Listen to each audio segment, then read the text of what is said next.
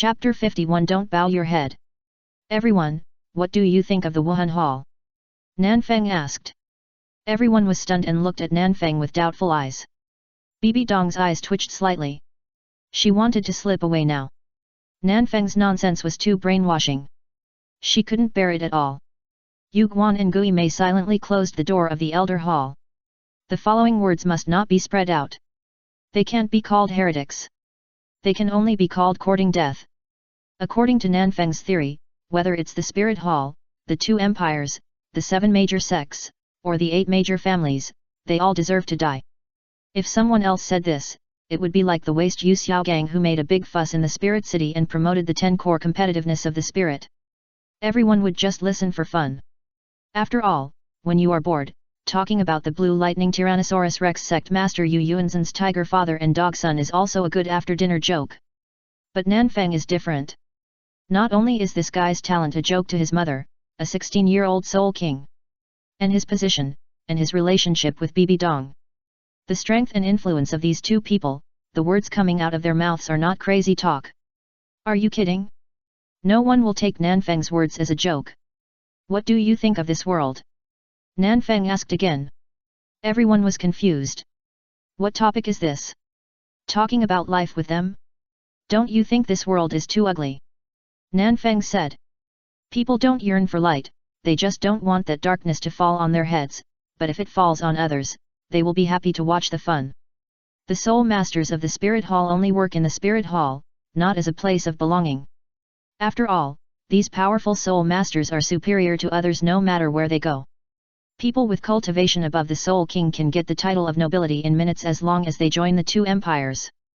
The Soul King Earl, the Soul Emperor Earl, the Soul Saint Marquis, the Soul Douluo Duke, the price is clearly marked, and no one is cheated. As for the titled Douluo, if you go there, you will be like the Emperor. The reason why he stayed in the Spirit Hall was simply because it gave him more than the 2 empires. Because the 2 empires needed to be responsible for the management of the civilian class, taxation, distribution, and public security maintenance, etc., the operation of a country was too complicated, and it was destined that this process would consume more resources. But the Spirit Hall only needed to sit back and enjoy the fruits of their labor and snatch the money collected by the 2 empires. The 2 empires were slave owners, and the Spirit Hall was not even worthy of being a slave owner, a pure bandit nest. The bandits robbed the slave owners, and in order to maintain their dignity, the slave owners squeezed the slaves even harder, and then the bandits took some dishwater from their own big fish and meat for these slaves to taste. Oh, the light of slaves was born. Listening to Nanfeng's sarcastic laughter, the expressions of the titled Douluo were extremely strange. No, buddy, when you get ruthless, do you even scold yourself? We are in the same group. We are bandits, and you are also a bandit. Bibi Dong is still the bandit leader in public. May I ask Elder Nanfeng, what do you want to do? Ghost Leopard Douluo asked. Do you remember how much the subsidy for a Great Soul Master is? Nanfeng asked. I haven't received it, but I know it's 10 gold soul coins. Then do you know how long it takes for an ordinary family to earn these 10 gold soul coins? 1 year. Not even 1 year. But a Great Soul Master, even if he does nothing and just sits at home and eats dry meals, can still get these 10 gold soul coins every month. Soul Master is even more so, he can get a subsidy of 100 gold soul coins a month. But Soul Masters only know how to practice and enjoy themselves, and don't work. Where do these 100 gold soul coins come from? Nanfeng glanced at the title Douluo present. You give it? Or the Spirit Hall? Or the 2 empires? No. None of them. Nanfeng said. It is the civilians who can barely afford to eat, and every household has gathered together bit by bit. Have you ever thought about how many families it takes to support a Great Soul Master? How many families it takes to support a Soul Master? But what are these supported Soul Masters doing? Are they working hard for the progress of the world? Or are they running around like the grassroots Soul Masters in the Spirit Hall, awakening the spirits for those country children who can never get out of the mountains in their lifetime? No. They are enjoying themselves, they are laughing, they are taking that blood-stained steamed bun to the fucking brothel. Fuck.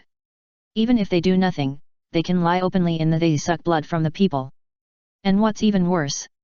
Those idiots who are being sucked blood are still worshipping these parasites. Why? Because these idiots are expecting and dreaming that their children will be like these high-ranking bigwigs in the future, stepping on their heads and acting arrogantly. These idiots are even enjoying it. Fucking idiots. This world is simply a idiot brothel, and everyone's mind only thinks about entering and exiting others and being entered and exited by others. Fuck. Everyone looked at Nanfang, who suddenly started to curse with a confused look on their faces. At the beginning, they felt a little guilty. Nanfang cursed not only the Spirit Hall, nor the two empires, but the entire Soul Master class. However, how could he directly open the map cannon while cursing? The six elders, as well as Yu Guan and Gui Mei, who heard this depth for the first time, also unconsciously cast their eyes on Bibi Dong. This is your little lover. Bibi Dong avoided his gaze with a stomachache. Listen, she had been cursed a lot in her dreams before, and she was used to it. She stayed in the hell place of the Killing City for 3 years without going crazy, and she was able to come out so quickly after entering the Rakshasa's secret realm, and was almost unaffected, all thanks to this ancestor. Bloody Mary? Rakshasa evil thoughts? How could it be as terrifying as this ancestor's brain-piercing magic sound? Just scold her to death. After a long while, Nanfang probably got tired of scolding, so he stopped, sat on the chair, lowered his head, and didn't know what he was thinking. All the elders breathed a sigh of relief. Finally stopped. This feeling of being scolded by someone and being speechless and unable to refute. Fuck. It feels so fucking good. It's like pulling out the rats and cockroaches that have been crawling in the dark and exposing them to the sun. All the self-esteem was torn to pieces. The pride of the strong was also thrown into the garbage dump like a diaper that couldn't be washed clean. From anger to surprise to being at a loss. Fuck the titled Douluo. Fuck Jiandaoliu. Fuck the stupid world. Sorry, I just lost my temper. Nanfang stood up and bowed to everyone. I shouldn't have scolded so badly, and I shouldn't have been so foul-mouthed. Even if that's the truth. Everyone's eyes twitched wildly. You might as well not apologize. But we don't have to live in this chicken coop. Nanfang said. Even if everyone is an idiot, we can still change. I used to be a fucking idiot, but in the 6 years in the city of slaughter, I saw my own idiocy and the idiocy of this world. It's time to stand up. Nanfang stood up suddenly, shocking everyone. The chicken coop can't continue to run. This world shouldn't be a fucking chicken coop. It shouldn't continue to force good people into prostitution. Look at those children, look at those ignorant children, they could have stood in the sun instead of lying in a chicken coop full of stinky smells. Do you want your children and grandchildren to live in this chicken coop full of chicken feathers from the moment they are born? Do you want it? Answer me. You bunch of idiots. Stop fucking bowing your heads. I don't want to. Didn't you eat? I don't want to. Looking at the title Douluo who responded to Nanfang, Bibi Dong's eyes twitched wildly. Okay, I got scolded again. Chapter 52. The time has not come. Do you think those elders listened? After an impassioned scolding war, Bibi Dong and Nanfang returned to the Pope's palace. The 6 elders were incited, at least just now. But Bibi Dong knew very well that this could not change them. Because they are the highest beneficiaries of this world, what Nanfang said is hard to hear, and it is all true, but that's all. Of course not. Nanfang is still very self-aware. My words are at most a shot of stimulant, and it will pass. All inflammatory speeches have this characteristic, but if you expect such inflammatory speeches to change the original ideas of those titled Douluo who have lived for decades, that is a dream. Even, he could see that many of them were just agreeing. There was no light or fire in their eyes. Just because the body of the demon bear was right next to them, they dared not respond to him. Then what's the point of you doing this? Bibi Dong asked puzzledly. Don't forget that the Qian family is the biggest slave owner in Douluo continent. The Qian family is to the Spirit Hall just like the royal families of the 2 empires. They are the masters, and the others, whether they are worshippers, elders, or people below, are just lackeys. Whether it is Qian Daoliu or Qian Sunji, they have never regarded the spirit masters under the Spirit Hall as human beings, and there is no difference between them and the emperors of the 2 empires. Why, do you think they will tell Qian Daoliu about what happened today? Nanfang smiled. Do you think they dare? Bibi Dong looks strange. They probably don't dare, but they definitely regard you as the biggest danger. Then what? Nanfang shrugged. What can they do? Kill me. Bibi Dong was a little tired. You really don't know what forbearance is, right? Nanfeng wanted to pursue a career, and she didn't care about this matter. Although her mind was a little bit wrong because of Nanfeng's crazy talk, it also put her into a stable extreme state. This stupid world is hopeless. Because most people are stupid, only a very few people have the ability to think independently, and most people will only follow the crowd, sit on the fence, and lean towards whichever way the wind blows. Including those elders just now, Nanfeng's inflammatory remarks really made them crazy. But after today, it will be the same. Even these people are like this, you can imagine the people below. The shackles on the body can be broken by violence, but the slavery of the mind can never be eliminated. Let them stand up today, and they will kneel down tomorrow. Some people can't stand up.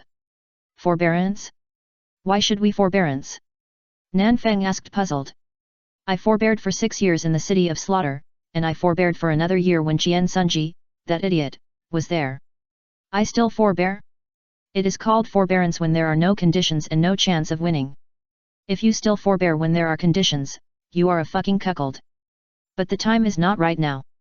Bibi Dong said. I don't have enough control over the Wuhan Hall, and my strength is not enough. If these words of yours fall into the ears of that old thing Qian Douluo, what do you think will happen? Qian Douluo, the angel family, who control the inheritance of the gods, are the highest class in this world. Nanfeng's madness of overturning everything is far more dangerous to Qian Douluo than Tang Chen. Tang Chen is only dangerous in terms of strength. When he goes crazy, he is just going crazy by himself. The destructive power is direct and terrifying, but limited. But Nanfeng, he wants everyone to go crazy with him. This guy is far more dangerous than Tang Chen. I don't think anything will happen. Nanfeng said. Why? Bibi Dong asked. Do you think that old thing dares to bet with me? Nanfeng said. Look at my performance today, do you think he has the ability to kill me? He doesn't even dare to gamble with Tang Chen, let alone me. Bibi Dong shook her head, but it's too early for you to say this today. The two empires and the Soul Master class have spent thousands of years telling the civilian class that they are born to kneel, and they should worship the royal family, the nobles and the Soul Masters. This idea has been rooted in everyone's heart. In addition, the Wuhan Hall's subsidy and wooing policy for civilian Soul Masters has made the lower class regard Soul Masters as gods. The greatest ideal of the civilian class, and even their lifelong career, is to expect that the ancestral graves in their families will emit green smoke, and a child with soul power will appear, so that they can join the Soul Master class and become the best. Everyone thinks about how to step on others. The Qian family, this high and mighty angel family, is even more they think they are the gods and think that everyone should kneel down at their feet. And those idiots below also think that they are born to kneel down at these people's feet. If anyone wants to stand up, the angel family doesn't need to say anything, and those lackeys will stand up to defend their masters. Rush up and bite like mad dogs. These mad dogs are everywhere, and there are huge numbers of them. They can't stand any disrespectful words to their masters. As long as there is a little wind, they will rush over. If these words of Nanfeng are spread, it is very likely to attract those mad dogs. Don't you have it? Nanfeng came up. Bibi Dong raised her eyebrows. I may not be able to protect you, and aren't you afraid that I will throw you out to attract firepower? If necessary, you should do so. Nanfeng said. Take it easy. Oh. Bang. Oh, you. Just stay calm. Damn. A gentleman talks, not fights. Am I a gentleman? 3 years later. Since Nanfeng went crazy in the Elder Hall, the rumors about the transformed soul beasts in Wuhan City disappeared without a trace. Because after the Elder Hall meeting on how to deal with the transformed soul beasts, the news of the death of the demon bear Douluo came out, and there was nothing else. A titled Douluo died quietly in the Elder Hall, and there was no hiding, and the Elder Hall did not explain it at all. What this kind of thing means, anyone with a normal brain should know. In the Saint Maiden Hall. Since that impassioned quarrel, Nanfeng started his secluded life again and did not continue to make trouble. Strength is the foundation. Without sufficient strength, no one will listen to him. The Ming dynasty can do without Hai Rui, but it cannot do without Zhang Zhihan. First of all, you must have the ability to call the wind and rain, and then you are qualified to decide what kind of wind blows and what kind of rain falls. When Nanfang arrived on the day of the retreat, Xiao Wu and Hu Lina came to the courtyard early to wait. After hearing a strange movement in the room, the two walked in curiously, and then the rabbit and the fox were scared out of their wits. Mom. Teacher. Monster. Chapter 53, Spirit Possession. Bibi Dong, who had just returned from get off work, and A Ro, who had just prepared lunch, heard the two shouting and ran over. What's wrong? Bibi Dong released her mental power to detect. Is there another idiot trying his luck here? In the past 2 years, many people have taken risks to steal Xiao Wu. Who made this little rabbit look not very smart? Monster. Xiao Wu shrank behind A Ro in fear. A Ro was stunned. What monster? A very scary monster. Xiao Wu said. Not only does it look scary, it also gives people a scary feeling. Hu Lina said nervously. Scary. Bibi Dong looked puzzled. It would be fine if Xiao Wu was scared. After all, this rabbit is only 6 years old now, and it is still a child in both appearance and thought. But Hu Lina is already 12 years old. What kind of monster can scare this girl like this? Am I scary? A magical and magnetic mixed voice sounded, and Bibi Dong's alarm bells rang. Before she could see the appearance of the person coming, she completed the possession of the martial spirit. Dear, you make me very sad. Bibi Dong was stunned, and looked at the monster in front of her with a strange look. The eyes flashed red, the face was ferocious and evil, revealing a bloody and cold look. The shape of the head was like a flame, the thorns on both sides of the face were like sharp knives, the mouth was like a crocodile mouth, with sharp teeth and claws, a snake's long tongue, and 8 dragon horns similar to cow horns.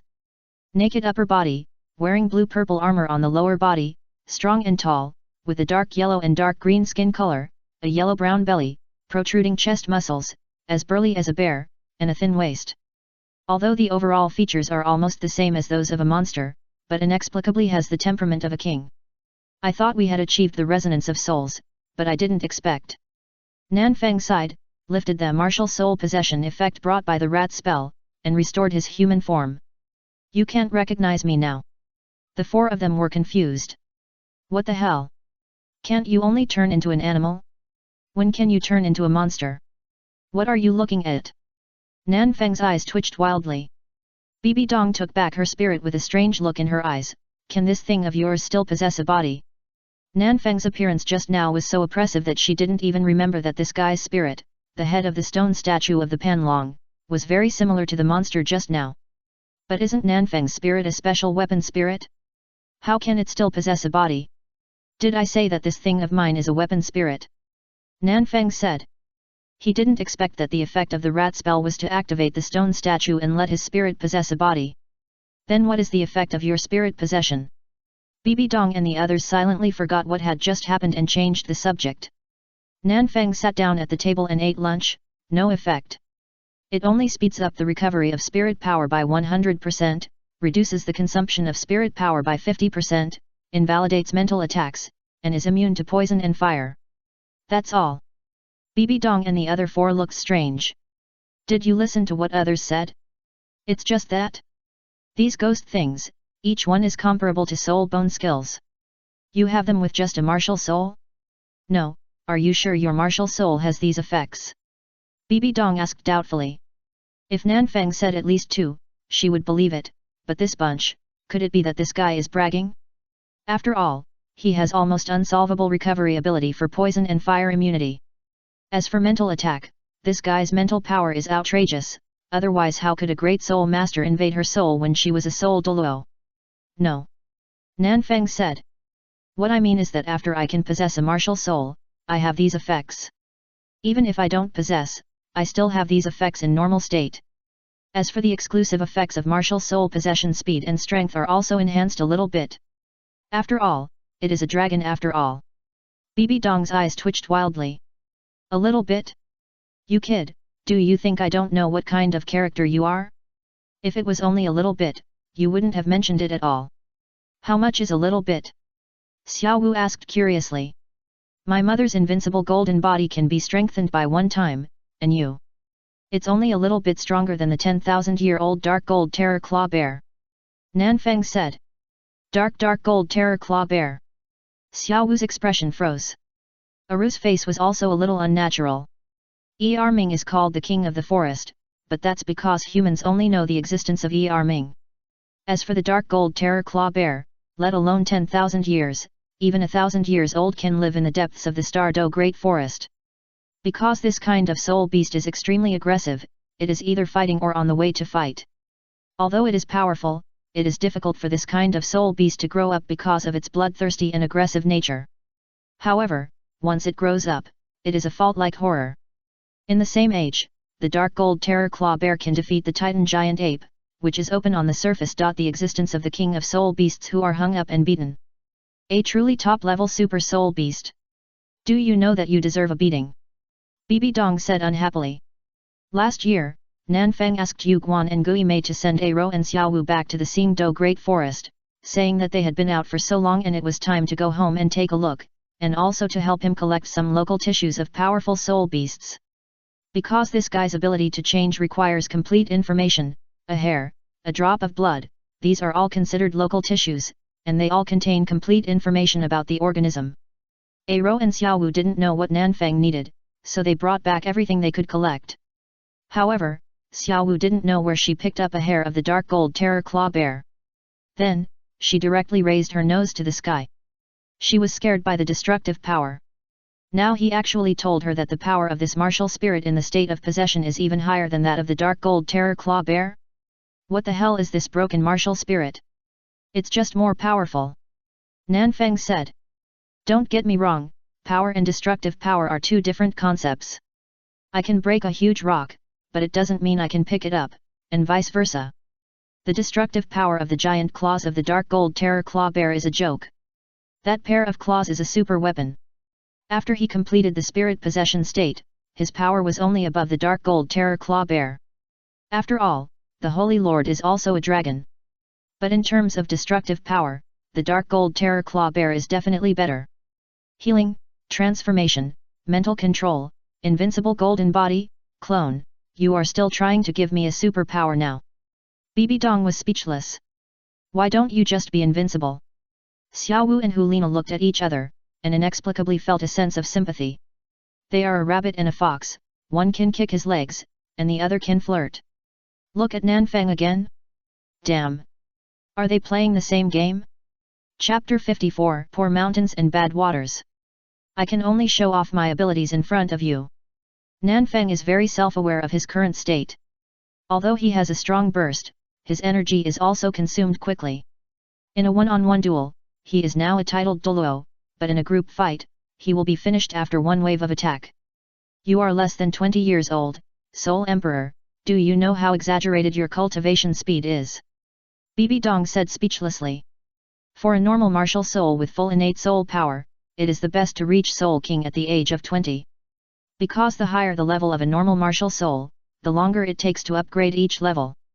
If it is a congenital full soul power, before level 30, as long as you practice diligently, you can almost stabilize at an average of 3 to 4 levels per year, but after level 30, it is incredible to stabilize at 2 to 3 levels per year.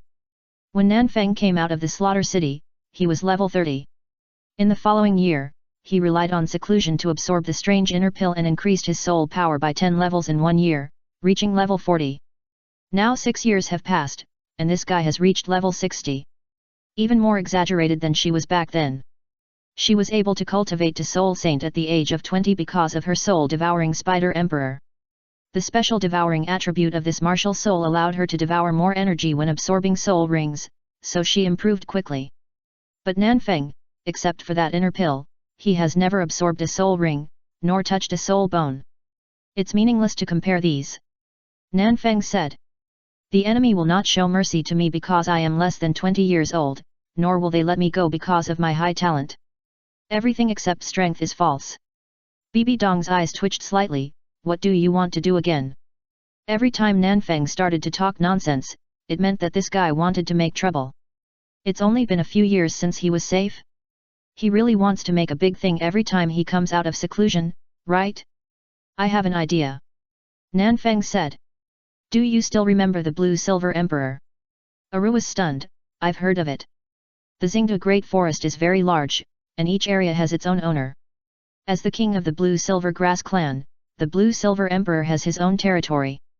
Soul beasts of different races will not easily step into the living areas of other soul beasts, because that means declaring war. Even if they are both 100,000-year-old soul beasts, they will not easily come into contact with each other. Even if it is Deming and Ming, it is because they knew each other tens of thousands of years ago. You don't want to develop new forces again. Bibi Dong said strangely. The Blue-Silver Emperor has been sacrificed, and you don't even let go of the dead. The point is not the Blue-Silver Emperor, the point is her son. Nanfeng said. Things on Tang San, you can curse them, but for this era, those hidden weapons, those poisons, are still very useful. He doesn't know anything about bows, crossbows, guns, and cannons. He is not one of those omnipotent time travelers. Let alone compound crossbows, he can lead primitive people to make cannons even in the Stone Age with his mouth open and closed. As a science student, he still remembered the physics, chemistry, and biology knowledge from high school, but who could understand those strange things? Son. Aro was stunned. Didn't the Blue-Silver Emperor sacrifice himself? The sacrifice of 100,000-year soul beast made a lot of noise, and she could feel it even if she was in the Star-Do Great Forest. I'm not sure about some things, and I can't take risks, because that might kill me. Nanfeng said. He was not sure whether Tang San was brought by Shura God, and there was no way to verify it. After all, if Tang San was really brought by Shura God, and he was still thinking about killing that guy for no reason, Shura God would definitely suspect him. If he found out that he was an illegal resident on a whim, it would be embarrassing. What if someone rushed down from the God realm to kill him? So, killing Tang San directly is not considered for the time being, the risk is too great, and there is no value. So, Bibi Dong looked strange. What do you want to do? Nanfeng looked at Xiao Wu, do you have the awareness to sacrifice for the revolution? Xiao Wu was confused. Didn't we agree to let others sacrifice first?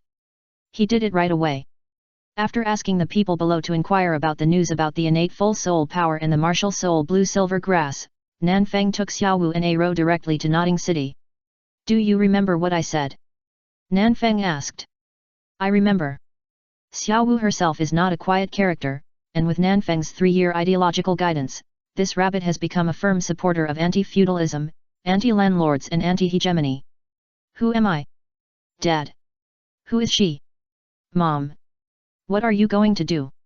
Tame the little punk. Make him my toy. Then what? Wait for the opportunity and give him a fatal blow. What is our goal? Take down this stupid world.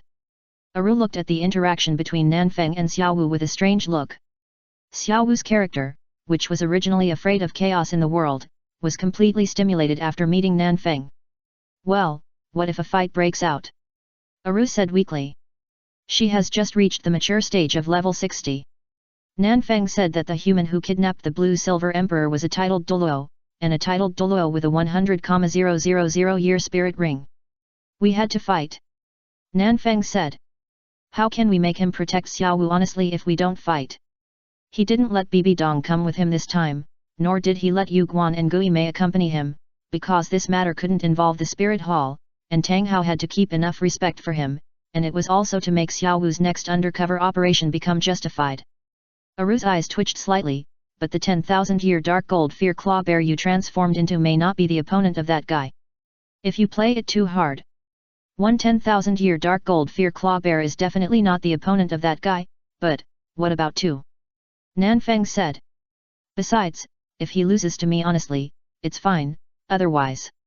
Nanfeng showed a look of nostalgia, it's not impossible for my old tricks to appear again. Aru's expression froze.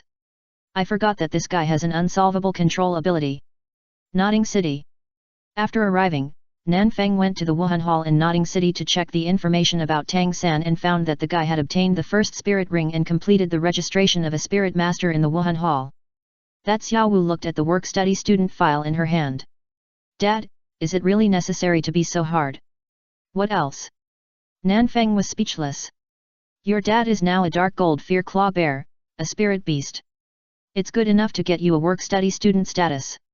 Do you want to be a rich girl? Whose rich girl can be interested in that little black guy? But, isn't this too hard? Xiao Wu said weakly. I have no objection to the part-time students working, but I've been eating and drinking well in Wuhan City for the past few years, and you've spoiled my taste. You suddenly threw me into this poor and remote place, I'm afraid I'll accidentally reveal myself. Nanfeng's eyes twitched slightly, that makes sense. Chapter 55, Fighting Tang Hao. After buying a bunch of good things for Xiao Wu, Nanfeng and Aro brought Xiao Wu to Notting College. Part-time student. The teachers in the teaching department looked at the family of 3 in front of them, who looked very rich, with strange expressions. No, why do you have to? The quota for work-study students is a support for the surrounding poor villages of Notting College. Usually, several villages share one quota, but most villages only use one quota for several years. After all, the probability of soul masters appearing in places like theirs is too low. Moreover, if a person is really talented after awakening his spirit, he will usually be taken away by the deacon of the spirit hall. The highest level of those who can come to study here is not more than the 5th level of innateness. Most of them have the spirit power of the 1st or 2nd level of innateness, and there are also many people with the spirit power of half a level of innateness. This family with the 10th level of innateness and money, hires a work-study student. Is there something wrong with their brain? After a not-so-harmonious exchange, Nanfeng and the other 2 left Notting College. Because Nanfeng just felt that someone was watching him secretly, so he kept a straight face throughout the whole process, letting Aru speak, while he released his mental power to find the dog hiding in the dark. He found us. Nanfeng transmitted the message. Tang Hao had indeed been hiding near Notting College, but Tang San had just returned from obtaining the spirit ring, and Yu Xiaogang was still lying in bed, so he must not have handed it over yet. Xiao Wu shrank between Nanfeng and Aru nervously. Will he not do it directly? No. Nanfeng said. He doesn't have the guts. Tang Hao's injury from the explosion of the spirit ring that year was probably not healed yet. If he showed his trace here and attracted the pursuit of the spirit hall, he would be courting death. Then how do you plan to lure him out? Aru asked. When he was spying on me just now, my mental power collided with his. If nothing unexpected happens, he will take the initiative to find me tonight. Nanfeng said. Aru was a little worried. How about I accompany you? My invincible golden body can at least help you block it. If something unexpected happens, I can also launch a sacrifice to delay time. No need. Nanfen patted Aru's head. I don't need you to stand in front of me. I am the guide. You just need to follow my pace. At nightfall, Nanfen took the initiative to leave Notting City and headed for the wilderness. Another figure followed closely behind. After confirming that there was no human habitation within a few kilometers, Nanfen stopped. Your Excellency, what do you want to do by leading me out? A figure in a black cloak slowly walked out of the darkness. Damn it, didn't you come to me first? Nanfen said speechlessly. Tang Hao's tone sank. Your Excellency, do you know that the little girl is a 100,000-year-old soul beast? Nanfeng was too lazy to talk nonsense. A cold light flashed in his eyes. His body shape changed rapidly and turned into a giant bear with dark golden hair all over his body. He was more than 10 meters tall. His eyes were emotionless and full of indifference and cruelty. A pair of arms were particularly thick, and his shoulders were broad and majestic like a city wall. At the front of the 2 thick arms were sharp dark golden giant claws. The length of the giant claws alone was nearly 4 meters. A pair of thick arms spread out, and the claws just followed his body through the air, which could bring out a slight hissing sound. Dark Gold Terror Claw Bear? Tang Hao's expression froze, and he instantly summoned the clear sky hammer and held it horizontally in front of him. The Dark Gold Terror Claw Bear that can transform into a human form must be at least more than 100,000 years old. A 100,000-year-old Dark Gold Terror Claw Bear? Is there such a thing in this world? Senior, I just... Whoosh! Before Tang Hao finished speaking, Nanfeng kicked the ground hard and rushed over. Bang! The hammer and claws met, and Tang Hao was blown away. After barely stabilizing his body and landing, the clear sky hammer in Tang Hao's hand had become much larger, and his hands holding the hammer handle were trembling slightly. Damn it! This is the real thing. Tang Hao's mood suddenly became bad. I originally thought that the little girl was a rabbit, and the couple should also be rabbits, but I didn't expect that this guy was actually the Dark Gold Terror Claw Bear in the Star-Do Great Forest, which was 100 times more dangerous than the Titan Giant Ape. When he broke through to the Soul Saint, he went to the Stardo Great Forest with his elder brother Tang Xiao to hunt for the 7th soul ring. At that time, they encountered a 10,000-year-old dark gold terror claw bear. Tang Xiao was more than 10 years older than him and had broken through to the soul Douluo at that time. They thought they could easily take down this legendary terrifying soul beast. However, after the battle, they found out that they were wrong. And it was extremely wrong. Tang Xiao, who was at level 81, and he, who was at level 70, were chased and beaten by the 10,000-year-old dark gold claw bear the whole time. If they hadn't run fast, they would have been buried in the Stardo Great Forest. If the dark gold claw bear in front of him was really a 100,000-year-old soul beast, then he would definitely not be its opponent. Even if he exploded the ring, he couldn't break the terrifying defense of the dark gold claw bear. Senior, I think there may be some misunderstandings about this matter. Tang Hao said in a deep voice. The injury from his ring explosion has not healed. If he explodes the ring again in this state, he will definitely die. But he can't die yet. Tang San's talent can avenge the Haoshan sect. He can recognize his ancestors and return to his roots. Before these things are done, he must not die. Nanfeng didn't say anything, but just put his claws in front of him, with a bloodthirsty light flashing in his eyes, and the power of his whole body began to gather. Tang Hao's expression froze, the black soul ring flashed under his body, and he instantly activated the Haoshan true body, with a huge hammer in the air. Although the figure of the dark gold terror claw bear looked particularly small in comparison with the giant hammer, Tang Hao's face did not relax at all. Senior, this matter is really... Boom! Before Tang Hao finished speaking, Nanfeng suddenly jumped up, and his claws containing terrifying destructive power hit the Haoshan hammer head-on. The hammer and claws met again, producing a huge explosion, and both were blown away by the backlash of the explosion. Ahem! Holding the Haoshan hammer, Tang Hao stood up from the ground with difficulty and wiped the blood from the corner of his mouth. Damn it! This kind of soul beast is still so aggressive. This terrifying power can't be suppressed by the Haoshan hammer. Not bad. In the smoke and dust, Nanfeng slowly got up and patted the dust on his body. The dark gold terror claw bear has thick skin and flesh, and is a top-level soul beast with both offensive and defensive capabilities. In the attack just now, his strength was actually similar to Tang Hao's, but his giant claws have more destructive power than Tang Hao. But Tang Hao is not sure of his age, and is afraid that if he continues to exert force, the clear sky hammer may be damaged. He dare not collide with him again, and chooses to actively retract his force, while launching a small soul skill to create an explosion. Senior, can you listen to me now? Tang Hao said in a deep voice. There is no value in fighting with such a crazy soul beast. Not to mention whether you can beat it, it is useless even if you can. The dark gold terror claw bear will fight until the last bit of strength is exhausted, and then explode. A pure crazy soul beast. Chapter 56 Kill your whole family. What do you want to say? Nanfeng still maintains the appearance of the dark gold terror claw bear, looking at Tang Hao coldly. I am just curious about the origin of the little rabbit, and I have no ill intentions. Tang Hao said in a deep voice. No ill intentions. Nanfeng narrowed his eyes slightly. Where did you get the 100,000-year soul ring? You can't have picked it up on the street, right?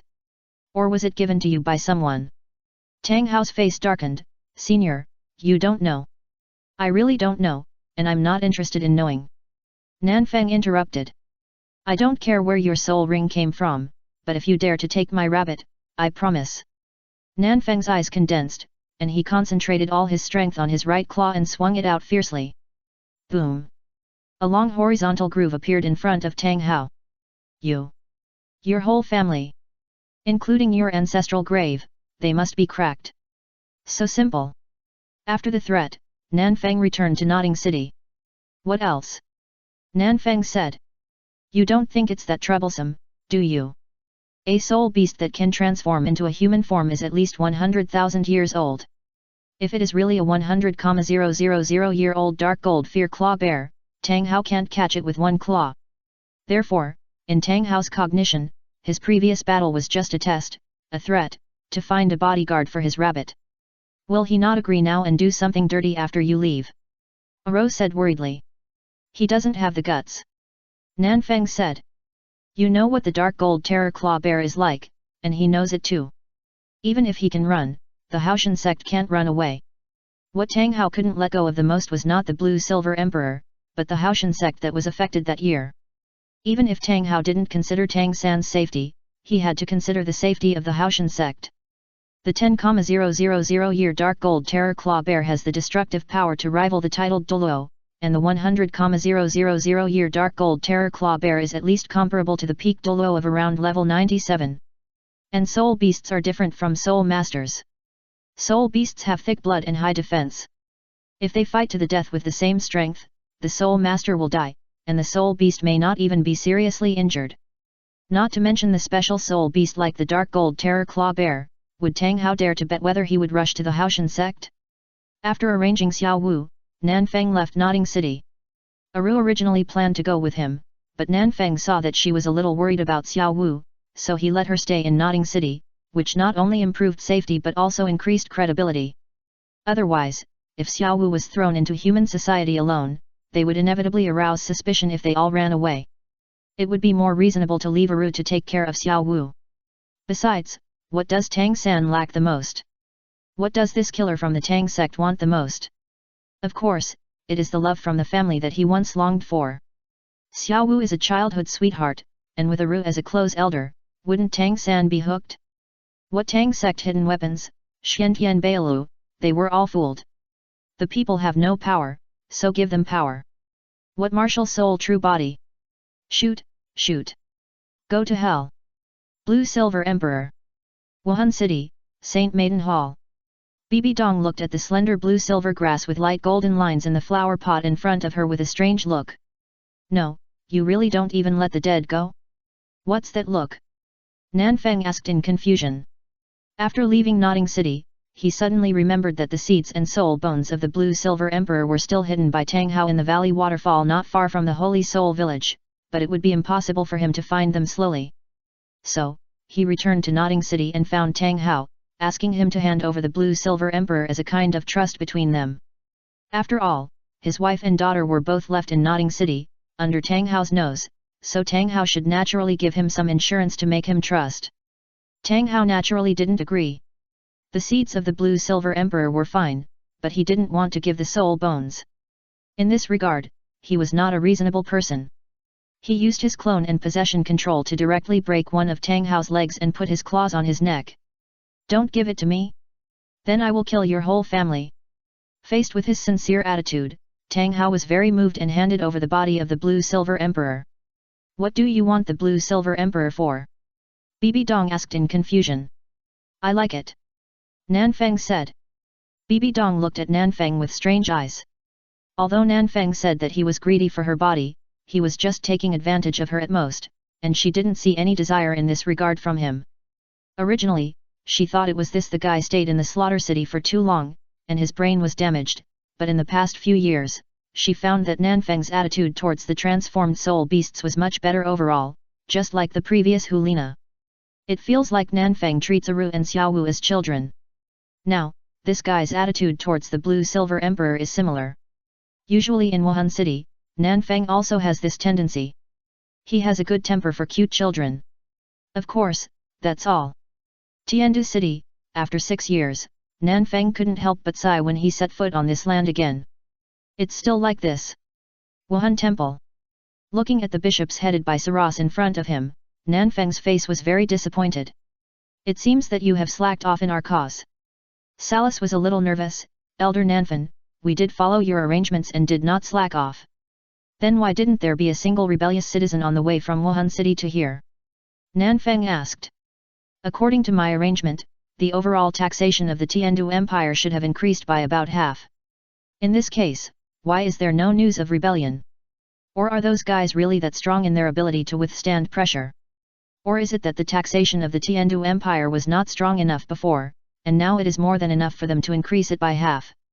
It's not that Saras's face was a little unnatural. Elder Nanfen, have you not discussed this with the Elders' Hall?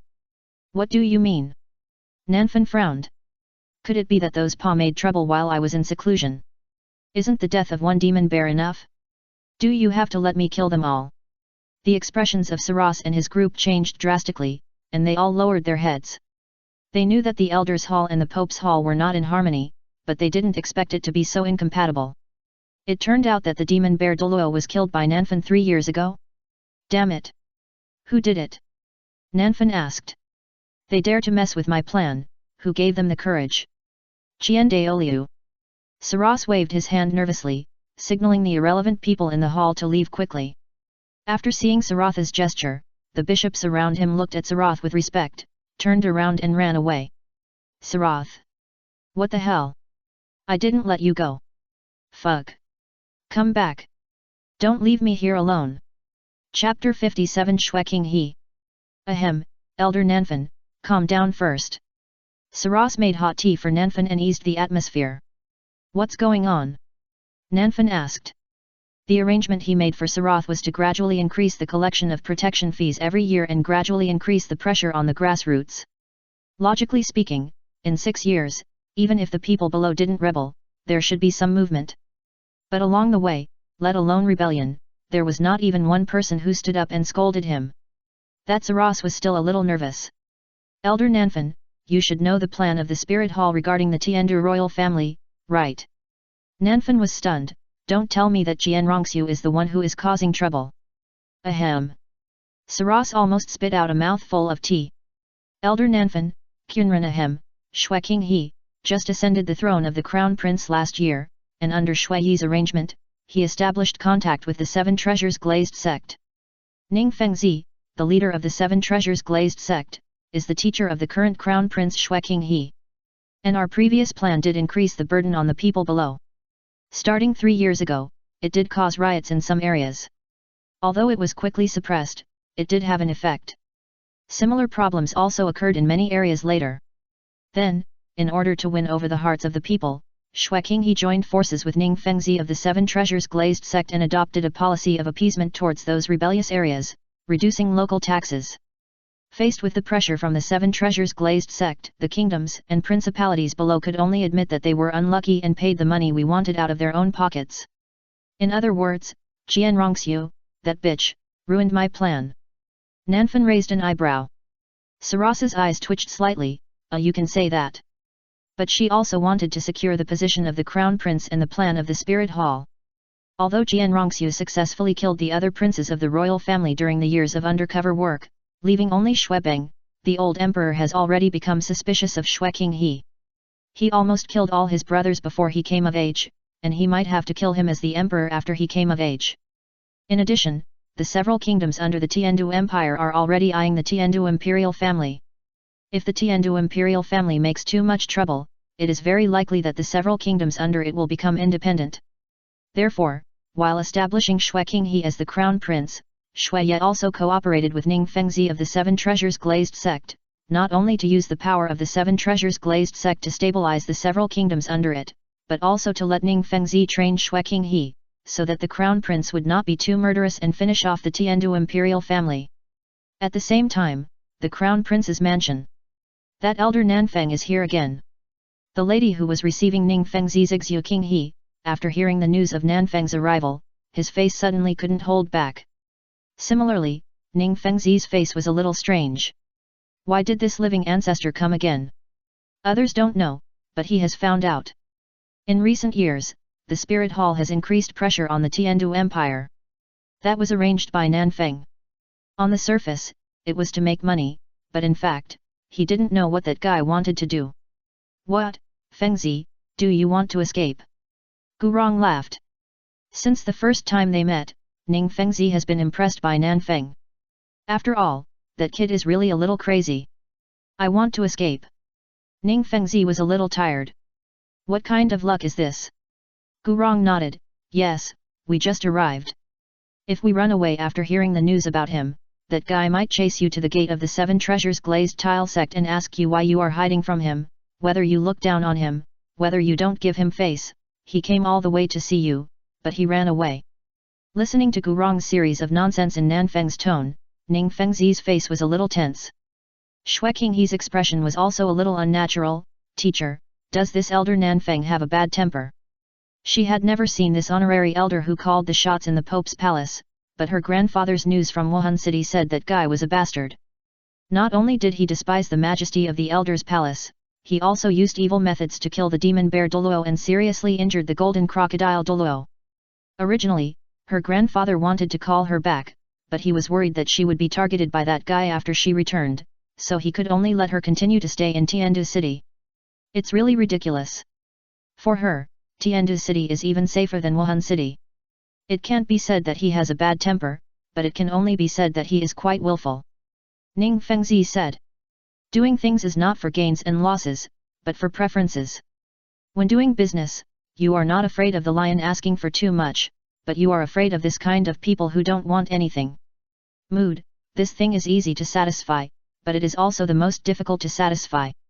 If you can cater to his preferences, it will be easy to deal with, but the problem is that they can't see what that guy wants. Beauty? Don't make a fuss, Tang Yuehua is the top one in terms of image and temperament, but they saw it clearly that Nanfeng was just joking with the girl, and he had no interest in Tang Yuehua. On the contrary, when talking about those unorthodox things, the madness in the boy's eyes made them a little panic. It is precisely because of this that they don't believe that Nanfeng asked Wuhan Hall to do things just to make money. For a person who can call the wind and rain in the Pope's palace, money is really meaningless to him. Moreover, Nanfeng robbed Shuiye of 5 million that year, but when he mentioned that to them, Nanfeng emphasized not the 5 million, but the robbery. He didn't want the money. And this time, he's probably coming for you. Ning Fengzi said. Shueking he was stunned. Me? Why? Because of what you've done in the past 2 years. Ning Fengzi sighed.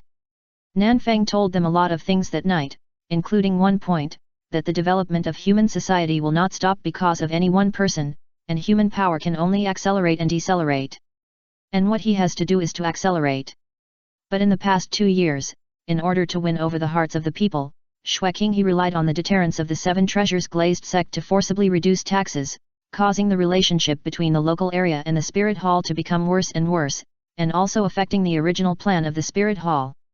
Now, this elder Nanfeng is afraid that he will come to ask for punishment. Shueking he. Open the door.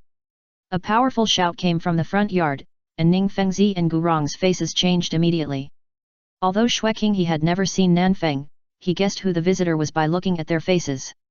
King he, later, no matter what he says, you should try to follow his will and never reason with him. Ning Fengzi said seriously.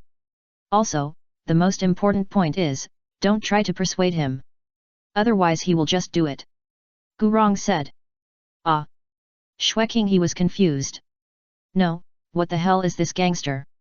He just did it when he couldn't talk? That kid's brain is a little wrong. Gurong didn't know how to describe it. To put it simply, no matter what he says to you, he just expresses his own views on the matter. If you agree with him, he will treat you as a friend. If you disagree with him, he will not bother to pay attention to you, let alone try to persuade you. Because in his opinion, different perceptions are very normal, and if you can't understand each other at the beginning, then no matter how much you say afterwards, it will be meaningless. But if you not only disagree, but even want to persuade him, then in his eyes, you are a fool. A fool who deserves a beating and likes to be scolded. Chapter 58 Thousands of mountains and birds fly. Are you Shueking he? In the backyard of the prince's mansion, in order to avoid the matter from escalating, Ning Fengzi simply asked Gurong to go out and bring Nanfeng in. Reply to the elder, I am Shueking he. Meeting Nanfeng's gaze, Shueking he felt a little panic. This guy knows her identity, and he almost had a falling out with her grandfather because of the soul beast incident a few years ago. He might really go crazy and report her. Don't you think so? Nanfeng raised his eyebrows, looking suspicious. Suspicion. Shueking he's heart tightened. What do you mean, elder? Why do I feel that you look so much like an old friend of mine? Nanfeng stood up and put his hand on Shueking he's shoulder. Zioxiu. Shueking he's expression froze. Damn. It's over. This bastard really wants to fuck her. Just when Qianrongxue was ready to fight hard and escape from the clutches of the devil, she found that Ning Fengzi and Gurong cast a strange look at her. Qianrongxue was stunned and turned to look at Nanfeng, only to find that the other party was looking at her butt. Qianrongxue felt ashamed and annoyed. Nan. Pa. Really upside down. Nanfeng clapped his hands and returned to his seat. Zioxiu, you can be said to have the most upside down butt in Tiandu. Yu Qianrongxue was still stunned. She has grown up so much. This is the first time someone dares to spank her butt. Where were we talking about just now? Nanfeng looked at Ning Fengzi. Speaking of which, King He looks like an old friend of yours. Ning Fengzi said. Oh, yes, an old friend. Nanfeng paused. She is not Shui King He. Qianrongxiu's eyes condensed, and she secretly circulated her soul power, preparing to escape from here. Not Shui King He. Ning Fengzi looked puzzled. Then who is he? Master Ning doesn't know. Nanfeng sighed. She looks exactly like my long-lost half-sister. Lost for many years, half-sister, sister? How the hell do you have the nerve to connect these three things together? Qianrongxiu couldn't help but get angry. This bastard is just here to tease her. Oh? Is this true? Ning Fengzi looked half-believing and half-doubting. Elder Nanfen actually has a sister who looks like King He. Yes. Nanfen sighed. That year, the snow was heavy and the wind was even stronger. I don't know which bastard threw her into the snow, and I saw her. Master Ning also knows that I can't stand these things, so I turned around and left. The air suddenly became quiet. Not to mention Qianrongxiu, even Ning Fengzi, who was confidently ready to continue Nanfen's nonsense, was stunned. No, I can't respond to this. Really gone? No way. Gurong was a little skeptical. You didn't leave anything behind. Brother Gu still understands me. Nanfen sighed. How can I just leave? Isn't that too much of a jerk? Ning Fengzi hesitated for a moment. May I ask what did Elder Nanfen leave for that child? I left her 3 words. Nanfen said seriously. The air seemed to be frozen by the sudden cold air. Ning Fengzi, who thought he had mastered bragging skills, couldn't count how many times he was choked by Nanfen. Can you be a fucking human being? The snow is heavy, the wind is strong, and you left 3 words for someone? Which 3 words? Gurong asked curiously. Nanfen looked at Shui King He, who was gritting his teeth. Qianren Shui. Qianren Shui. I'm fucking fighting you. What do these 3 words mean? Gurong asked again. He also discovered that when talking to Nanfeng, don't use any logic, just follow his words. There is no need to engage in that kind of intrigue, because this guy is probably just talking nonsense, and after he finishes talking, he may even forget what he said just now. That must have a meaning. Nanfeng picked up the teacup and took a sip. No birds fly in the thousands of mountains, and no people are seen in the thousands of paths. The word Jian is taken from it. No birds fly in the thousands of mountains? Ning Fengzi and the others looked puzzled. What does this mean? Only Qianrongxiu's eyes turned cold. The Qian family has lived on the sacred mountain where angel statues are enshrined for generations. In the past, they were called bird people by some brainless guys because of the 6-winged angel martial spirit. No birds fly in the thousands of mountains? Is this a curse for her Qian family to have no descendants? Elder Nanfeng, this is. Don't ask me what this sentence means, think about it yourself. Nanfeng interrupted Ning Fengzi's question. As for this, the sea accommodates hundreds of rivers, and tolerance makes it great. The cliffs stand thousands of feet high, and without desire, they are strong. The sea can accommodate hundreds of rivers because of its broadness, and the cliffs can stand tall because they have no worldly desires. If the sea is intolerant, the sea water with nowhere to go will flow back to the land, causing floods and suffering. If the mountains have desires, the cliffs that have been there for tens of millions of years will also fall apart, and the rolling stones and broken rocks will come towards the mundane world, destroying themselves and others. Don't you think so? Ning Fengzi and the others didn't reply. How could this madman say such a high-level word? Qianrongxiu's eyes also became complicated. She felt that this guy seemed to be mocking the Qian family, standing on the continent for 20,000 years and watching idly, just because they had no interest in the mundane world. But after the emergence of the 2 empires after that, the Qian family ran out. They had desires, a desire to possess the mortal world, to interfere with the war between the 2 empires, and to prevent Xingluo from annexing Tiandu, because only if the 2 empires continued the war, the Wuhan Hall, which stood in the middle and did nothing, would appear even greater. However, this mountain that has stood for 10,000 years has greed for the secular world. Can it continue to stand? As for this last snow, Nanfeng paused. The heavy snow all over the sky, the auspicious snow indicates a good harvest. What do you think of my 3 words? Good.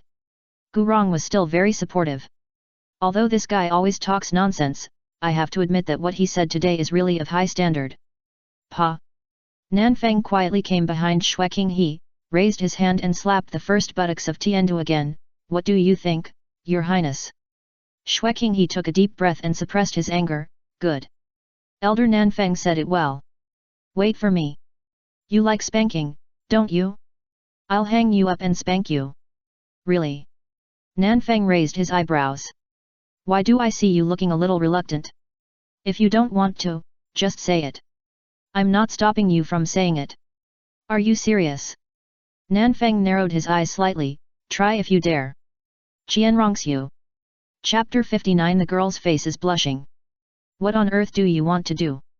After some awkward chat, Nanfeng politely kicked Ning Fengzi and Gurong out, and started his time alone with Qianrongxiu.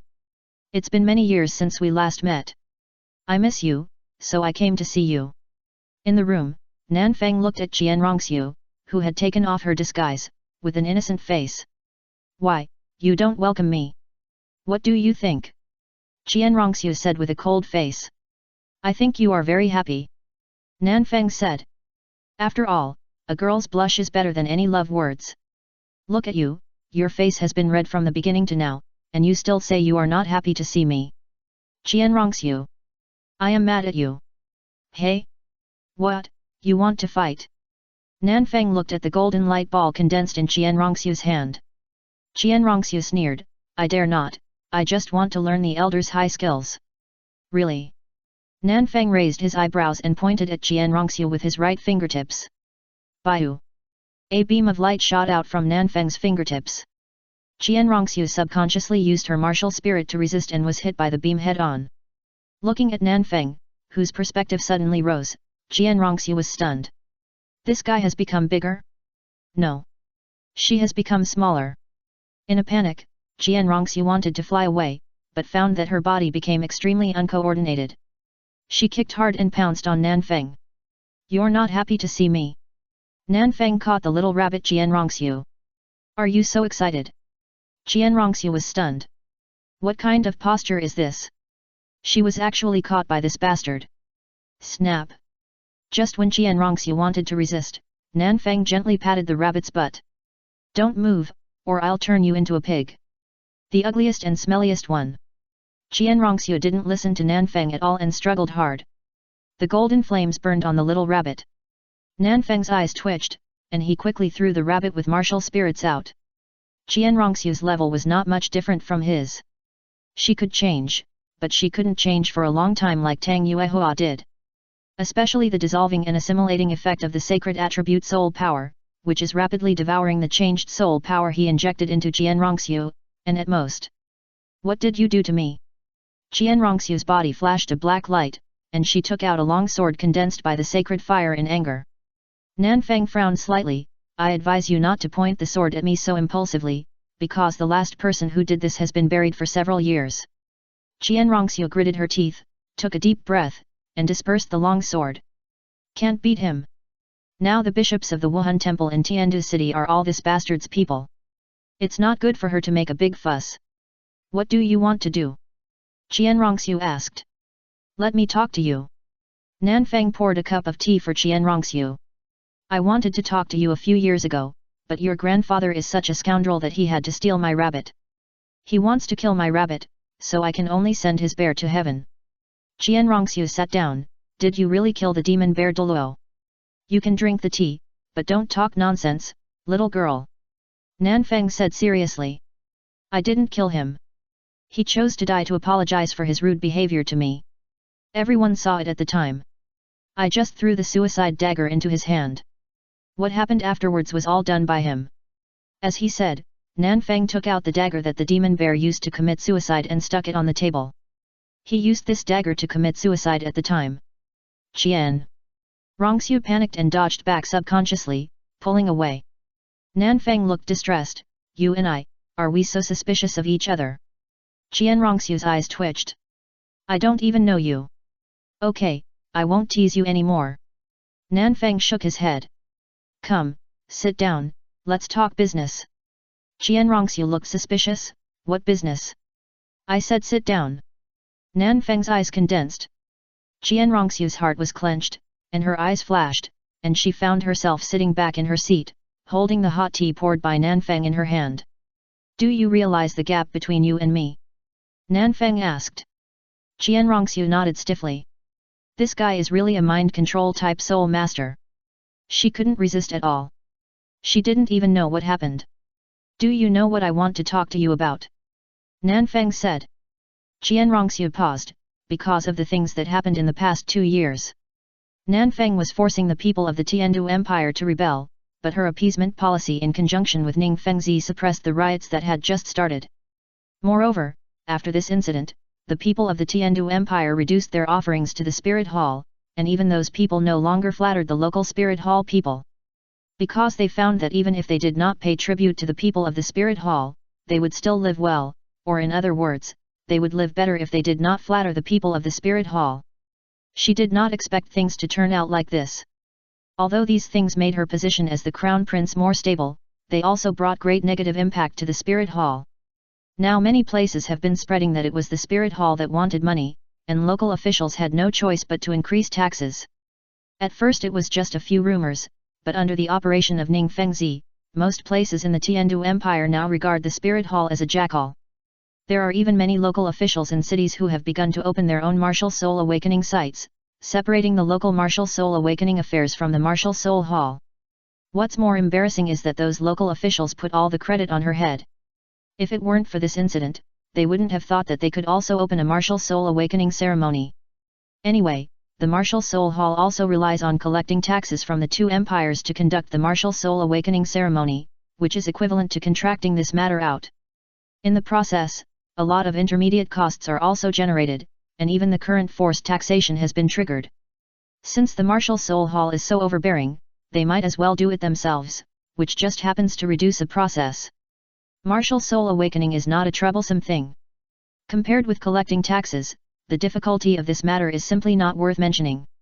Anyway, the cost of martial soul awakening is collected from below, but it was handed over to the martial soul hall before. Now they do it themselves, which is just right. In this way, after awakening the martial soul, it will be more convenient to absorb fresh soul masters. Now everyone in the Tiandu Empire praises her as the Crown Prince. They say she has the ability of a wise ruler. But the problem is, she didn't do these things, and she didn't want them. She wanted to secure the position of the Crown Prince, but she couldn't do it at the cost of the Spirit Hall. You didn't do it. Nanfeng was stunned, then nodded. That's right, how could you have such a brain? If Qianrongxiu had such a brain, she wouldn't have been sidelined by Ning Fengzi. She was undercover for 20 years, but in the end, she got nothing except the position of Crown Prince. If she really had the ability, with the power of the Crown Prince, it wouldn't be impossible to directly stage a coup d'état when the emperor was seriously ill. Qianrongxiu's face darkened. What the hell do you mean? Am I stupid? So, these things were done by Ning Fengzi. Nanfeng said. Yet. Qianrongxiu nodded a little depressed. I don't know why he suddenly thought of doing this. Since it's Ning Fengzi, it makes sense. Nanfeng nodded. It seems that the lesson I taught him back then is still very useful. Qianrongxiu was stunned. What do you mean? Sure enough, this Ning Zongzhe should be my like-minded friend. Nanfeng sighed. When they first met, in Kai Beizai, he boasted to Ning Fengzi from dusk to midnight. It was a spur of the moment. He almost poured all the words he had said to Bibi Dong into Ning Fengzi's mind. It was just a try, but I didn't expect this Ning Zongzhe to be so smart. Like-minded. Qianrongxiu had a bad feeling. What do you want to do? There are thousands of roads, and all roads lead to Rome. Nanfeng said faintly. People can't just hang themselves on one tree. We have to try every tree to find the one that dies the fastest. Qianrongxiu's eyes twitched wildly. What the hell are you talking about? Chapter 60 Flash in the Dark. Okay, now that I've figured out the reason, I won't bother you anymore. Nanfeng took the last sip of tea and stood up. Goodbye. Wait a minute. Qianrongxiu called Nanfeng.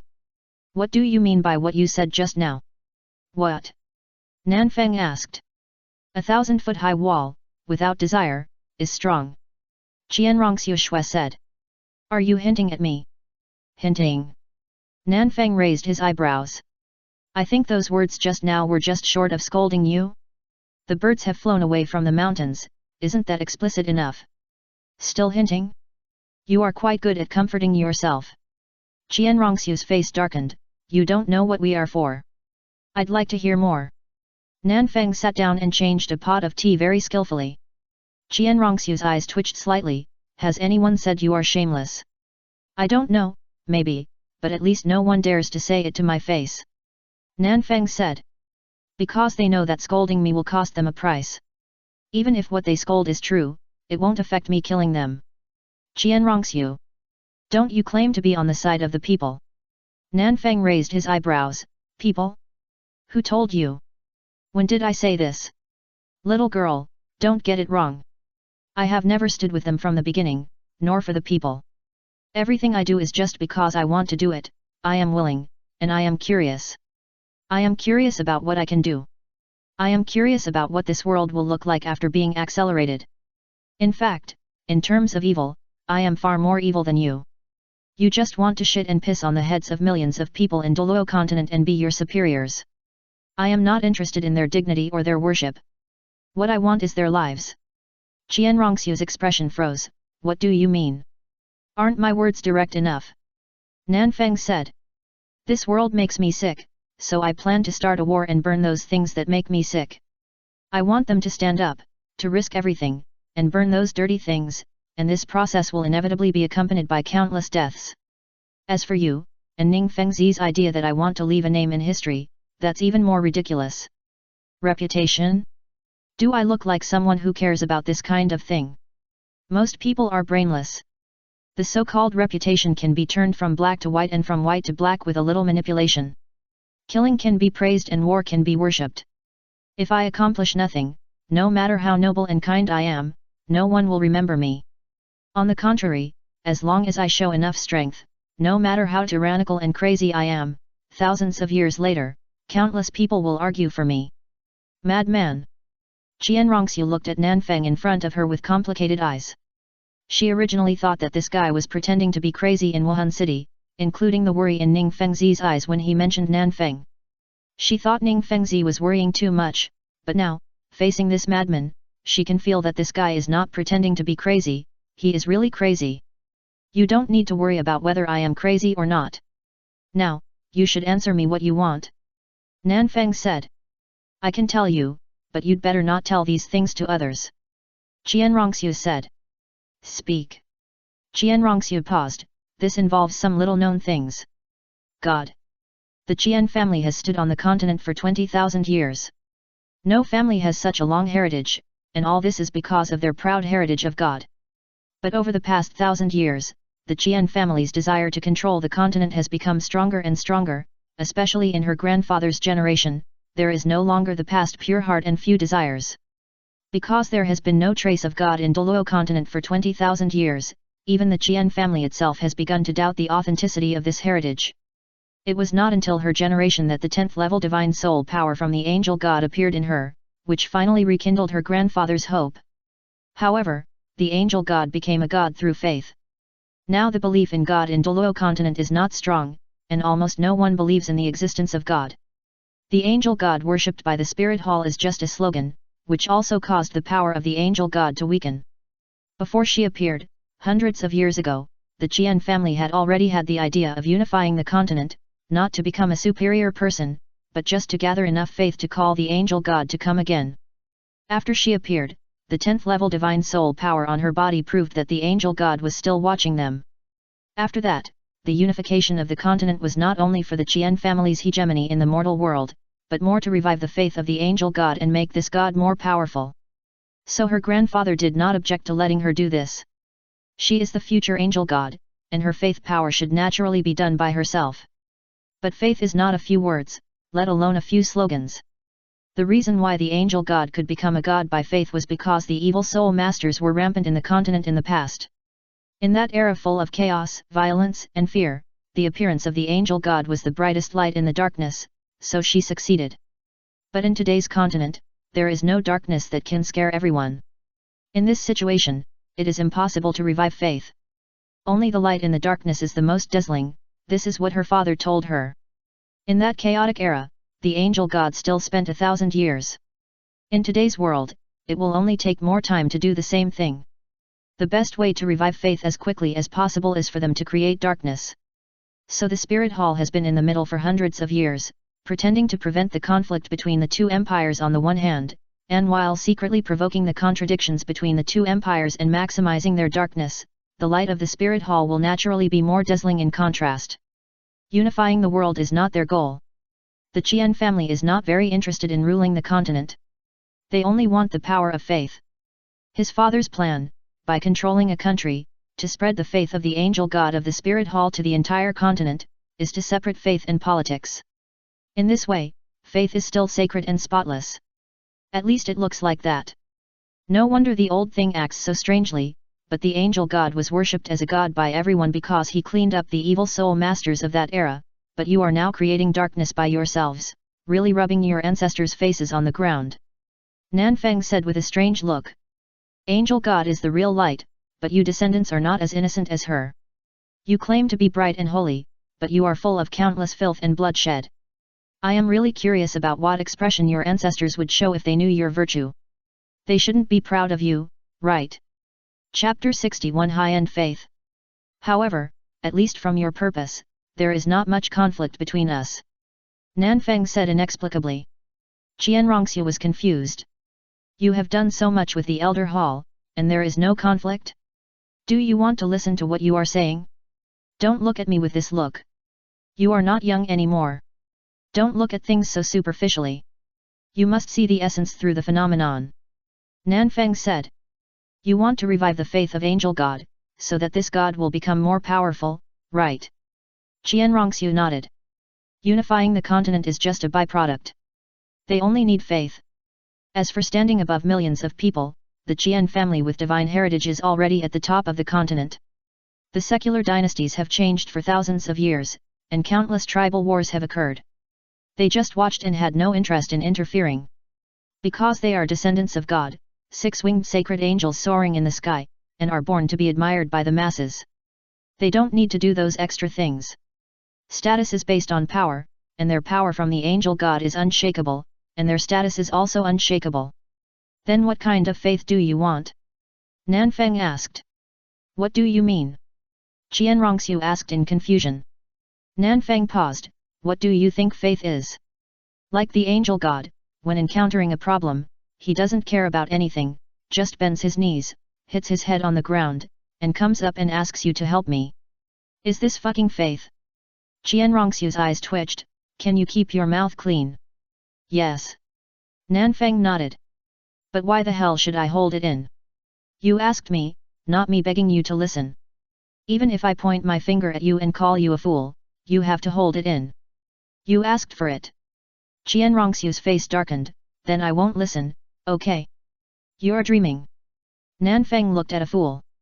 I finally got a chance to curse, and you want me to shut up before I finish? Do you think it's possible? I can afford to listen. Faith refers to the firm persistence of an individual or group in religion, philosophy, values, or beliefs. It can be a devout belief in God, supernatural powers, or moral principles. The object of faith can be a concrete existence or an abstract concept. The angel God belief you have is the lowest level. The lowest level?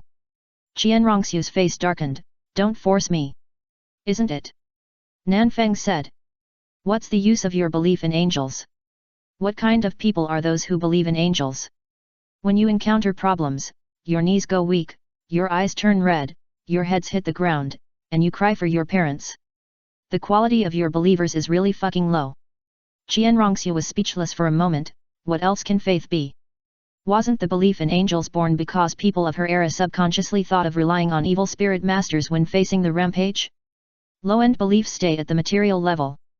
Believers derived from this belief only know how to ask for more when they encounter problems. You should understand the principle of gratitude for a little help and hatred for a little help, right? Nanfeng said. If he wants it, you give it to him, then he trusts you. If he wants it, but you don't give it to him or help him, he will sell it to you. Is this called faith? Trust your mother. Qianrongxue gritted her teeth and looked at Nanfeng. What about high-end faith? Nanfeng picked up the teacup and took a sip. High-end faith can meet people's inner spiritual and emotional needs, give a sense of security when a person is helpless, and give people inner guidance and support when they are confused. That's all. That's all. Qian Rongxiu's eyes twitched slightly. It's just pure bluffing, right? There's nothing practical, just abstract? Bluffing. Nanfang raised his eyebrows. First of all, this is not called bluffing. Secondly, do you think it's easy to bluff people? The shackles on the body can be broken by force, but what about the shackles on the mind? Do you know what it means to make a person who has been kneeling for a long time? How difficult is it for a person to really stand up? You can pull him up from the ground, you can cut off his whip, but you can't eradicate the slavery in his bones. And slavery is contagious. As long as one person is left, if you don't pay attention, this thing will spread rapidly like an infectious disease. Don't understand. Nanfang looked at Qian Rongxiu's confused look. Then let me tell you a story that is easy to understand. There is a small mountain village, there is a big landlord here, all the ownership of the land here belongs to him alone, and other people living here can only borrow land from him to farm, and most of the wealth from farming has to be handed over to this landlord, and this landlord doesn't need to do anything, he just needs to watch the people below work, he can have no worries about food and clothing, and he is high above, and even, everyone has to thank the landlord for lending them the land. Qian Rongxiu frowned slightly. Is this landlord very strong? Maybe it's very strong, just like the soul master to those ordinary people, but this kind of strength is not insurmountable. As long as you have enough determination and use your life to pile up, you can still pile up the landlord to death. Nanfang said. Then listen to me. One day, a group of people came and told the local farmers that you don't have to give all the wealth you have worked hard to farm to the landlord who does nothing. You should beat him and take the land in your own hands. Without that landlord, you can live better. The farmers who heard this idea for the first time stood up excitedly, picked up the hoe, and followed the group of outsiders to drive away the landlord. Although many people died in the process, everyone was very happy. After that, they lived a relatively rich life for a short time.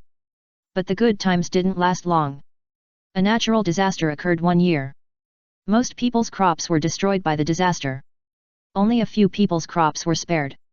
In order to fill their stomachs without a harvest, everyone chose to use their own land to find people with excess food to mortgage in exchange for more food. Some people discovered this.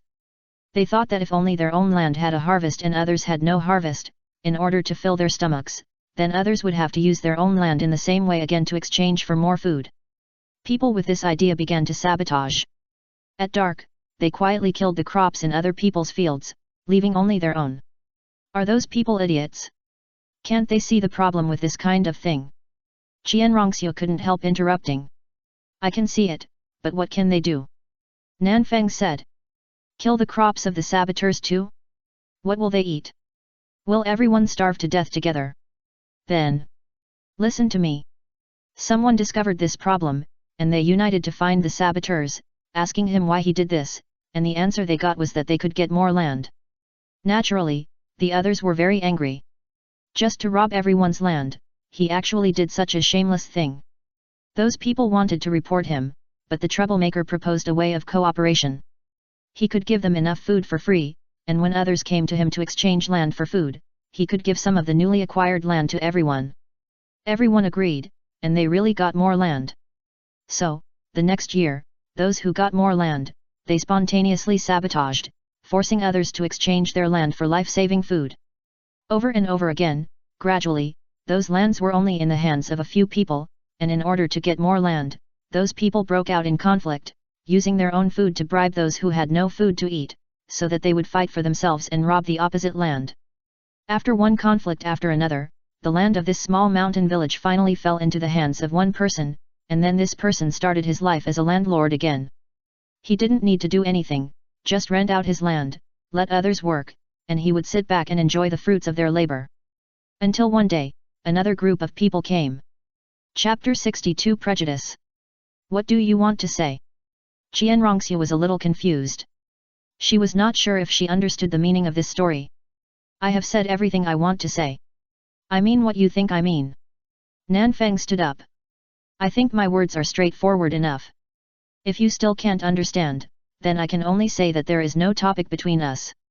Goodbye. Wait a minute. Qian Rongxiu stood up. Anything else? Nanfang paused. What is your relationship with the Pope? Qian Rongxiu asked. What does this have to do with you? Nanfang asked. Can you still meddle in my business? Or do you dare to meddle in her business? Take care of yourself first, kid. I'm not little anymore. Qian Rongxiu said. Nanfang looked back. Tisk, little brat. Qian Rongxiu. Not long after Nanfang left, a black shadow broke into the prince's mansion. Zioxiu. Qian Daoliu, who heard that Nanfang had left Wuhan City and was secretly heading towards Tiandu City, didn't care about guarding the Angel Temple. Responsibilities, and rushed over anxiously. Grandpa. Qian Rongxiu, who had just managed to calm down and resumed her disguise as Shui Qinghe, looked at Qian Daoliu, who suddenly appeared in confusion. Why are you here? Are you okay? Qian Daoliu was surprised and a little relieved. Maybe the madman hadn't found Qian Rongxiu yet. Qian Rongxiu looked strange. What can I do?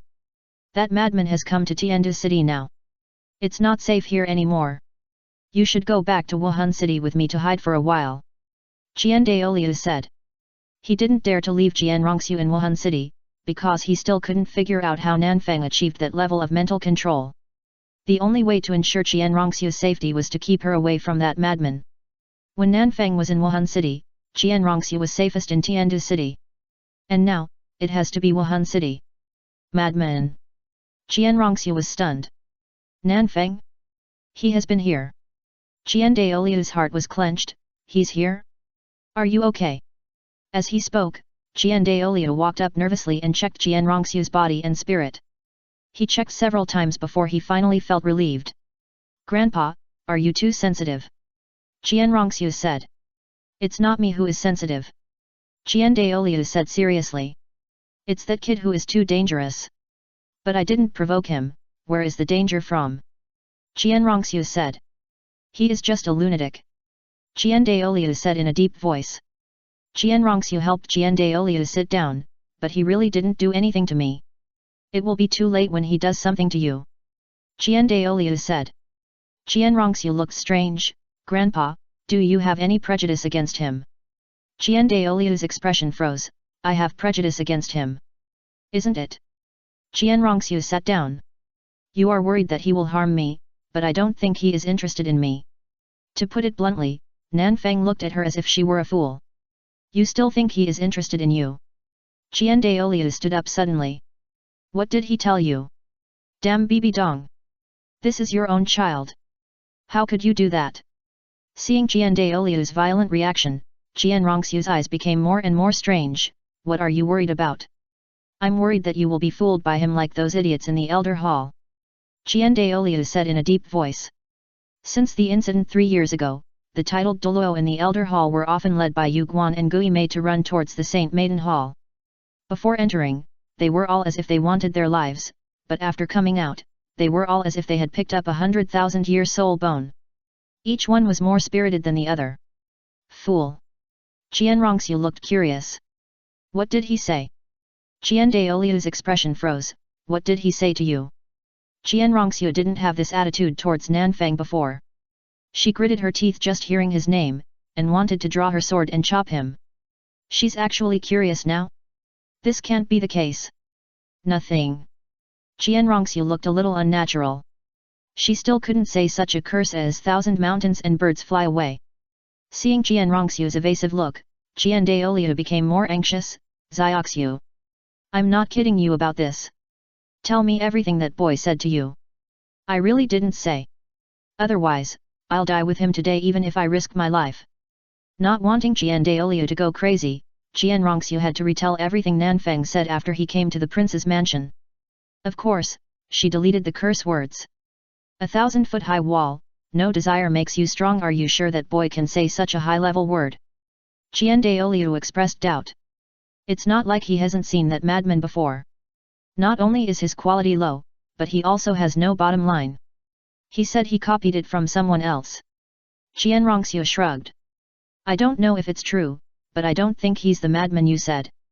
No. Qian Daoliu looked thoughtful. Could it be that the boy is pretending to be crazy? No. It would be fine if he was really crazy, but the one pretending to be crazy is more dangerous.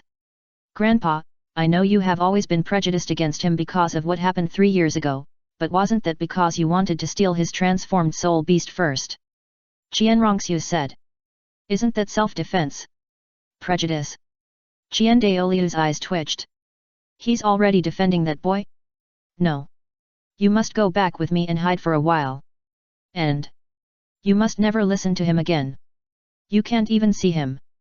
Qian Daoliu said in a deep voice. And Qianrongxiu, how afraid are you of him? At the same time, Nanfeng, who had left the prince's mansion, ran to Yuexuan. Long time no see, Master Yuehua. Hearing this voice, Tang Yuehua trembled, turned around, and saw this face that was more mature than in her memory, and subconsciously took a half step back. Nanfeng's eyes twitched. You took a half step back. Are you serious? Tang. Yuehua was a little embarrassed, but the shadow left by Nanfeng on her was really big, not to mention that in recent years, whether it was Haoshan sect or Tiandu Empire, the evaluation of this guy could not be lower. What are you doing here? Tang Yuehua asked. Nanfeng frowned. What do you mean? Don't welcome me. Rebellion. How dare you not welcome me?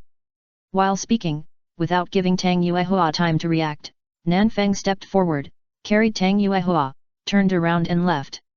Master Xian. Ode chased after him anxiously. Nanfeng turned around and looked at Ode. If you dare to take another step forward, I will crush Yuexuan to the ground, and none of you here will survive. Ode's expression froze, and he quickly stopped. Elder Nanfen, I wonder how Master Xian offended the elder. Offended? Nanfeng patted Tang Yuehua on the shoulder. Have you offended me? She said yes. Tang Yuehua. Asshole. Chapter 63 My dear husband. Didn't Sect Master Ning give you a card? Why did you have to drag me here? At Kai Beizai, Tang Yuehua stared at Nanfeng, who was eating by herself, with a face full of resentment. He ran to Yuexuan, carried her away in front of so many people, and carried her to Kai Beizai like a parade. Just to let her treat him to a meal. Because you are my only friend in Tiandu City. Nanfen said. It's too lonely to eat alone. I have no appetite. I can only come to you. Tang Yuehua's eyes twitched. I can't be the friend of the elder. Nanfen raised his eyebrows. What do you mean? Look down on me. Don't dare. Tang Yuehua turned aside, not wanting to pay attention to Nanfen. Don't dare means you really think so. Nanfen said. It seems that the Haoshan sect is almost tired of living. Well, after 6 years, it's time for this continent to remember my name again. While speaking, Nanfeng stood up. Wait a minute. Tang Yuehua hurriedly pulled Nanfeng. I'll be obedient, don't mess around. Obedience. Nanfeng raised his eyebrows. How obedient? Tang Yuehua lowered her head with a very complicated look. If the elder wants it, just say it directly. Nanfeng squatted down, grabbed Tang Yuehua's shoulders, looked into her eyes, and said seriously, really? Tang Yuehua avoided his gaze and responded lightly. Anything is fine. Yet. Okay. Then I order you to destroy the Haoshan sect. Tang Yuehua was stunned and turned around. What do you mean? You can't do it, right? Nanfeng raised his eyebrows. You can't even do such a small thing, and you still say anything is fine. Tisk. Tang Yuehua. No, I'm fucking. Playing? What on earth do you want to do? Tang Yuehua, who was so angry that she was speechless, simply gave up. She finally understood that she couldn't beat this psychopath at all. She didn't even know why this guy came to her until now. Haoshan sect? Don't make a fuss. Although she is a direct descendant of Haoshan sect, she is not a soul master, and because of this special mutant martial soul, she is almost regarded as the shame of Haoshan sect within the sect. If it weren't for her 2 brothers, she would have been expelled from the sect like Yu Xiaogang of the Blue Lightning Tyrannosaurus Rex. I want to see you like this now, your defense is broken. Nanfeng said. Not the lady who pretends to be a lady from a rich family. From the first time they met, he found that Tang Yuehua was very pretentious. After all, she was from a place like Haoshan sect. How could she be as dignified and elegant as she looked? She was just pretending. What lady from a rich family, what aristocratic temperament, she was just pretending for everyone to see. Are you satisfied now? Tang Yuehua looked at Nanfeng speechlessly. It's okay, but not enough. Nanfeng took out the blue-silver emperor from the soul guide and put it on the table. Guess what this is? Blue-silver grass. Wrong, this is your rival in love, or your sister-in-law. Tang Yuehua was stunned. What do you mean? She is the blue-silver emperor, the one who sacrificed to your brother. As he spoke, Nanfeng took out the soul bone of the blue-silver emperor and put it on the table. Her body was taken over by me. Tang Yuehua's expression froze. Where is he? He ran away. Nanfeng shrugged. It's funny, this blue-silver emperor gave everything for him, but even his body was abandoned. Guess where it was placed before? In a cave that never sees the sunday. Can you believe that this is something a person can do? Anyway, I don't believe it. Of course, I won't say anything about Tang Hao. After all, I don't know the inside story, and I'm not particularly interested in the inside story of this matter. Anyway, this grass is mine now. Tang Hao was 35 years old and was already targeted by the Spirit Hall when he was at level 84. The old leader of the Haoshan sect was also angry to death at that time, and then for more than 10 years, Tang Hao basically fled outside. It was not until 6 years ago, when Tang San was about to be born and the breath of the 100,000-year soul beast leaked out, that the Spirit Hall found the trace of the Blue-Silver Emperor, and then the following events happened. How many twists and turns there were in this, he didn't know. Of course, he was not interested in knowing. After all, it had nothing to do with him, and it was not his turn to meddle in other people's family affairs. He cared so much about Bibi Dong because that woman had pulled him out of the slaughter city during those years, otherwise, he would not be interested in getting involved in so many things. Compared to Bibi Dong, Jian Rongxue was much easier to fool. It took him 3 years to bend Bibi Dong's brain into his own shape, but Jian Rongxue, he only said a few words casually, and he saw that the girl had been shaken. It was so damn easy to fool. She doesn't have her own consciousness yet. If you want to say something to her, it will take some time. As he said that, Nanfeng took back the bones of the Blue-Silver Emperor. Okay, I've seen what I wanted to see. Thank you for the hospitality. Goodbye. Nanfeng stood up and left the private room. He turned to a private room not far away. Oh, Sect Master Ning, what a coincidence. Ning Fengzi's eyes twitched. Elder Nanfeng, this time, I'm really not here to eavesdrop. He just brought his little ancestor out for a meal. Who would have thought that Nanfeng, who was supposed to be in the prince's mansion, would bring Tang Yuehua here again? And it happened to be in the room next to him. To be honest, he wanted to run away just now. Hey, what are you talking about, Sect Master Ning? How can we talk about eavesdropping? Don't you know who I am? Nanfeng walked in and sat down. There is nothing that cannot be said to others. I am not one of those villains who only dare to hide in the dark and play tricks. What am I afraid of being known? Ning Fengzi smiled awkwardly. You bastard is still so straightforward when you scold people. Fuck. Dad, who is he? A little girl in a pink and blue dress sitting next to Ning Fengzi pointed at Nanfeng. He is your long-lost child husband. Nanfeng said. Ning Fengzi's expression froze. I didn't agree to it back then. Child husband. Ning Rongrong looked puzzled. What is that? That is your future dear husband. Nanfeng said. Ahem. Ning Fengzi coughed heavily twice, interrupting Nanfeng. Wrong, this elder Nanfeng is dad's friend, not a child husband, you should call him uncle. It's my dear husband. Uncle. Husband. Uncle. Okay. Nanfeng patted Ning Fengzi on the shoulder. Since brother Ning asks so, I will accept it with reluctance. From now on, I will call you brother Ning, and you will call me uncle. Wrong, you should still call me dear husband. Ning Fengzi's expression froze. Can you have some shame? My daughter is only 6 years old. You beast. Chapter 64, Discussion. Elder Nanfen, I wonder what you are doing in Tiandu City this time. After joking, Ning Fengzi also threw out his question very straightforwardly. Beating around the bush is useless with Nanfen. If he feels that you are treating him like a fool, he will explode in a minute. If you want to know something, you have to ask directly, and you can't beat around the bush. After all, if he is willing to say something, you will ask directly, and he will say it. What he is unwilling to say, no matter how hard you try, you can't get it out, and it is easy to irritate this guy. Come and take a walk. I haven't been out for several years. Nanfeng said. Retreat? Gurong guessed. Yes, I'm in retreat most of the time. I don't have time to go out and hang out. Nanfeng said. Where do you think I got my cultivation from? He couldn't absorb soul rings to level up, so he could only practice hard. He hadn't tried soul bones yet, but it was likely that he couldn't absorb them. I wonder what Elder Nanfeng's cultivation is now. Ning Fengzi asked curiously. 60 level Little Soul Emperor. Nanfeng said. It's useless. Ning Fengzi's expression froze, and Gurong's expression was even more strange. 60 level? Little Soul Emperor? Do you know what you are talking about? How many Soul Emperors are there in Douluo continent? Besides, weren't you only level 46 years ago? 20 levels in 6 years? Soul Emperor under the age of 20? Do you know what this means? It's already a rare genius to reach Soul King at the age of 20. Brother Nanfen, you are a beast spirit master, right? Gurong said. Nanfen looked puzzled. Can you tell that?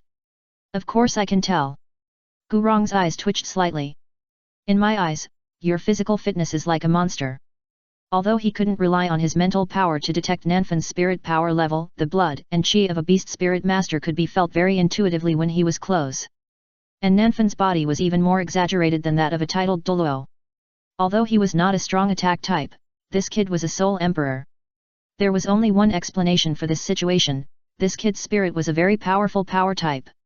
Why don't we have a sparring match? Gurong said. Sparring? How do we spar? Nanfen gasped. You are a titled Douluo, hitting me is like hitting a baby, isn't it? Although his martial spirit possessed him, his power was exaggerated, but Gurong was a titled Douluo at level 95, and he was the kind of person who played with body skills.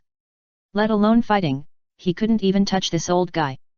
Unless he turned into a dark gold fear claw bear, there was no way to fight. Isn't it okay for me to suppress my soul power to level 60 to fight you? Gurong said. Nanfeng raised his eyebrows. Are you sure? As soon as he said he would fight, Gurong directly activated his space shuttle ability and brought Nanfeng and others to the wasteland outside Tiandu City. Your ability is really convenient. Nanfeng looked strange.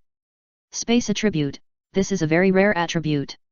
Even in the Xingda Great Forest, it is difficult to encounter soul beasts with this attribute, and even if you encounter it, you can't catch it.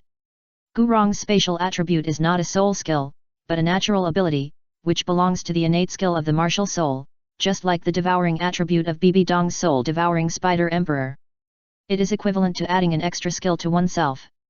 Although this innate attribute cannot be enhanced by soul rings and soul bones, it will gradually become stronger as the level of one's own soul power increases. Excuse me. Gurong put Ning Fengzi and Ning Rongrong far away and returned to the center of the venue. Nanfeng didn't waste any words, and directly possessed the martial soul and turned into a demon dragon nearly 10 meters tall. The air was suddenly quiet. Both Gurong on the opposite side and Ning Fengzi, who was standing in the distance watching the battle, were stunned. No, buddy, aren't you level 60? How come the martial soul's true body has been opened? Also, where is your soul ring? Is this a special soul skill? Gurong asked in confusion. My martial soul possession is a bit special, I don't know much about it. As he spoke, Nanfeng's figure shrank. Hey? It can shrink. Gurong was confused. No, buddy, your martial soul, you are so unfamiliar? Is this your first day of martial soul possession? Ahem, sorry to make me laugh. Nanfeng chose to forget the embarrassment just now. Except for the time after activating the rat spell, this is the second time he has martial soul possession today. He is really unfamiliar. After all, his dark gold fear claw bear state is more convenient. At the same time, in Tiandu City. After the news that Nanfeng came to Tiandu City spread to Wuhan City, Qian Daoliu flew away from Wuhan City in a hurry. Seeing Qian Daoliu's actions, Bibi Dong was a little worried and chased him with Yueguan and Gaimei. When Qian Daoliu was in Wuhan City, he was the strongest and the weakest. In Wuhan City, Qian Daoliu could borrow the power of angels, but in Wuhan City, that old thing had too many things to consider and couldn't let go. But it was different in Tiandu City. Others may not know Nanfeng's ability, but she knows it. If Qian Daoliu gets excited and finds someone to try to kill Nanfeng, that guy won't be able to resist. In a one-on-one duel, Nanfeng is not afraid of anyone, but if he is beaten up, that guy will show his true colors. Your Holiness. At the Spirit Temple, seeing Bibi Dong and Zhu Gui coming, Sarath hurriedly came to greet them. Where is Nanfeng? Bibi Dong asked. Prince's mansion. Sarath said. Bibi Dong's eyes twitched. How long has he been gone? There is no big movement in Tiandu City, so the fight should not have started yet. If a fight breaks out, Nanfeng will turn into a dark gold fear claw bear and go crazy in a minute. Elder Nanfeng went there in the morning. Sarath said after recalling. Running into the Spirit Temple early in the morning to scold them, it really broke down. In the morning. Bibi Dong's expression froze. It's already afternoon now. Could that guy have been killed by Qian Daoliu in the prince's mansion? Let's go. Bibi Dong rushed out of the Spirit Temple and headed straight for the prince's mansion. Yu Guan and the other man looked at each other, took a deep breath, and chased after him. Grandpa, you're really worrying too much. I didn't provoke him, so he won't do anything to me. After a long day of comforting, Qian Rongxiu finally convinced Qian Daoliu not to take her back to the Spirit City for refuge. On the contrary, if you really take me back, he will probably really target me. Qian Daoliu was stunned. Why? Qian Rongxiu looked strange. Ning Fengzi told me about his personality.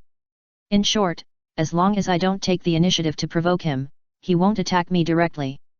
Even if I indirectly have a conflict with him, he will rush to me first, explain the matter to me clearly, and then attack. And he just talked to me this morning. If I ran away in the afternoon, he would probably suspect that what I said to him this morning was a lie, and I ran away because I was guilty.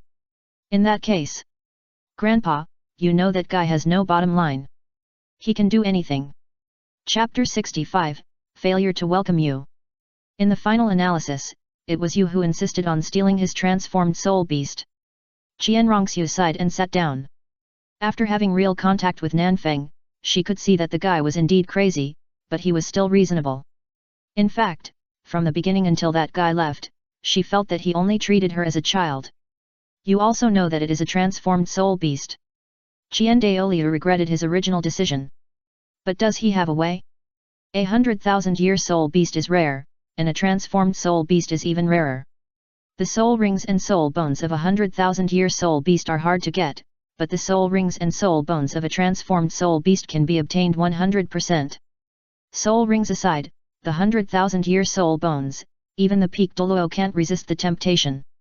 He only took one, considering the previous Haoshan sex affairs, and Bibi Dong might intervene, otherwise, how could he let go of 200,000-year soul bones? But how could he have thought that it would end like that? Not only did he not get the transformed soul beast, but he also lost a demon bear, and pushed all the titled Douluo in the Elder Hall to Bibi Dong. If he had known it would be like this, he... Qian Daoliu frowned, got up and rushed out the door. Bibi Dong? What are you doing here? Where's Nanfeng? Bibi Dong was hanging in the air, looking indifferent. I don't know. Qian Daoliu said. He had left when I came. Are you sure? Bibi Dong narrowed her eyes slightly. Qian Daoliu's face turned cold. Why, are you still going to fight me? Ha, if I dare to move, do you dare to fight back? Bibi Dong sneered.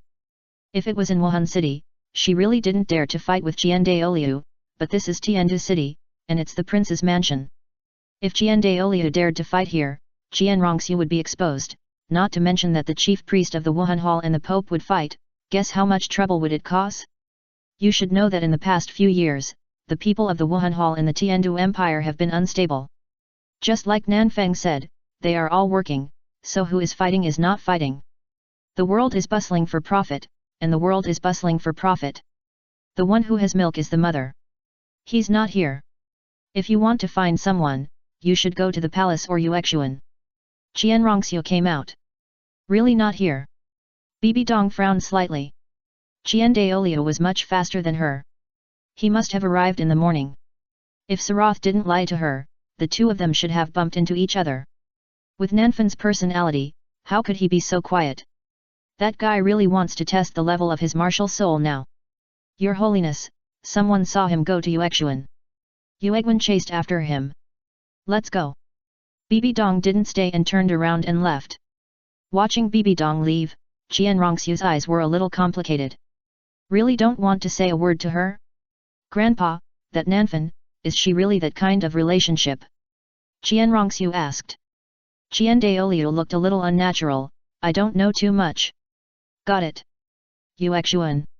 Tang Yuehua, who had just returned from Kai Beizai, met Bibi Dong who fell from the sky and landed in front of her as soon as she walked to the door. Where is Nanfan? Bibi Dong asked directly. Tang Yuehua was stunned and shook her head. Your Highness, I don't know. Don't know. Bibi Dong frowned and turned to look at Yu Guan who was following behind him. Didn't you say he came here? This Yu Guan's expression froze. What he just heard was that he was coming here. Hey! Bibi Dong, who was about to continue questioning Tang Yuehua, frowned, and Yu Guan and Gui Mei also froze for a moment. The three of them turned their eyes to the north of Tiandu City at the same time. Is someone fighting? With this momentum, a titled Douluo? Your Highness, could it be the Seven Treasures Glazed Sect? Gui Mei guessed. The Seven Treasure Glazed Sect is not far from Tiandu City. Ning Fengzi often walks around Tiandu City, and many businesses are conducted here. Bibi Dong's expression turned cold, and he grabbed Tang Yuehua and flew quickly in the direction of the sound. Looking at Yuexuan who was quickly going away, Tang Yuehua, who was caught in his hand like a little chicken, was confused. No, who did I offend? Dark Gold Terror Claw Bear. Gurong, who was forced to use his martial soul true body, looked at the giant bear in front of him with a somewhat stiff expression. Fuck you. What kind of broken martial soul is this? Even such a thing can be transformed? You lose. Nanfeng said. The rules of the competition just now were agreed upon. If he forced Gurong to use his martial soul true body, then he would be considered the winner. Gurong laughed dryly. Fuck you. If I didn't use my martial soul true body, I would have been beaten to death by you just now. The explosive power of that attack just now is comparable to the powerful attack spirit skills of more than 50,000 years. Thank you. Nanfeng returned to his original form. Gurong also released his martial soul true body. Your martial soul is really unreasonable. Is that a transformation spirit skill? He had encountered similar spirit masters before, but they could only copy spirit skills, and their power was greatly reduced. However, Nanfeng's attack just now made him feel like he was really facing a 10,000-year-old dark gold fear claw bear. Almost. Nanfeng nodded. It's really a rogue spirit skill. Gurong sighed. To be honest, I kind of want to take this opportunity to keep you here. It's too dangerous. Originally, he just felt I know that this kid's thoughts are dangerous, but now, this kid's growth speed and strength are too terrifying. If he grows to a titled Douluo, or even a peak Douluo, it is really possible to reach the height of Tang Chen in the past. At that time, how can the Seven Treasures Glazed Tile Sect gain a foothold? You can try. Bibi Dong's voice suddenly sounded. Gurong was stunned and quickly returned to Ning Fengzi's side. Your Majesty, the Pope has come, and I am sorry for not welcoming you. Ning Fengzi bowed his hands. I am sorry for not welcoming you. Bibi Dong narrowed her eyes slightly. Didn't you want to keep him here? Why, seeing me coming, have you changed your mind? Gurong's eyes twitched. I just said it casually. Who among the prominent people in the current Soul Master world doesn't know that Nanfeng is the little lover of Pope Bibi Dong? Touch him? You want to die, right? If Nanfeng grows up, the outcome of the Seven Treasures Glazed Tile Sect is unknown. But if he takes action now to keep this kid here, the Seven Treasures Glazed Tile Sect will be gone tomorrow. Why are you here? Nanfeng asked in confusion. Bang! Bibi Dong raised her hand and punched Nanfeng directly into the ground. Why didn't you tell me that you came to Tiandu City? You disappeared without saying a word. Did you know that old man Qian Daoliu also followed? Are you going to die? What, are you floating? Are your wings hard? You want to go to heaven just because you can possess a martial spirit? Ning Fengzi and others looked at this scene that seemed like a domestic violence scene with strange expressions. No, this is really a young couple? Chapter 66. Do you know who I am? Seven Treasures House. After going around in circles, I came back here again. Spar. Bibi Dong raised her eyebrows. There are so many people in Wuhan City, not enough for you, so you have to come here. Nanfang looked strange. Can I fight in Wuhan City? Bibi Dong was stunned. Yes, there are many people in Wuhan City who are watching this guy, especially the angel family under Douluo. Those angel legions hidden in various places in Wuhan City all want to find out what Nanfang's ability is. If he fights in Wuhan City, he will be finished if those people find out. Then what do you mean by sneaking to Tiandu City? Bibi Dong said. You didn't even tell me. If I told you, you would let me come alone. Nanfang said strangely.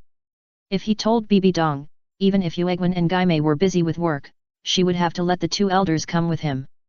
Why do you have to come alone? Bibi Dong asked puzzledly. Something happened. Nanfang said. Something shameful. Yes. What is it? Kidnapped a little girl, robbed a 70-year-old man, and maybe killed him to silence him. The box suddenly became awkward, even though it was awkward just now. Ning Fengzi and Gurong looked at Ning Rongrong, who was sitting in Nanfeng's arms playing with sculpture toys, with a somewhat stiff look. Kidnapped a little girl? Robbed a 70-year-old man? And fucking killed him to silence him? Is this a hint? Brother Feng, who are you going to kidnap? Ning Rongrong raised her head curiously. Seeing this, Yu Guan and Gui Mei silently released their martial spirits, ready to launch martial spirit fusion skills at any time. A little sister, compared to you, she should be considered a sister. Nanfeng said. Want to go together? Okay. Ning Rongrong said excitedly. Nanfeng patted Ning Rongrong's head, let's talk about it after dinner. It's better to do it when it's dark. Yet. Yu Guan and Gui Mei silently released their martial spirits. Ning Fengzi's eyes twitched wildly. Fuck you. Go rob yourself. What are you doing with my daughter? Although he wanted to stop it, thinking of Yu Guan and Gui Mei behind him, and Bibi Dong opposite, Ning Fengzi could only hold it back. Little girl, 70-year-old man, Shui Ke and Shui Ye are also perfect matches. Now he can only hope that Nanfeng will not reveal his identity when robbing, otherwise his cooperation with Shui Ye in the past few years will be in vain. What about her? Bibi Dong looked at Tang Yuehua who was sitting on the side. Friend. Nanfeng said. What, are you jealous? Bibi Dong's eyes twitched slightly, I can't afford your jealousy. What she was afraid of was that Nanfeng would use Tang Yuehua to cause trouble for Haoshan sect. Nanfeng had told her before that although Tang Chen's body was taken away by the nine-headed blood bat in the slaughter city, that guy had completed most of the Shura God test, and the Shura God power in his body had already shaped his demigod body. Now that guy was no different from Douluo with the angel power. And Shura God is the God King, and Shura God power can almost abuse the latter as a grandson when it faces angel power. If they attack Haoshan sect now, Tang Chen inexplicably wakes up and rushes out of the slaughter city. Guess what height a demigod explosion ring will reach? By then, even if she takes Nanfeng to hide in the Rakshasa's secret realm, she may not be able to escape. A dark and windy night. Tiandu Royal Academy, girls' dormitory. What the hell? I asked you to tie up Doguyan, what do you mean by tying up two? Nanfeng looked at the two girls, one big and one small, who were knocked unconscious by Gui Mei with a strange look on his face. The big one should be Doguyan, who is the little one? Doguyan has a sister? When I tied up Doguyan, she accidentally saw me and took me away with her. Gui Mei was a little embarrassed. Accidentally? Nanfeng raised his eyebrows. You didn't do it on purpose. Old ghost, you actually have this kind of... It's really an accident. Spirit Temple. Doguyan, who felt a little uncomfortable in his hands and feet, opened his eyes in a daze. Ah! Shut up!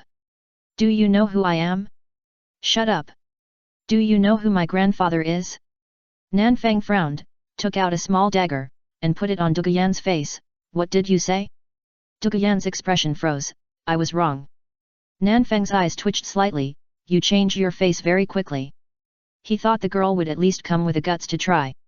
Do you know who I am? Nanfeng put away the dagger. Since she is so sensible, there is no need to be so rude. I know, Spirit Hall Elder, Nanfeng. Doguyan said. Nanfeng was stunned. How do you know? 6 years ago, when you came to Tiandu City, I saw you. Doguyan said weakly. Later, when my grandfather was hunted by the spirit hall, he also emphasized to me that if I met you, don't hesitate, run quickly. Nanfeng's eyes twitched slightly. You have a good memory.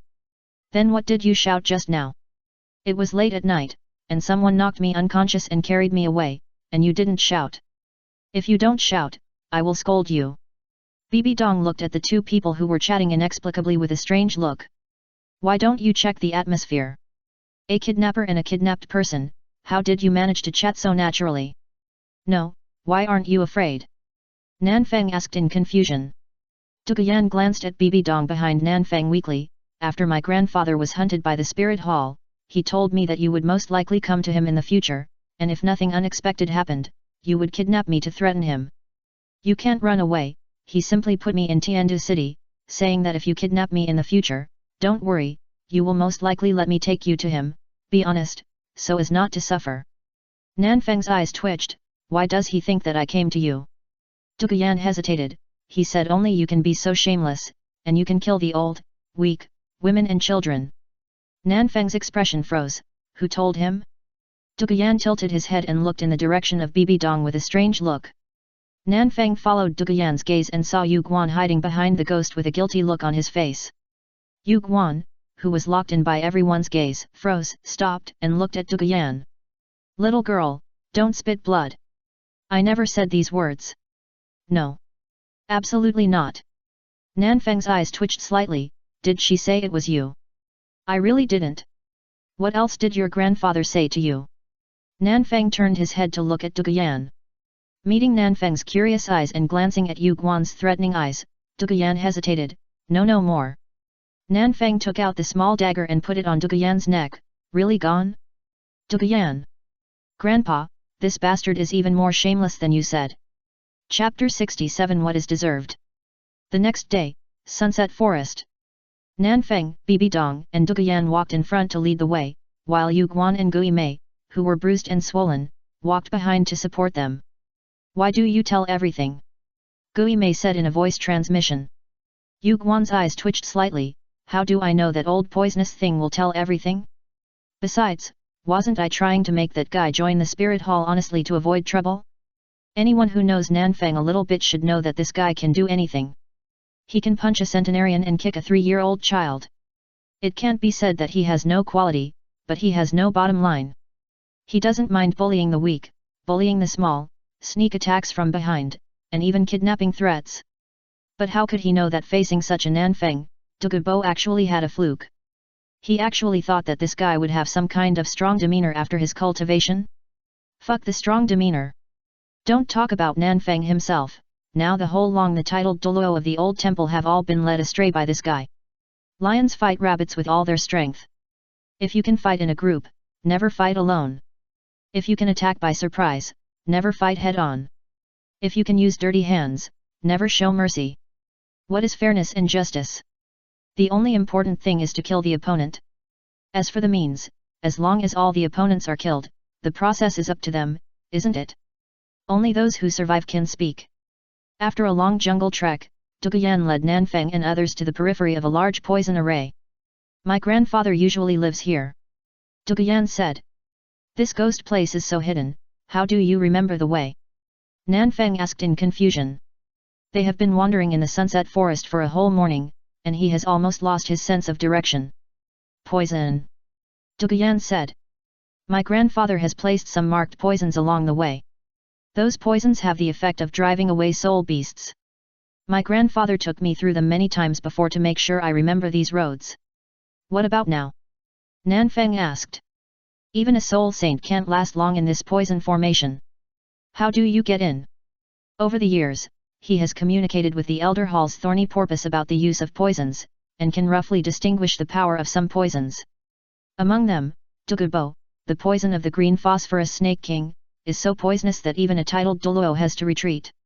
The reason why Yuegwen and Gaimei failed to bring Douluo back when they joined forces was mainly because they didn't dare to push too hard. If this old poison exploded, even Yuegwen and the others couldn't stand it. They can only chase and kill like hunting soul beasts, leaving room for them to let the other party run away and consume their physical strength, and then they will really do it when they are absolutely sure to take him down. As for the martial soul fusion skills, they are not idiots, how could they stand there and wait for you to use their ultimate moves?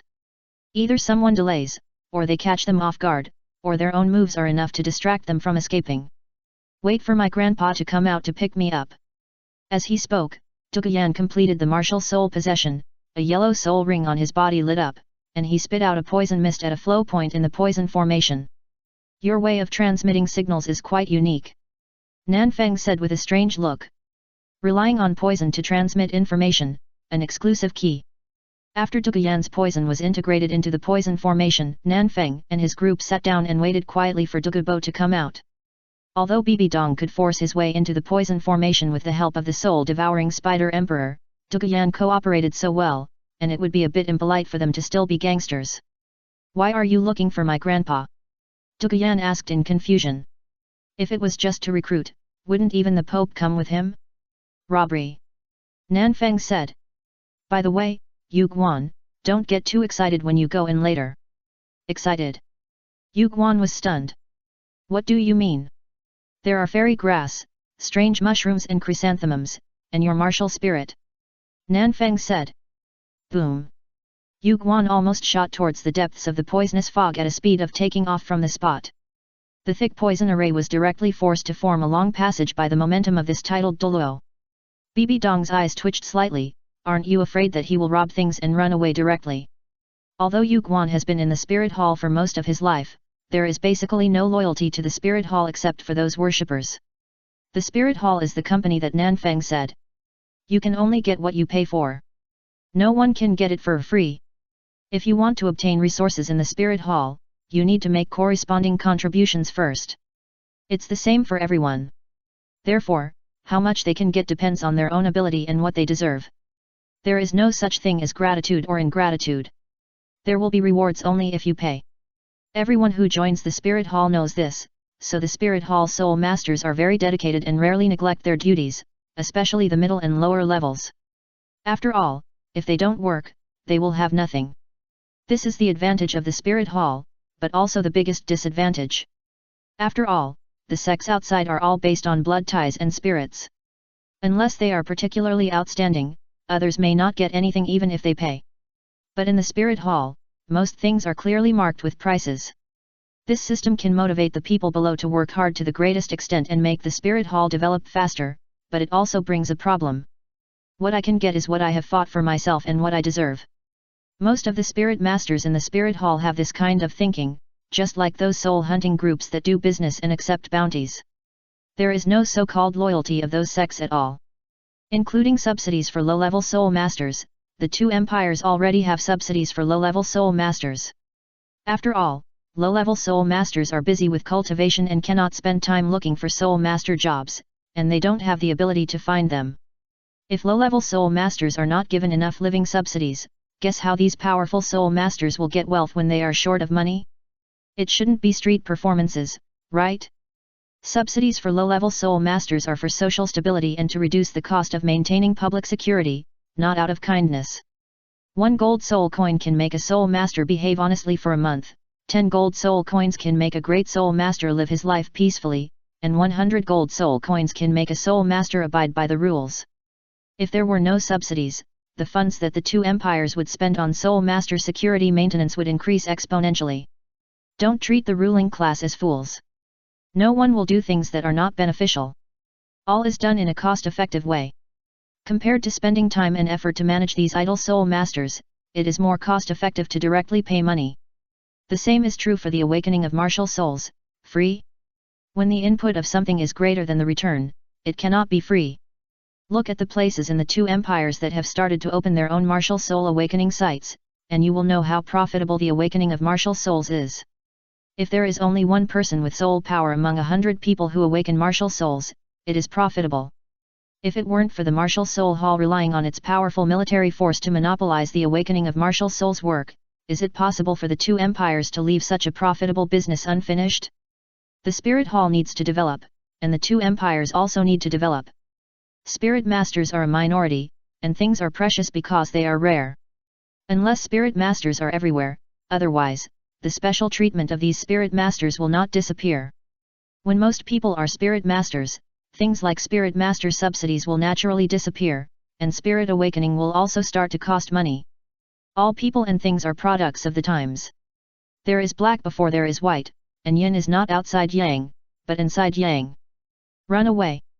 Nanfang raised his eyebrows.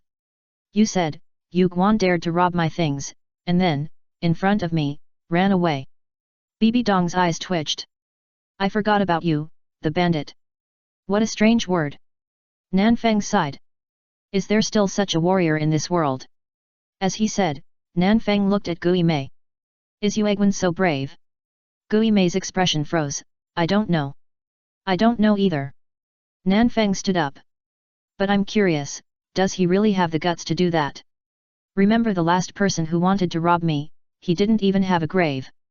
Duguyan looked at Nanfang with a strange expression. Isn't this my grandfather's thing? Chapter 68 All beings are equal. Following the passage opened by Yuegwen, Nanfang and his party chased in. However, just after walking out of the poison formation, they saw Yuegwen colliding with Dugubo. Chrysanthemum Guan. Are you crazy? For the immortal grass, Yuegwen, who was fully fired, directly burst out with a strength level that surpassed his level 95 title Douluo. Dugubo, who could barely deal with it, was directly suppressed without any ability to fight back. Get out of the way! Yu Guan shouted angrily, and the seventh soul ring flashed. A huge chrysanthemum appeared on Yu Guan's head. Each petal was an extremely sharp blade. Dugubo did not dare to slack off, and quickly activated his martial soul body, transforming into a 30-meter-long, water-jar-thick emerald green snake. The two collided with each other, and in just a moment, Dugubo was knocked out. Awesome! Nanfang looked strange. Usually, Yu Guan did not have such brutal fighting power. Now it felt like he was almost as strong as a peak Douluo at level 96. The attraction of this fairy grass to Yu Guan was really terrifying. Stop! Seeing that Dugubo was about to be beaten to death by Yu Guan, Nanfang hurriedly called for a stop. The venom of the green phosphorus snake is a good thing, especially Dugubo's venom of the green phosphorus snake king. Not many titled Douluos can withstand it. Using this thing to temper hidden weapons and then firing thousands of arrows at once, it's exciting to think about it. Hidden weapons will injure you, and poison will kill you. Poisonous hidden weapons, go to hell. Hearing Nanfang's shout, Yu Guan's brain, which was intoxicated by the fairy grass, came back a little, and he didn't continue to attack. After he retracted his martial soul and stopped attacking, Dugubo also fell to the ground with a weak breath. Grandpa! Looking at Dugubo, who was covered in dust and looked like a nobody, Duguyan was scared and cried, and rushed over with a shout. Grandpa! Don't scare me! I'm not dead yet! Dugubo sat up with all his strength. Crazy! Yu Guan is crazy! Ignoring his poison, he killed him right away. If he was a few seconds slower, he would have to use his 9th soul skill at all costs. You are not so cruel normally. Nanfang looked at Yu Guan. Yu Guan raised his right hand, which was slightly green, awkwardly. I'm poisoned. He was too aggressive, his moves were too aggressive, and he didn't defend against the snake venom, and he almost died with Dugubo. He just lost his brain. Nanfang patted Yu Guan on the shoulder and eliminated the green phosphorus snake venom in his body. He had checked the information before. The green phosphorus snake venom is different from normal poisons. The essence of this thing is a toxin transformed by soul power. Therefore, those with a soul power level lower than Dugubo will die if poisoned. Only those with a soul power level higher than Dugubo can rely on their own powerful soul power to forcibly prevent the invasion of the green phosphorus snake venom. But if it really invades, even if you don't die, you will be seriously injured. Most of the rest of your life will be spent suppressing the spread of the toxin. You can't attack at will, and it's basically useless. The thorny porpoise Douluo and Dugubo are old enemies, both are masters of poison, and the thorny porpoise Douluo judges that Dugubo's poison is definitely not something that titled Douluo below level 96 can withstand. Because the level 95 Moon Gate can't withstand it. As for higher levels, it has not been tested yet. However, even if it can only work on soul masters below level 96, there are not many people in the whole continent who can withstand it. So, what if Dugubo's soul power level is improved a little bit? Or, what if this old thing's poison meets the kiss of the snow-colored swan? Then what realm will his poison reach? Dugubo has an irreplaceable strategic position in his plan. What a bullshit peerless Douluo, this old poisoner is the real nuclear bomb. All beings are equal. Ya, what do you want to do? Facing Nanfeng's fiery gaze, Douluo felt a little panic. Don't be nervous, I have no ill will towards you. Nanfeng walked over and patted Douluo's shoulder, and completely recovered his serious injury in just a moment. This Douluo was stunned. He was seriously injured. There is no such serious injury that cannot be recovered in a year or two. Cure in seconds? Want to cure your snake venom? Nanfeng asked. Douluo was stunned. You. Don't ask me how I know, and don't deny it. I don't want to answer these irrelevant nonsense. You just need to answer me, do you want it or not? Nanfeng said. What do you want? Douluo asked. The entire Soul Master world believes that this elder Nanfeng of the Pope's palace can only have the current glory because of the record of the Haoshan sect and the relationship with the Pope, but no one can imagine that this guy actually has such a terrifying healing ability. He cured his serious injury in just a moment. This guy is probably the top healing title Douluo. It can be seen that it is not impossible to even cure his snake venom. How much do you think all this is worth? Nanfeng asked back. How much do you think your life and your granddaughter's life are worth? Douluo's expression froze. You are forcing me to buy and sell. I can join the spirit hall, but I have to wait until I repay Xuexing for saving my life. Besides, don't expect me to do things I don't want to do. Douluo said. Don't want to do it. Nanfeng showed a subtle expression and gently patted Douluo's little face. Do you think you have a choice? Douluo. Elder Nanfeng, isn't this a bit unmannerly? Douluo said in a deep voice. You use a child to threaten me, you. Manners. Nanfeng couldn't help laughing. What is that? Is it valuable? How many gold soul coins per pound? Douluo's eyes twitched wildly, and he cast his eyes on Bibi Dong and the other two. You are from the Pope's hall. Just this? Bibi Dong and the other two looked unnatural and avoided his gaze. Yuegwen, the scenery here is nice. Indeed, this old poisoner is good at choosing places. Yet. Douluo. Birds of a feather. Really fucking birds of a feather. After a cordial and friendly exchange, Douluo seemed to have been enlightened and expressed his willingness to dedicate everything to the great cause of anti-feudalism, anti-landlords and anti-hegemony. Brother Bo, I really didn't misjudge you. Nanfeng excitedly held Douluo's hands. Douluo laughed dryly. How the hell do I dare to refuse? The knife is on my neck. Then may I ask, Elder Nanfeng, when do you plan to start treatment? Douluo asked. It's okay now. As he said that, Nanfeng cast a horse spell, and a soul power with special properties entered Douluo's body, quickly flowing into his limbs and bones. In less than a second, the green phosphorus snake venom that had troubled Douluo for many years was cleaned up. Douluo was completely stunned. What a ghost! It's gone. It's really gone. Chapter 69 as it should be. And you? Nanfeng patted Douluo's head and cleaned up the excess toxins in her body.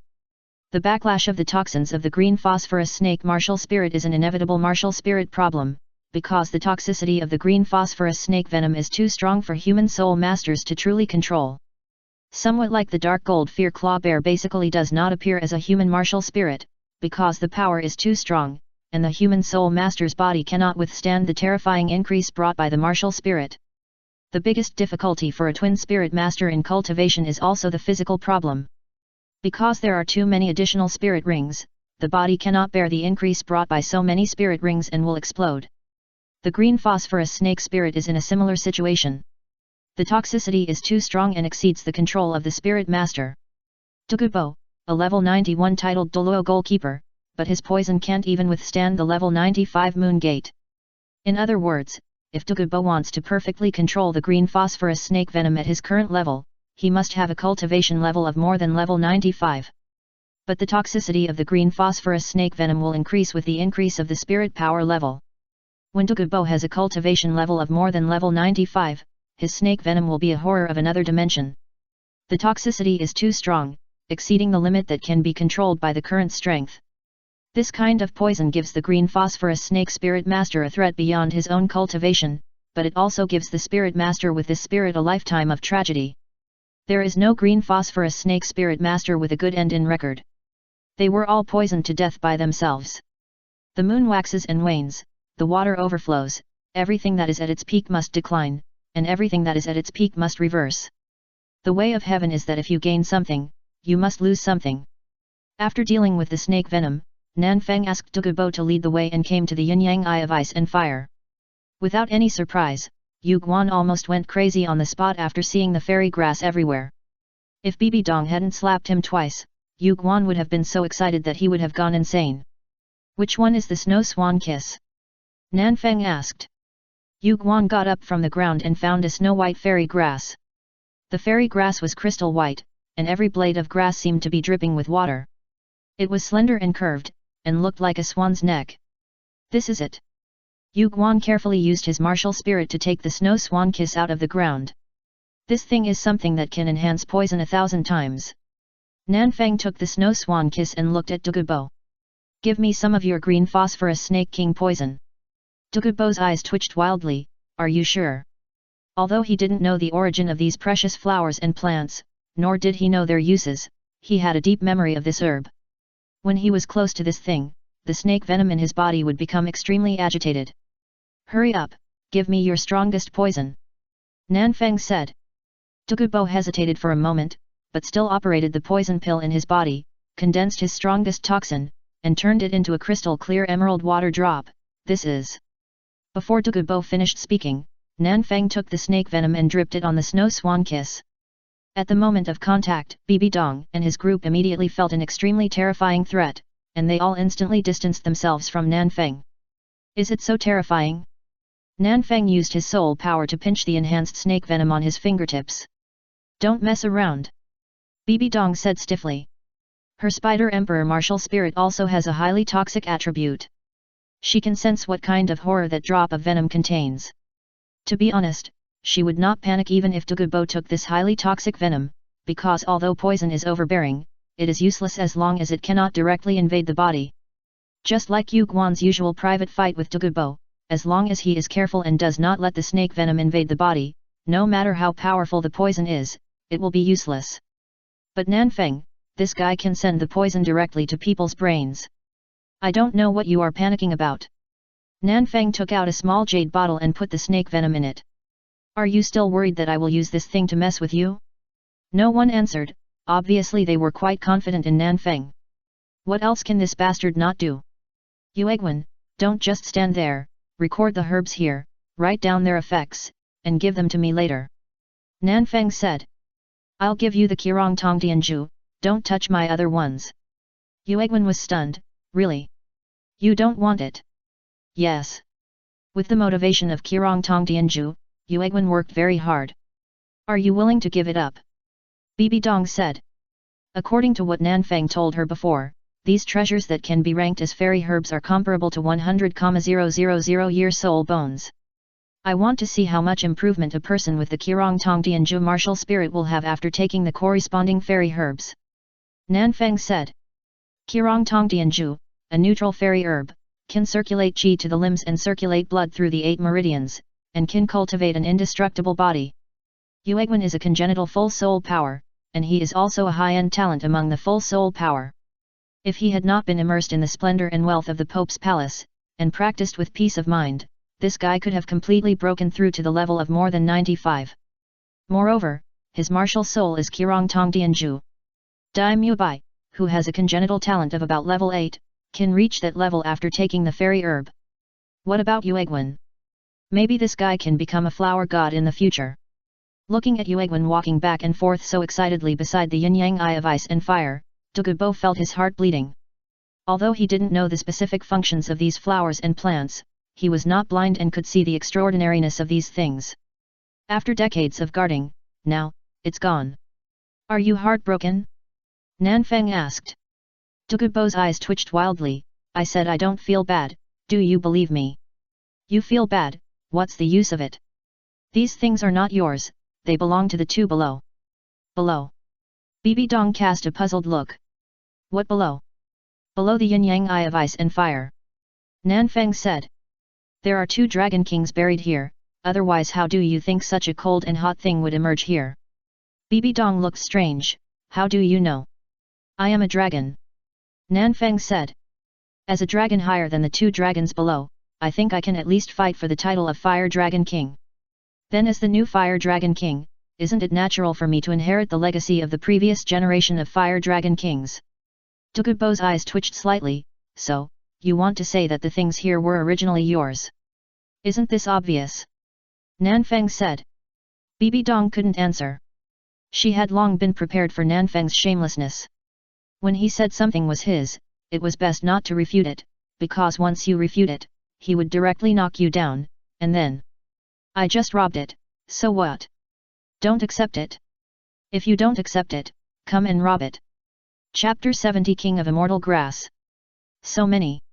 Looking at the catalogue of Immortal Grass compiled by Yu Guan, Nanfeng looked a little strange. In addition to the ones that Tang San took out in the original work, there are many precious herbs that can be listed as immortal grasses. Among them, Acacia Heartbreak Red is the absolute best without a gap and the most magical herb among all magical herbs. It exists only as a legend in the history of human soul masters in Douluo continent for millions of years. I don't know what Tang Xiaosan meant by giving this thing to Zhu Zuking. Secondly, Kiluo Tulip, Bajiao Xianbing Grass, and Lihuo Xingjiaishu are the best among the immortal herbs. Because the conditions for their birth are too harsh, they have basically never appeared, especially Kiluo Tulip, which is the king of immortal herbs second only to Xiangxi Duan Hehong.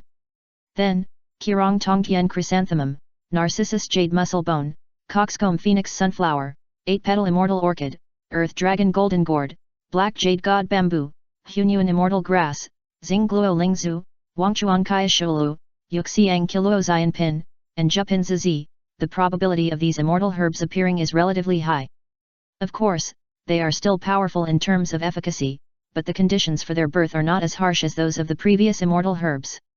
Among them, Xingluo Lingzu is named Xingluo Lingzu because the Xingluo royal family once got one plant 1,000 years ago, and it also created a peak Douluo, so it was named Xingluo Lingzu.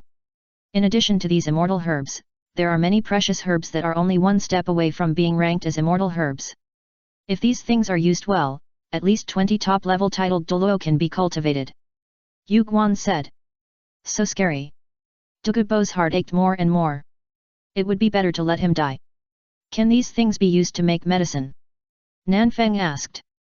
He remembered that in the Peerless Tang sect, it seemed that someone used the immortal herbs here to make a Qunkan creation pill, which could even allow a level 98 Super Douluo to enter the level 99 Extreme Douluo. However, Qunkan creation pill also requires a high-level soul guide such as a level 9 alchemy furnace. Douluo continent currently does not have this technology, and it is highly likely that it cannot make pills of that level. It should be possible, but no one in the spirit hall has this technology. Yu Guan said. If it is to make medicine, the alchemy technique inherited by the Po Yi clan should be able to refine these immortal herbs. Po Yi clan? Nanfeng raised his eyebrows. How sure are you? Yu Guan paused. Not sure, we need to let the leader of the Po Yi clan come and see. However, in the previous war of Haoshan sect, the Po Yi clan suffered the most serious losses, with more than half of the clan lost. His brother Yang Wushuan is still imprisoned in the prison of the Spirit Hall. It may be a bit difficult to get him to cooperate. Of course, if you come, you can just have a hand. Nanfeng looked strange. Fuck, are you scolding me or praising me? But Yu Guan crossed out several kinds of immortal herbs on the catalogue. These immortal herbs are powerful enough in themselves. If they are used to make medicine, it's too wasteful. Alchemy is essentially a skill to turn decay into magic, combining the most ordinary things to create a magical object with powerful effects. And these immortal herbs are the most exquisite creations between heaven and earth. To be honest, if they are used to make medicine, it is really a waste of heaven's gifts. The highest praise for artificial skills is the ingenuity, and these top-level fairy grasses are the most perfect creations of heaven and earth, and no longer need any modification or processing. Any external force is blasphemy. Which one is the heartbroken red of lovesickness? Nanfeng asked. This one. Yu Guan excitedly led everyone to the side of the yin-yang eye of ice and fire. A white flower that looks ordinary, the size of a palm, shaped like a peony, without grass leaves, with a large stone connected to the rhizome. The stone is black and extremely heavy. On the white flower, there are several pieces of amazing red, as red as blood, which looks a bit thrilling. Is there any thrilling story about this thing? Nanfeng said with a strange look. Yu Guan was stunned. How do you know? Nanfeng's eyes twitched slightly. What story? When it comes to fairy grass, Yu Guan talked more and excitedly told everyone about the legend of the heartbroken red of lovesickness. In summary, it is similar to the story told by Tang Xiaosan, but Yueguan's story is more emotional, and a lot of ups and downs of emotional words are added when telling it, which makes everyone stunned. True love. Nanfeng raised his eyebrows. So magical. While speaking, Nanfeng looked at Bibi Dong. Would you try it? Bibi Dong avoided his gaze with an unnatural look. It's just a legend, do you believe it? No, no, no, this is the king of fairy grass. Yueguan said seriously. Your Highness, you can doubt the effects of other fairy grasses, but you can't doubt the acacia heartbroken red. If you don't believe it, you can try it. Looking at the extremely confident and serious Yueguan, Bibi Dong really wanted to slap this guy and send him flying. Can't you see that she is refusing? What if she can't get it? Is it embarrassing? Don't dare. Nanfeng said. Bibi Dong remained silent. I don't dare to forget it. Nanfeng didn't force it. He certainly knew what was wrong with Bibi Dong, but that was not something he could solve. He didn't know much about love between men and women, so naturally he couldn't do anything to enlighten her. What are you doing? Bibi Dong and the others looked at Nanfeng, who took out a small dagger and stabbed it into her heart, in confusion. Let this flower feel my fiery soul. Nanfeng pulled out the dagger and controlled his blood to spurt into the red flower of lovesickness. Above. Yu Guan's eyes twitched wildly. This flower is the flower of true love. You what the hell? Before Yu Guan finished speaking, the acacia heartbroken red, which was drenched in blood, seemed to be awakened, growing at a speed visible to the naked eye. In just a few breaths, it turned into a gorgeous, bright, golden red flower. The air seemed to solidify, and the people present looked at Nanfeng with different eyes. Is the legend of the flower false? At this moment, Yu Guan would rather suspect that there was something wrong with the flower than believe that Nanfeng, a madman, would have the legendary true love. Pure and flawless love. Where can such a thing exist in this world? Children who are just beginning to fall in love may have it, but adults who have experienced the vicissitudes of life cannot have any pure love. How could Nanfeng's crazy brain have any pure and flawless love? They could only see the contempt for this world in Nanfeng. Bibi Dong's eyes suddenly became extremely complicated, and more of a guilty conscience. This thing really has a brain. Nanfeng was a little surprised. Awesome.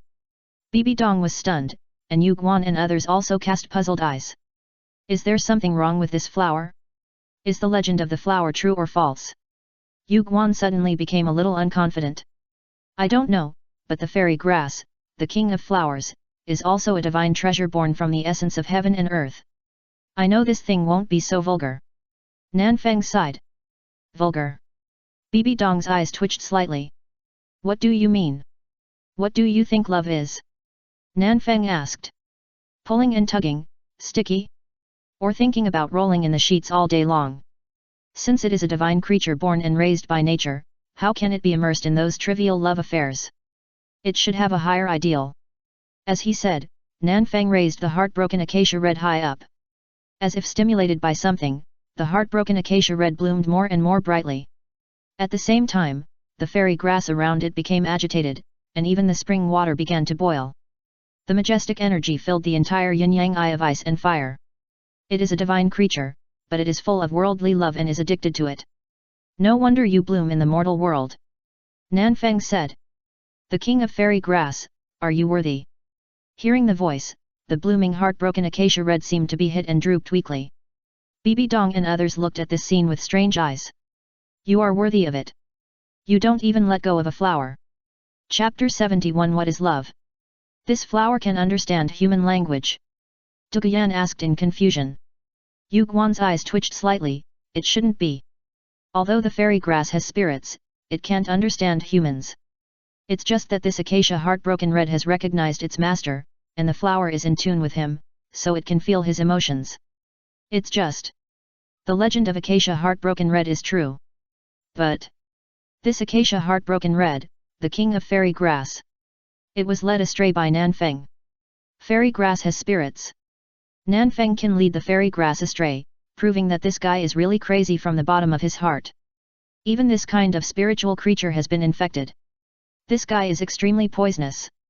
After dealing with the matter of Acacia Heartbroken Red, Nanfeng and Bibi Dong temporarily left the Ice and Fire Yin-Yang Eyes. Yu Guan Ghost stayed to guard the fairy grass and popularized the purpose of their anti-feudal, anti-landlord, anti-hegemony and unjust alliance with Douluo. Of course, the key step still needs Nanfeng to do it himself. Really, don't you plan to give it a try? On the way back to Tiandu City, Nanfeng carried the heartbroken Acacia and looked at Bibi Dong. Not only did the heartbroken Acacia recognize its master, but it also woke up from its inextricable spiritual world. Moreover, it was not that simple for Nanfeng to wake up the heartbroken Acacia. He actually left his soul first, broke into the spiritual world of the heartbroken Acacia, and scolded it. This process is actually very long, but the time in the spiritual world is different from the real world. Therefore, the few seconds in the eyes of Bibi Dong and others have passed for several days for Nanfeng and the heartbroken Acacia. After recognizing its master, the heartbroken Acacia is still obedient.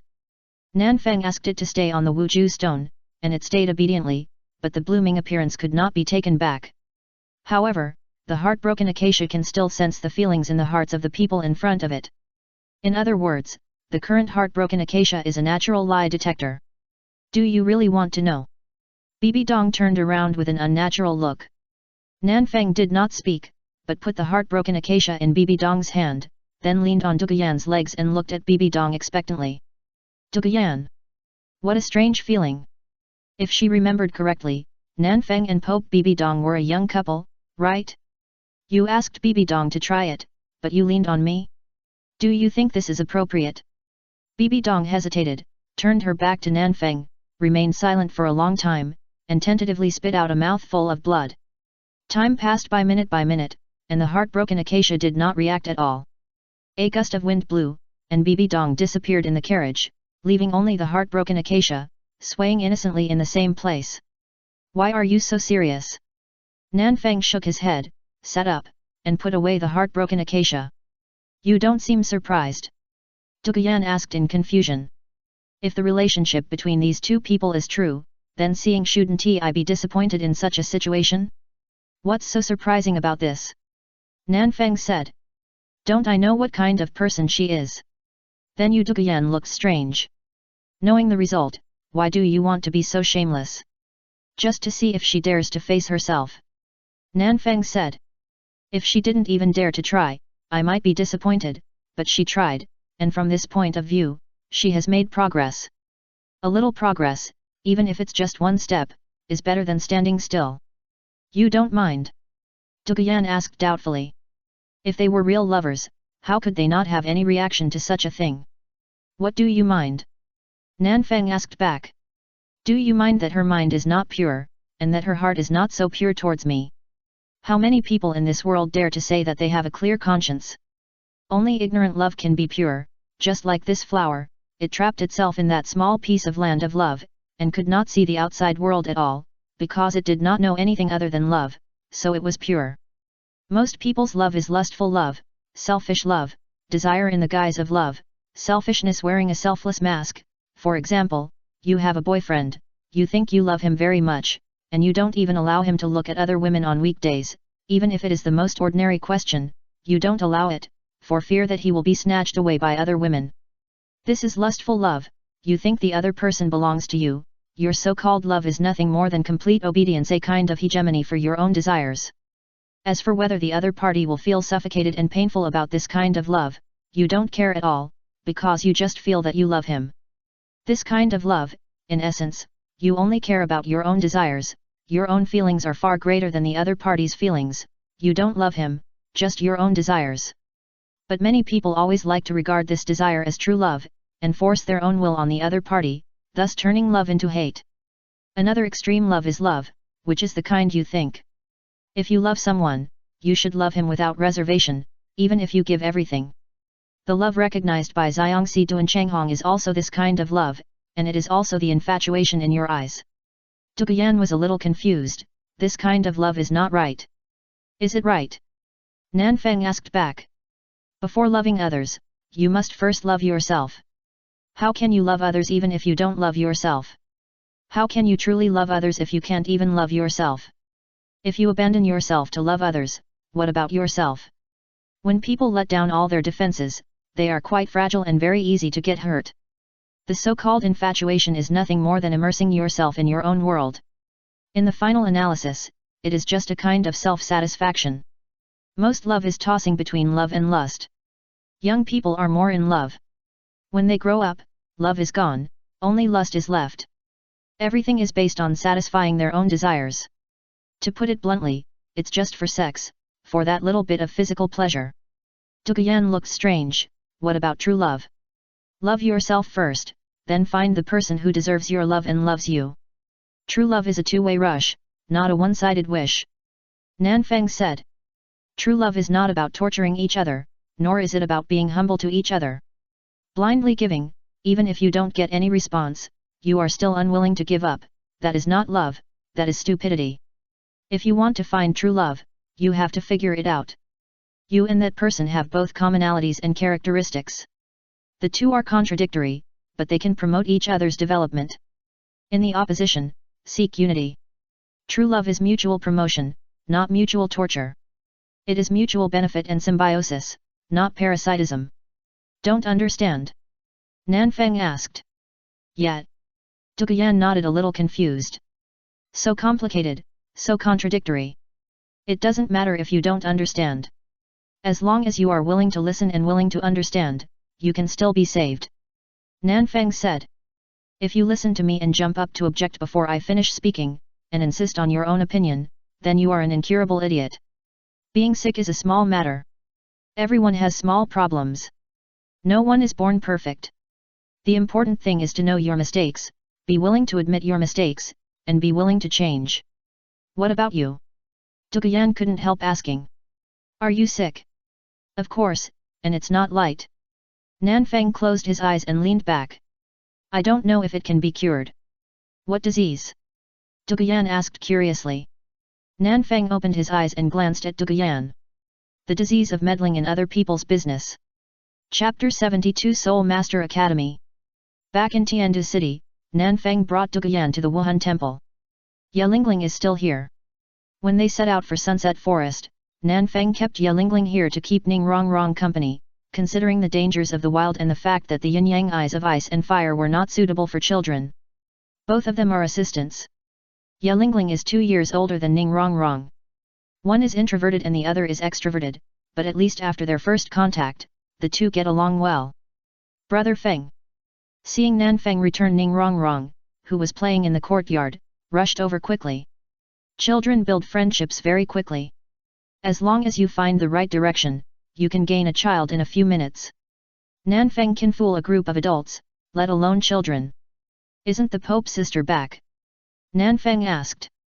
No. Ningrongrong shook her head. I haven't seen her come back since you left. Did something happen? Nothing, she's in a bad mood, maybe she has a bad temper. If you meet her, be careful and don't irritate her. Nanfeng said. Bad mood. Ningrongrong was stunned. Did you make her angry? From the root, no, but from the surface, yes. Nanfeng said. Bibi Dong still can't let go of her past, which can be seen from her attitude towards Qianrongxiu. Although Bibi Dong's feelings for Yu Xiaogang are gone, the regret of youth still exists. His understanding of love between men and women was only theoretical and philosophical. As for the actual situation, he had never experienced it and he didn't understand it. Including Bibi Dong, he didn't know how to describe their relationship. Anyway, it was not love. As he said before, whether it was loving others or loving anything else, even a concept, you had to love yourself first. If you don't even love yourself, you can't love others. And he didn't love anything, including himself. It should be because he stayed in the hellhole of the killing city for too long. His brain was not right in many places. Although those extreme parts were balanced and became much more stable after unlocking the Tiger Talisman, he knew very well that his brain was not normal. He didn't know what he was now. Maybe he was just a lunatic, or maybe a psychopath who would go crazy intermittently. After sending Ningrongrong back to Kai Beizai and handing her over to Ning Fengzi, who had been anxiously waiting for a day and a night, Nanfeng brought Duguyan and Yelingling to Tiandu Royal Academy. Since he was the one who got the person out, he should naturally send him back. How long have you been here? Walking in the Tiandu Royal Academy, Nanfeng felt quite uncomfortable. The atmosphere here was just like the Wuhan Hall's Advanced Soul Master Academy a few years ago. I've been here for 2 years, and Lingling just came this semester. Duguyan said. It was because the Wuhan Hall was hunting her grandfather 2 years ago that the grandfather and grandson ran to Tiandu City. It was also because her grandfather was seriously injured when he was hunted down and had to stay in the harsh environment of the Yin-Yang Eye of Ice and Fire for a long time to heal his injuries, so she was sent to Tiandu Royal Academy to study. Otherwise, the cultivation of the green phosphorus snake soul master is completely different from that of a normal soul master, and there is nothing she can learn here. How do you feel about this place? Nanfeng asked. Feel okay. Duguyan said. What's wrong? What about you? Nanfeng looked at Yelingling, who had been silent all the time. Yelingling shook her head. I don't like it. Why? Nanfeng asked. Yelingling was silent for a moment. I just don't like it. I don't like it either. Nanfeng said. Well-known soul master families, such as Blue Lightning Tyrannosaurus, Seven Treasures Glazed Sect, and those small soul master forces, all provide their children with basic education by themselves.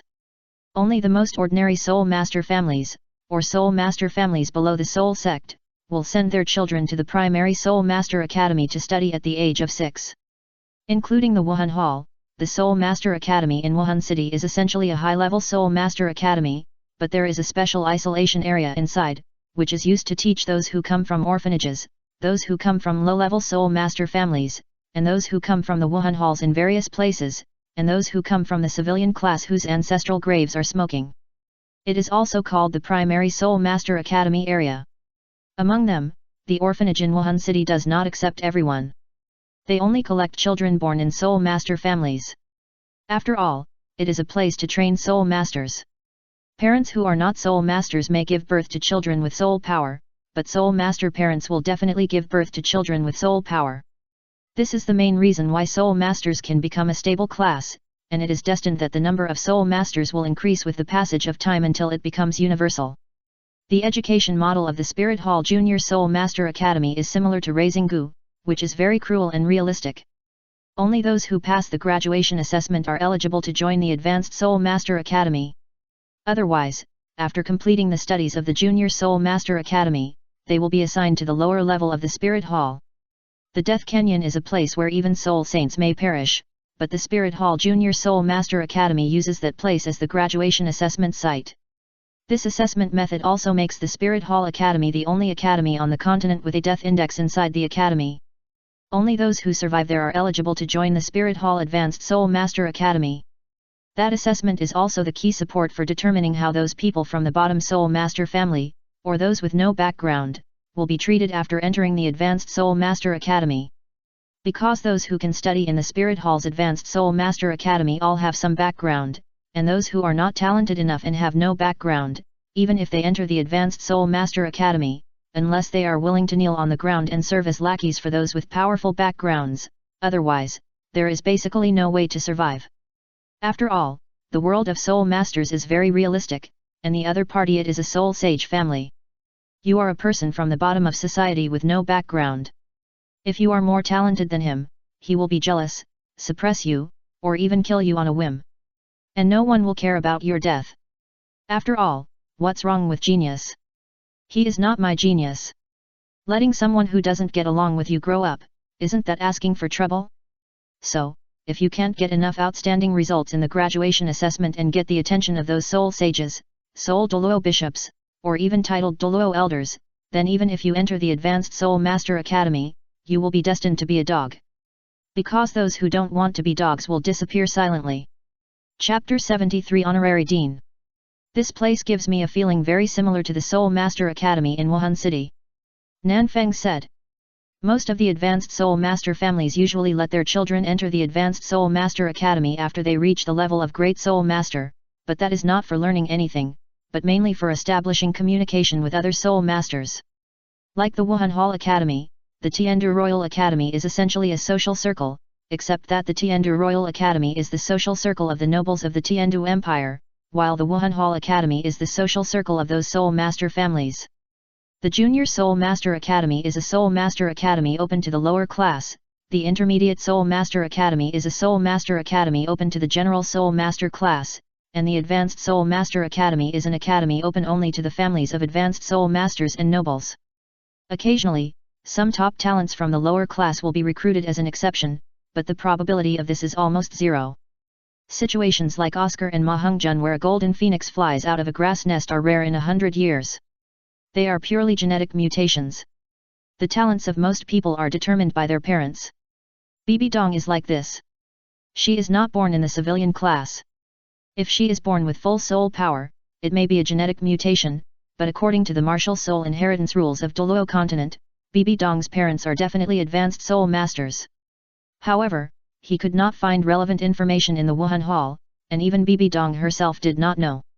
The so-called primary, intermediate, and advanced levels refer to the levels of people in the academy, not the levels of soul masters. The 4 words equal status run through every corner of human society. Unless you have top talent to break the shackles of class, otherwise, don't force yourself to integrate into a circle that doesn't belong to you. Even if you force yourself to get in, you will be treated like a dog by others. Because you see the prosperity and wealth in that circle, you want to squeeze in at all costs. However, will the vested interests be willing to share their cake with others? The more people share the cake, the less you can get. These so-called circles are essentially a monopoly of resources. Big circles contain small circles, and small circles contain smaller circles. Those who seem to have integrated into it are just because they have not touched the interests of people in higher circles. Tiandu Royal Academy Education Committee. Nanfeng is not only a household name in Tiandu City, but also a top-tier existence. All powerful people know him. So, after Nanfeng entered Tiandu Royal Academy, his news quickly reached the ears of the 3 education committee members. Considering Nanfeng's previous record in the palace, the 3 education committee members enthusiastically invited Nanfeng over. No matter what the other party is here for, first do your best to show your attitude and never leave any handle. Elder Nanfeng, I am sorry for not welcoming you. I am the chief of the education committee, Meng Shenji. The second seat of the education committee, Bai Base Han. The third seat of the education committee, Zhilan. The 3 education committee members stepped forward, put their right hands on their left shoulders, and bowed their heads slightly. It is the tradition of the Soul Master world that low-level Soul Masters should respect high-level Soul Masters. Although Nanfeng has never said his cultivation level, he is an honorary elder of the Spirit Hall, a popular figure in the Pope Hall, and a robber who robbed Shuye of 5 million gold soul coins many years ago. Moreover, Pope Bibi Dong and Zhu Gui, 2 titled Douluo, just rushed into Tiandu City yesterday and even went to the prince's mansion for a stroll. 3 titled Douluo came to Tiandu City. At this time, even if Nanfeng's cultivation level was lower than theirs, the 3 education committee members did not dare to neglect him. I'm sorry for not welcoming you, Nanfeng nodded. Yes, it's good that you know you were wrong. The 3 education committee members were stunned, their eyes full of astonishment. No, you can find a reason for this fucking humble word. Nanfeng walked into the education committee and sat down at a random place. Since you know you are wrong, do you know what to do next? Meng Shenji's eyes twitched slightly. May I ask why Elder Nanfeng is here? Although the Spirit Hall is powerful, it is not so unreasonable.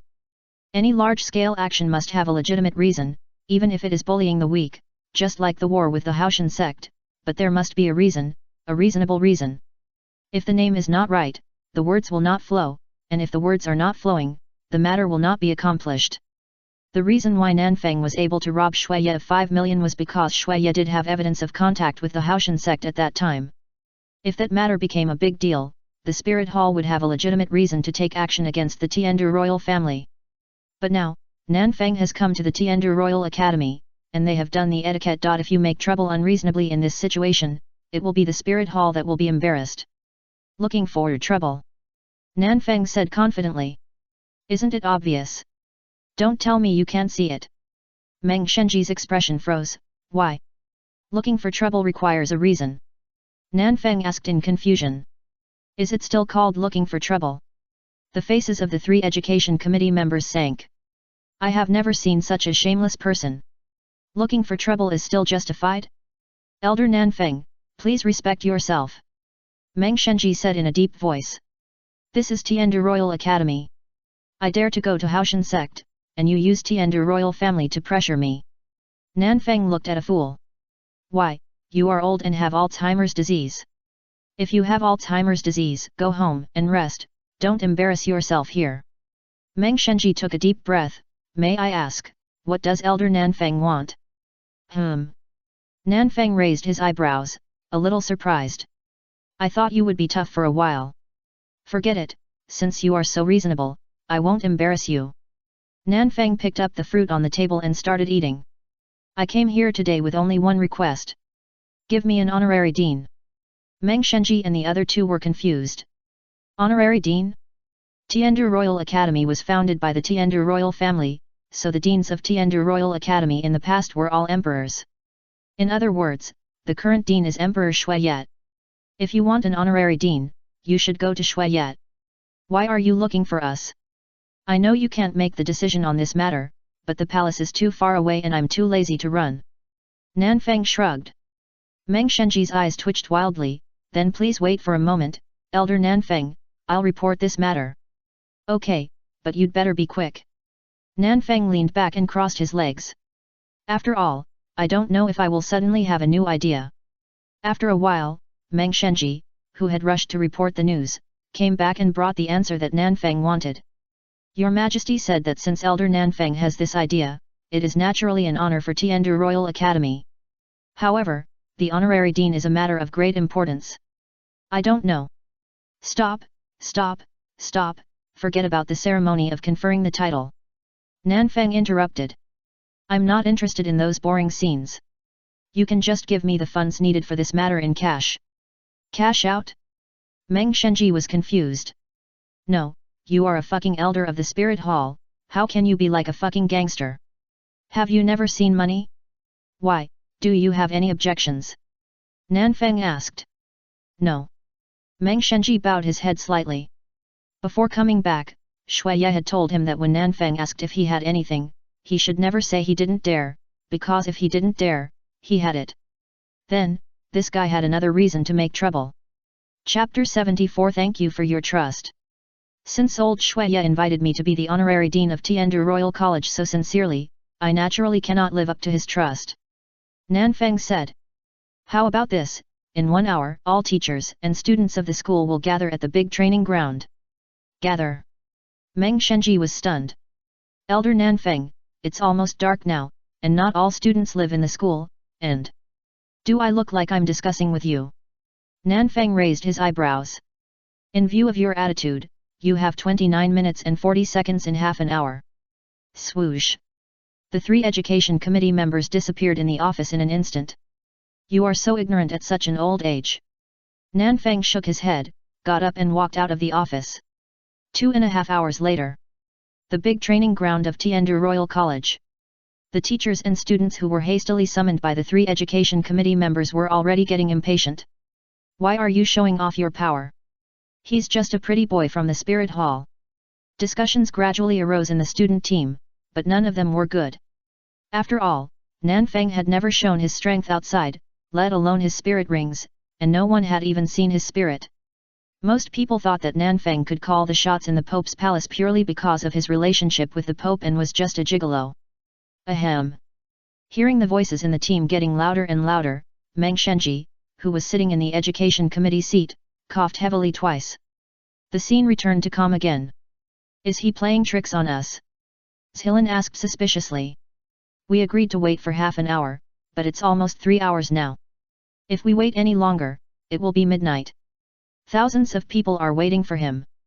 What's going on? Your Majesty said that no matter what rude requests he has, we will try our best to meet them, Meng Shenji said. Does he really have such great power?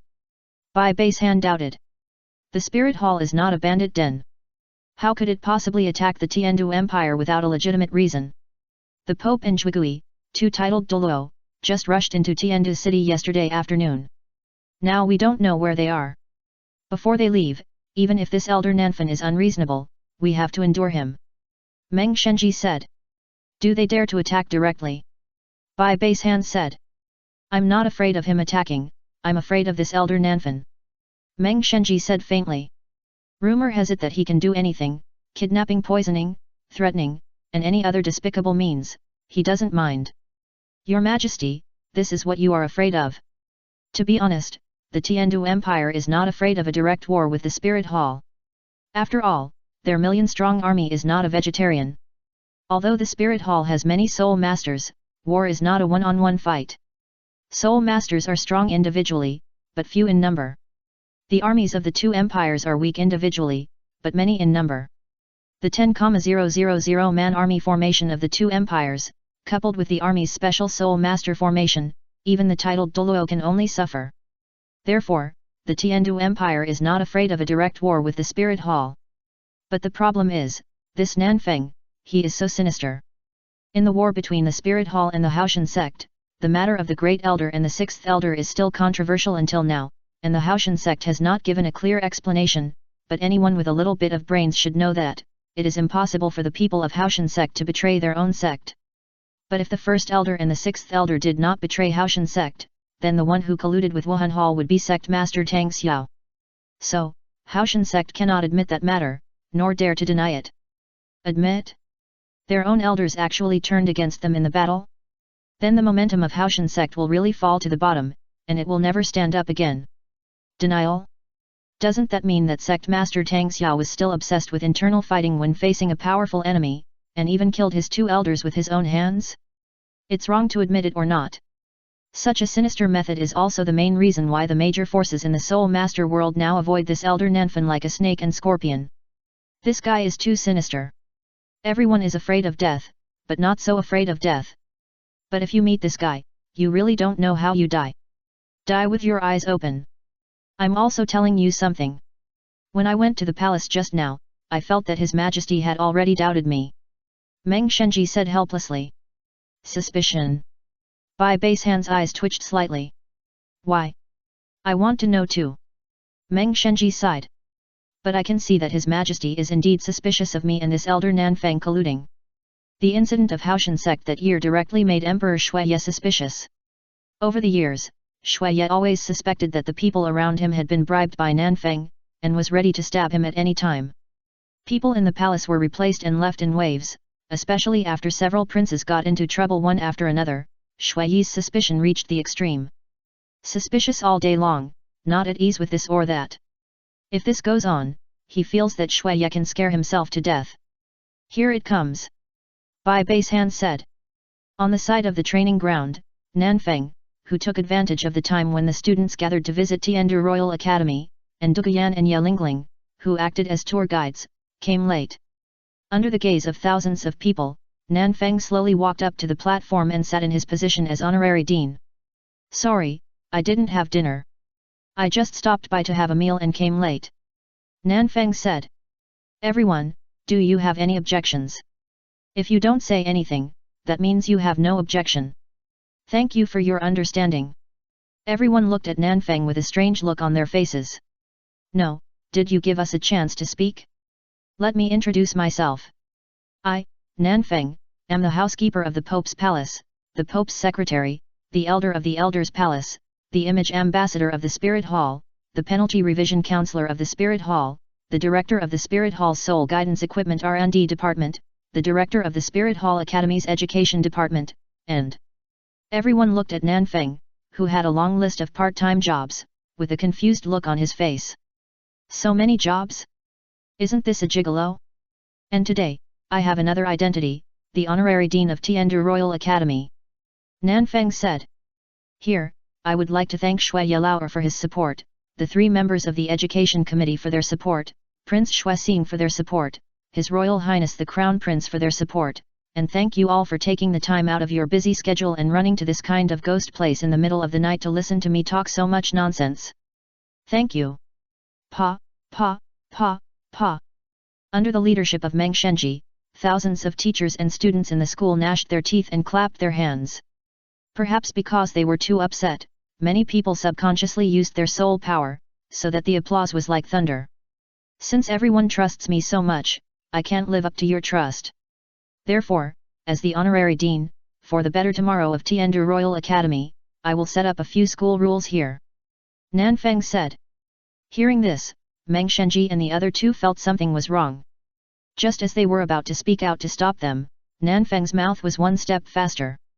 First, starting from today, the tuition fee of Tiandu Royal Academy will increase by 200% to improve the environment of the academy and improve the treatment of teachers. Nanfeng said. Do you have any objection to this? Everyone was confused. Tuition fee increase? What kind of school rule is this? Chapter 75 Welcome everyone's challenge. Do you have any objection? No. XN. The students of Tiandu Royal Academy are either rich or noble. The most important thing for them to study here is to gild themselves and to establish connections with the new generation of nobles. Tuition is really not a big deal for everyone. It's only doubled. For those who spend a little, it's just a matter of a few meals. Very okay, I know that everyone is a good student who respects teachers. Nanfeng showed a subtle expression. Then second, starting from this semester, the college will adopt the last place elimination system. Each group of 7 people will be assessed once a month, for a total of 12 times a year. Among them, the person who ranks last the most times will be expelled from Tiandu Royal College. Why? The students in the audience immediately raised objections. We paid to go to school. Why do you expel us? Yes. You are just the honorary dean. Why do you do this? Silence. Meng Shenji shouted heavily, suppressing the situation. Dean Nanfeng, expulsion from the college is still a bit severe, and since it is an assessment, there must be someone at the bottom. Bai Basehan said. Why not set the assessment standards, and give expulsion to those who fail many times? Although this rule sounds a bit harsh and even a bit excessive, if it is really implemented, it will be very helpful for improving the quality of students in Tiandu Royal Academy. They had thought of similar means before, but Emperor Shuiye did not pay much attention to it, because in his opinion, the strength of Tiandu Royal Academy is not important, and this academy itself does not exist to cultivate powerful soul masters. It is just a social circle for the nobles of Tiandu Empire. And, to put it bluntly, Emperor Shuiye may not have the courage to reform. After all, setting rules is one thing, and actually implementing them is another. If it is established but cannot be implemented, it will be embarrassing. It will damage the imperial power. But Nanfeng has the identity of Wuhan Hall and is more authoritative. If he does this kind of thing, the effect will be better. Okay, you can do it. Nanfeng shrugged, not caring much about this matter. Article 3. If a student who is expelled from Tiandu Royal Academy has a title to be inherited, the Tiandu Empire will deprive him of the right of inheritance. Hearing this, the students below exploded instantly. Why? What qualifications do you have to snatch our title? Nanfeng's eyes condensed, a red light flashed in his eyes, and a vast dragon power poured out, suppressing the restless square in just an instant. The students of Tiandu Royal Academy were only soul sect at the highest level, and they could not withstand this terrifying pressure at all. Their faces were pale, and even many timid ones were frightened to the point of weakness and collapsed to the ground. Now I am talking, and I haven't asked you to express your opinions yet. Nanfeng said. If anyone dares to interrupt me again, it will be regarded as contempt for the majesty of the Spirit Hall. As the judging elder, I have the right to kill him on the spot. The air was suddenly quiet. Hundreds of students who were frightened covered their mouths and dared not make any sound. Those who have been in Tiandu City have more or less heard the legend of the crazy elder of the Spirit Hall. He said he would take action, and he really dared to take action. Fourth. Nanfeng glanced at the students under the stage. The title of the dropout will be taken away by the first place in the annual assessment, and all the benefits of the title, including the fiefdom, property, salary, etc., will be transferred to the first place. The process will be jointly enforced by the Tiandu Empire, the 7 Treasures Glazed Sect, and the Spirit Hall. Everyone, don't worry about the problem of defaulting. The air seemed to freeze, and both teachers and students looked at Nanfeng with shocked eyes. Are you sure? Fifth, the students who were expelled will be jointly notified by the Spirit Hall throughout the continent. Please rest assured that since you have paid the money, even if you are expelled, I will make you famous overnight on the mainland. Nanfeng said. Sixth, if there are cheaters in the assessment, you can actively report them. If the report is true, the cheater will be directly deprived of the noble title and the title will be transferred to the reporter. Please refer to Article 4 for the process. Seventh, anyone who enjoys the title of Tiandu Empire must have his or her children and grandchildren of appropriate age enter Tiandu Royal Academy to study, otherwise it will be regarded as treason, all their property will be immediately deprived, and they will be convicted of treason. Finally, the above regulations are jointly recognized by Wuhan Hall, Emperor Shuiye of Tiandu Empire, Crown Prince Shui King He, Sect Master Ning Fengzi of Seven Treasures Glazed Tile Sect, and Little Ancestor Ning Rong. Everyone is welcome to challenge them. After saying that, Nanfeng stood up and left. Everyone watched Nanfeng disappear from their sight, and then cast their eyes on the 3 education committee members on the stage. Meng Shenji and the other 2 looked at each other, their eyes full of confusion. What the hell is this? Reform. An elder of Wuhan Hall actually came to help the Tiandu Empire reform. Nanfeng's speech at the Tiandu Royal Academy quickly spread, especially the last point, Wuhan Hall, Tiandu Royal Family, and 7 Treasures Glazed Tile Sect, 3 families jointly recognized it.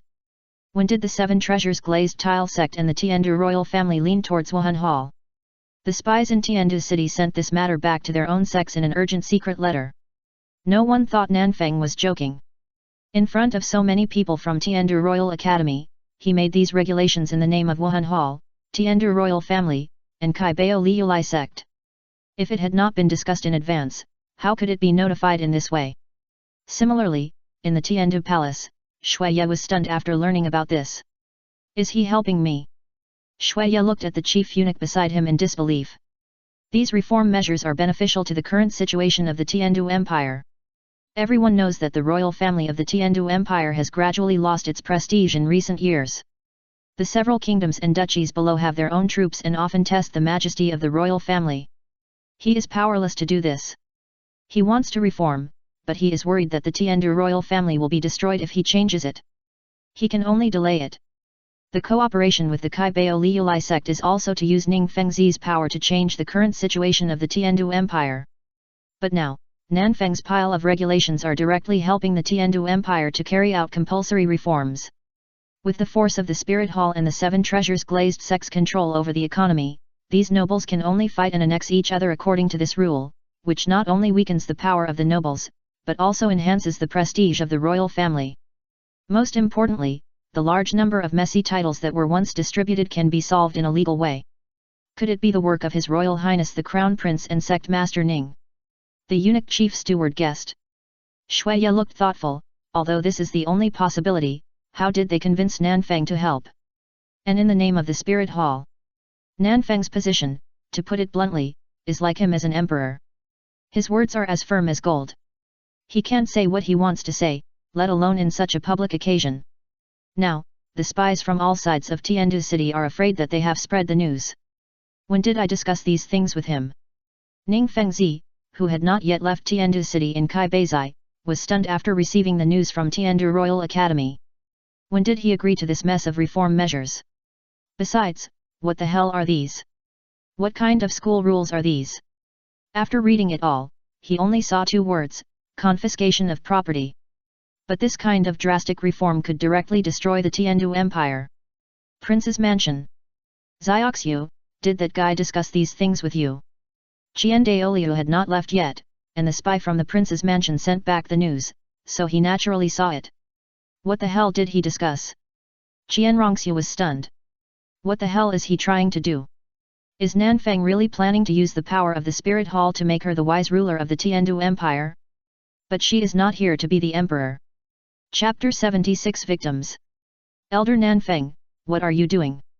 After learning about what Nanfeng did at the Tiandu Royal Academy, Salas collapsed in the Spirit Temple. He said these 2 sentences easily, but it was the people below who ran around. Such a big thing directly affected the nobles of the entire Tiandu Empire. If this thing is really done, the investment is very large. And it is not cost-effective at all. I just want to cause them some trouble on a whim, what's wrong? Nanfeng asked in confusion. Salas's eyes twitched slightly, but if we don't do what you said, the prestige of the Spirit Temple will also be damaged. Then do it. Nanfeng said. It just so happens that you know how much profit there is in confiscating a house. By the way, remember, I have half of it. Salas smiled bitterly, but, isn't this too much of a joke? Just studying at the Tiandu Royal Academy, you are sentenced to confiscation of the house? Will the people below obey? If they really do this, it will surely cause a riot among the nobles, and the Tiandu Empire will fall into chaos in an instant.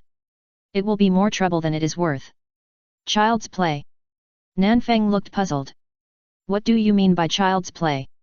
Do these rules of mine look like a joke? No, the punishment is too heavy. Sarah said. Who would obey if their house was confiscated just for going to school? Heavy. Nanfeng was still puzzled. Let me ask you, if a civilian slapped Shui Ye, what would happen to him? The whole family would be executed. Sarah said. One slap can lead to the execution of the whole family. Isn't this a child's play? Nanfeng asked. This Sarah's expression froze. This is different. Shui Ye is the emperor. The royal majesty cannot be offended. Everyone knows this. Then are these rules different from the royal majesty? Nanfeng said. Not only the majesty of the royal family, but also the majesty of the Seven Treasures Glazed Sect and the majesty of the Spirit Hall. Why, they can accept the confiscation of their property with a slap in the face, but I have given them so many opportunities to inspire the young nobles of the Tiandu Empire to strive for progress, but they can't accept it. Or, do you want to say to me that doctors are not subject to punishment? The law does not apply to nobles. Salis was speechless for a moment and couldn't speak. Nanfeng sighed, it seems that your stubborn feudal ideas are still strong. When the regulations I proposed are detrimental to the interests of the nobles, you subconsciously think that this is not right. Why not? Are kings, princes, generals, and ministers of different species. Now these nobles, are they born nobles? Isn't it the foundation laid by their ancestors? The six-winged people who make you dare not even fart isn't the angel family the foundation laid by their ancestors. Are their ancestors born nobles? And you are born cattle and horses. What? Their ancestors are better than yours, so you should kneel at their feet. Look at you guys. I like Tang Hao better than you guys. He at least dares to fight back when he is beaten. What about you? It seems that the Qian family's dog training skills are really good. When they are beaten, their first reaction is not to fight back, but to beg for mercy and admit their mistakes, and reflect on whether they have made their masters unhappy.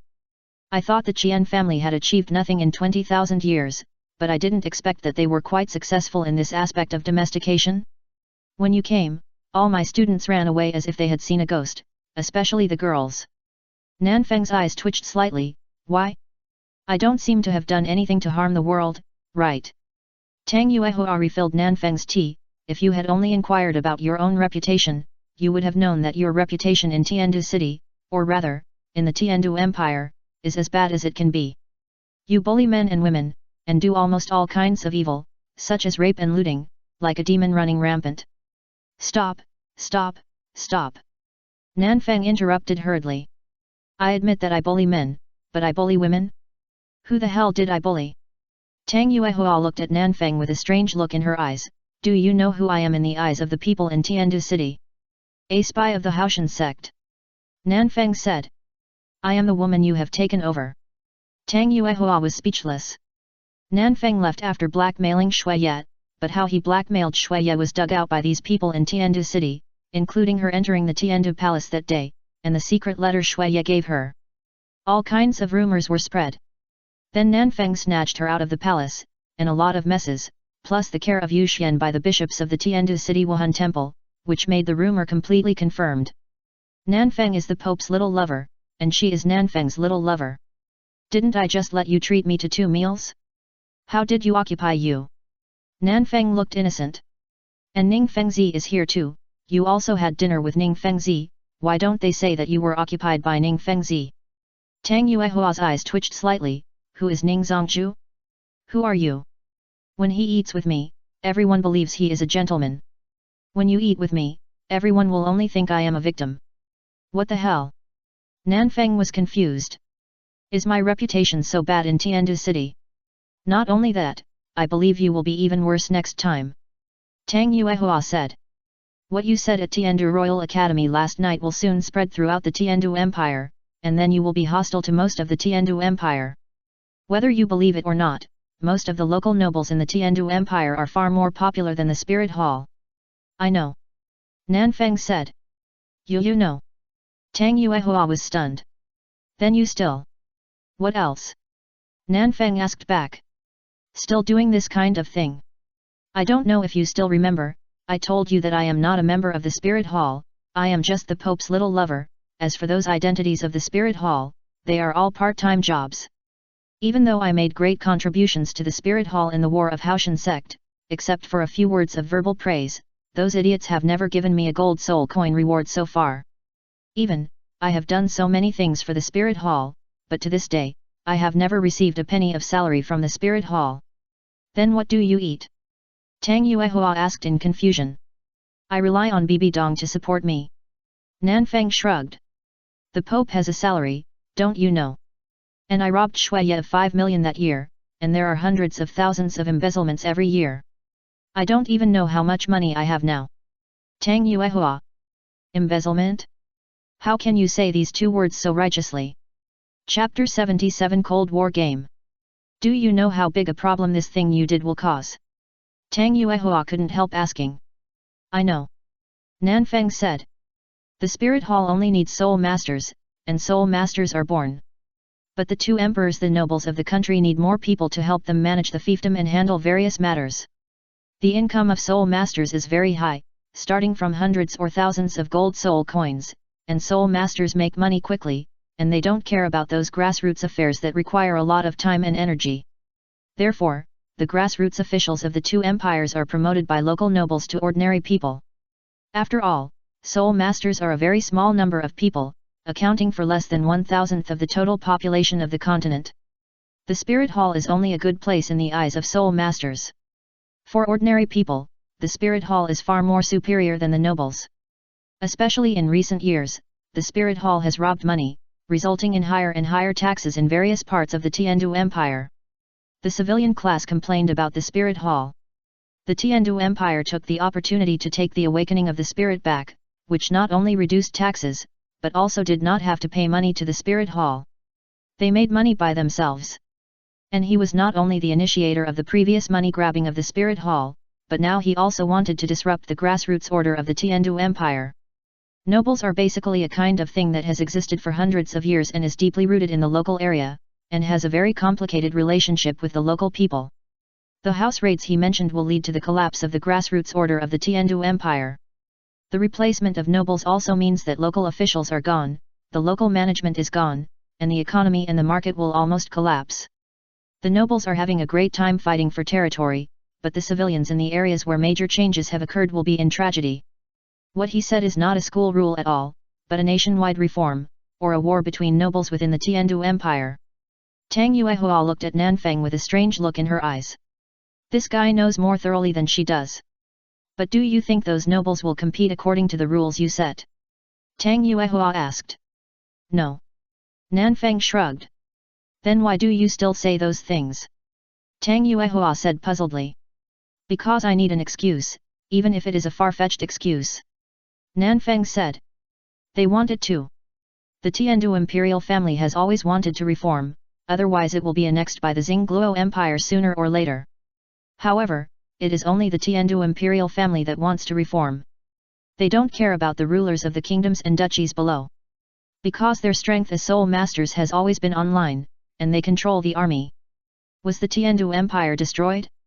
No, it was only the Tiandu imperial family that was destroyed. The royal families of the kingdoms below still exist. Why Xingluo has been unable to destroy Tiandu for a long time is not only because the Wuhan Hall has been making trouble in the middle, but also because the real strength of the two empires is not as great as it seems. The Tiandu Empire is weak because the royal family is cowardly and the imperial power is weak. But the real nobles who control the armed forces below are not weak. In the war between the two empires, Xingluo has always tried its best, but on the Tiandu side, each one is more capable of acting than the other. They are all waiting for the opportunity, waiting for the moment when the Tiandu imperial family completely loses its authority, so that they can legitimately take over the throne. Now, the excuse he gave just gave those real noble groups who had never been weak a legitimate opportunity to rob. But the nobles may not like this method. Tang Yuehua said. Especially the young people, they could have enjoyed their youth, but you forced them to work hard. Don't like it? Not necessarily. Nanfeng said.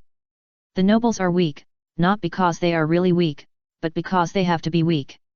Otherwise, the royal family will be worried, and the Spirit Hall will also regard them as a thorn in their eyes. There are many people like Xuebeng in Tiandu Royal Academy. Which cowardice and dandyism are pretending, and which people have ambitions in their hearts, his devil's eyes can see clearly. Last night, when he said those rules, many people were excited. We are all young people, and in a large social circle like Tiandu Royal Academy, who would not feel a sense of gap, who would not be angry. We are all nobles, why does his family have more fiefdoms and higher salaries than my family? Why should I be his follower? Being a dandy is just an image, and being a scoundrel does not mean being incompetent. You don't understand the nobility. Tang Yuehua said. You don't understand human nature. Nanfeng said. I don't deny that there are indeed many people who are born cowardly in this world, but most people are born with the desire to fight, or in other words, plunder and violence are things hidden in human bones, which is also the basis for humans to gradually become stronger in natural evolution. If there were no such things, and humans only knew how to shrink and protect themselves, they would have been eliminated by nature long ago. But this will bring chaos, and countless people will die because of it. Tang Yuehua said. Early detection, early treatment. Nanfeng said. I don't like to describe life with numbers, but you always like to say that, so I have to cooperate. How many people are there in Douluo continent now? How many people can die in a war now? Tens of thousands? Hundreds of thousands? Or tens of millions? But if the population multiplies several times, dozens of times, or even hundreds of times as much as it is now, how many people will die in a war at that time? And human society is developing, the number of soul masters will increase. In the current war, most people use those cold weapons to fight each other, but in the future war, can you imagine what the scene will be like when millions of soul masters fight each other? Why do you have to choose this bloody way? Tang Yuehua asked. Bloody? Nanfeng couldn't help laughing. It seems that you have lived in peace and happiness for a long time, and you seem to have forgotten the essence of life. Do you know what bloody means? When the border guards of the Tiandu Empire fail and the iron hoofs of the Xingluo Empire march straight in, that is the real bloody. Do you want the Tiandu Empire to become stronger? Tang Yuehua asked in confusion. No, I'm just promoting the progress of the times. Nanfeng said. The current Tiandu Empire is too weak. At least, I want it to have the same strength as Xingluo. Then, my game can officially begin. What game? Tang Yuehua asked in confusion. Cold War, as far as I know, is the best state of war. Nanfeng said. Tang Yuehua was stunned. What do you mean? Nanfeng paused. What do you think is the direct cause of the war between the two empires? Benefits? Tang Yuehua said. No, it's because the Tiandu Empire is obviously weaker than the Xingluo Empire. Nanfeng said. The war between the two empires started hundreds of years ago, but thousands of years ago when the two empires were just established, they were friendly and did not fight. It was not until Xingluo saw the possibility of destroying the Tiandu Empire and dominating the world that they actively prepared for war. But if no one can do anything to anyone, no one is sure, even if there are frictions, they are just some minor frictions, and there will be no wars involving millions of people. Still can't understand? Nanfeng asked. I teach etiquette and music, I don't understand military affairs or politics. Tang Yuehua said. Nanfeng paused, then let's put it in a simpler way, running. When two people are running, they may try their best to surpass each other, or they may both play badly together, but what if there is a beast that can kill them chasing them? Tang Yuehua was stunned and understood what Nanfeng meant. They will try their best to move forward. Nanfeng said. Not for progress, but to not lose to the person next to them. People have great potential, but there must be enough pressure to stimulate this potential. The masters of the Tiandu Empire have rested for too long and have lost their enterprising spirit, and the Xingluo Empire has also started.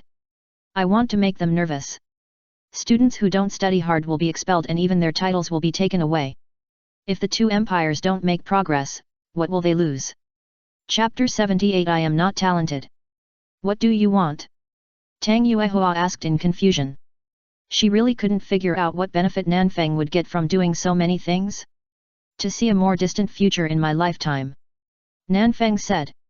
I want to see where this world will go, but I can't wait that long, so I can only do my best to accelerate this world. But you will attract countless resentments. Tang Yuehua said. Change means the collapse of the old order. Perhaps the result of the change is good, but the process is definitely painful. I don't care. Nanfeng shrugged. Whether they resent me or respect me, it has no effect on me. I just want to get what I want. Okay, after talking so much, I should talk to you about business. Tang Yuehua was a little nervous. What? Help me gather the nobles of the Tiandu Empire to Tiandu City. I want to have a heart-to-heart talk with them. Nanfeng said. Tang Yuehua has a great influence in the noble circle of the Tiandu Empire, not only because of the Haoshan sect, but also because of her own communication skills. Yuexuan is a ritual and music teaching institution. The nobles who live here respect Tang Yuehua, not the Haoshan sect. Don't refuse. I just asked you to do it. I didn't force you to do it. Nanfeng said. It's your business whether to invite them or not. It's their business whether they come or not. You just need to do your own thing. Also, please help me contact the 4 single attribute families and ask them to come as well. What do you want to do? Tang Yuehua asked. Have a heart-to-heart talk with the nobles. As for the 4 single attribute clans, after all, I was the strategic commander of the war at that time. I should also understand the grievances with them. Nanfeng said. Tang Yuehua looked hesitant. I can help you with the nobles, but I don't have the ability to help the 4 single attribute clans. I said, you just need to do it. Whether they come or not is their own business. Nanfeng said. What if they don't come?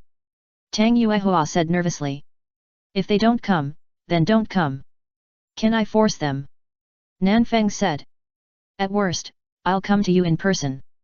As the old saying goes, if the mountain doesn't come to me, I'll go to it. Kai Beizai. Elder Nanfan, can you discuss this before you speak? Ning Fengzi looked at Nanfan, who had just entered the room and picked up Ning Rongrong and sat aside to play with toys. Now Tiandu Emperor, the nobles from all sides of the country sent news, asking what he meant, whether he wanted to start a war, whether he was in cahoots with the Spirit Hall. How could he join forces with the Spirit Hall to carry out such reforms? What to discuss? Nanfeng asked in confusion. The rules you mentioned at the Tiandu Royal Academy. Ning Fengzi said. Such a big thing, why did you do it without saying a word? Even if you want to change it, you should do it step by step. There is no need to use such radical means. You can do it slowly. The Tiandu Empire has accumulated problems for a long time, and it cannot be rashly cut, otherwise this shaky empire will collapse in an instant. You can only boil the frog in warm water. At least you should set up the stage first, and then invite these nobles to the stage, instead of kicking them directly. Too slow. Nanfeng said. I know you have a way to change the status quo of the Tiandu Empire, but it's too slow. Your method will take at least 20 years to show initial results. Ning Fengzi's eyes twitched, but my method is safe. My method is fast. Nanfeng said. But this is too dangerous. Ning Fengzi said. You don't understand the situation of the Tiandu Empire. Those regulations can't motivate the nobles at all. On the contrary, they will make them more unstable. I know, so I'm going to kill the chicken to scare the monkey. Nanfeng said. Soul masters are indeed strong, but not too strong. Moreover, powerful soul masters almost all have families to support. It is impossible for them to lower their status to do assassinations. Reputation is very important. Once the reputation is bad, it can't be saved. Moreover, once the war starts, no one will stand there like an idiot waiting for you to kill them. If there is a little wind, you can't see their shadow at all. Everyone who has fought in a war knows that the most difficult part of the decapitation tactic is not to kill in, but to find the position of the head. Killing a chicken to scare the monkey. Ning Fengzi was stunned. Elder Nanfan, think twice. If this causes a riot in the Tiandu Empire, it will be a disaster. Why didn't Shui Ye dare to reform himself? What he was afraid of was that once he started, all the people below would rebel. As long as one person rebelled, the others would rebel in a minute. No. Nanfan said. I can suppress these things. Ning Fengzi's eyes twitched.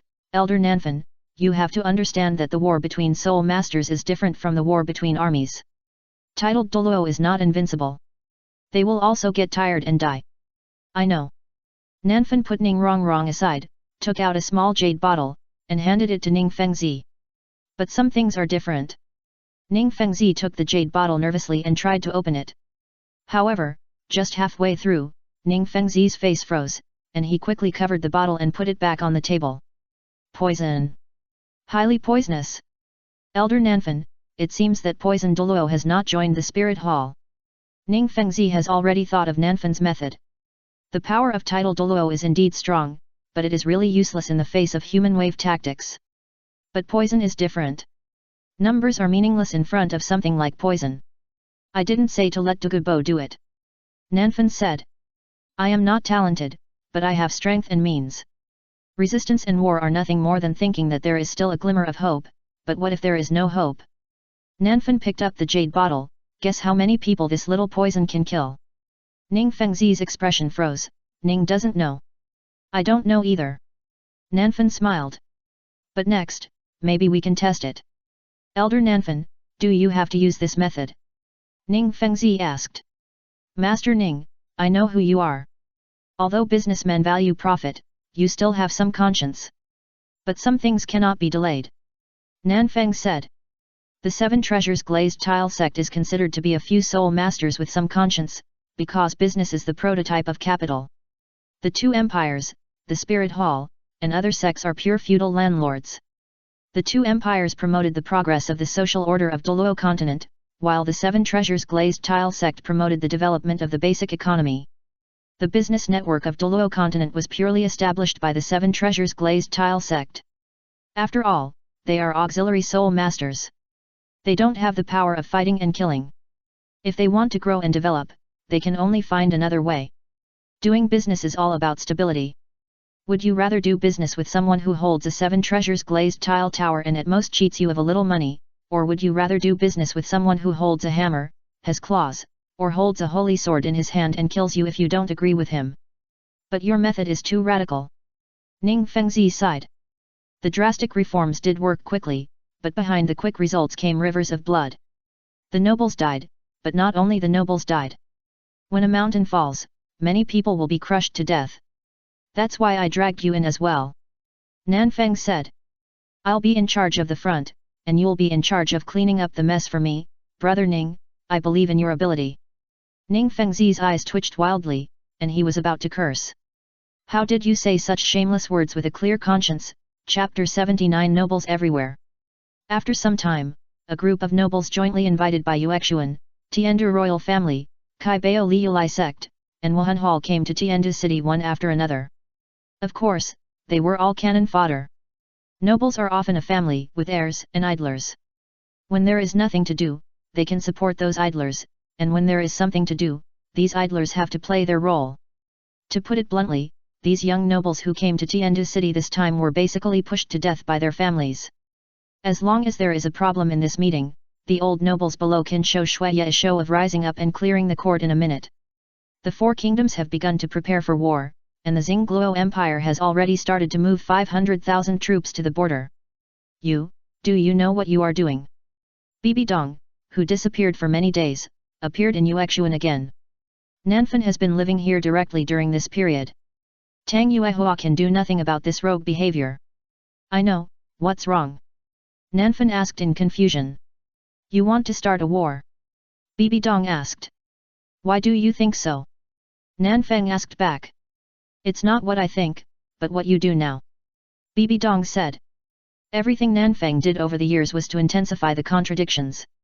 He forcibly intensified those contradictions that would take decades, hundreds of years, or even thousands of years to break out. When too many contradictions pile up and cannot be resolved, war is the only way. After so many years, I thought you knew me a little bit, but I didn't expect that you are still the same as them. Nanfang sighed, stood up and walked away. What has he done here during this time? Bibi Dong turned to look at Tang Yuehua. Tang Yuehua paused, eat and sleep. With whom? With me. You don't hate what he did to Haoshan sect? Bibi Dong asked in confusion. Why does she think Tang Yuehua doesn't feel anything about this matter? At the beginning, I felt a little, but now, I don't feel anything. Tang Yuehua said. Why? Bibi Dong asked. It's meaningless. Tang Yuehua said. He's a lunatic, I can't hate a lunatic. I don't know how to describe it, but he gives me a feeling that even if I kill him, it's meaningless. Helpless, this is the most intuitive feeling that Nanfang gives her. She has no way to deal with him.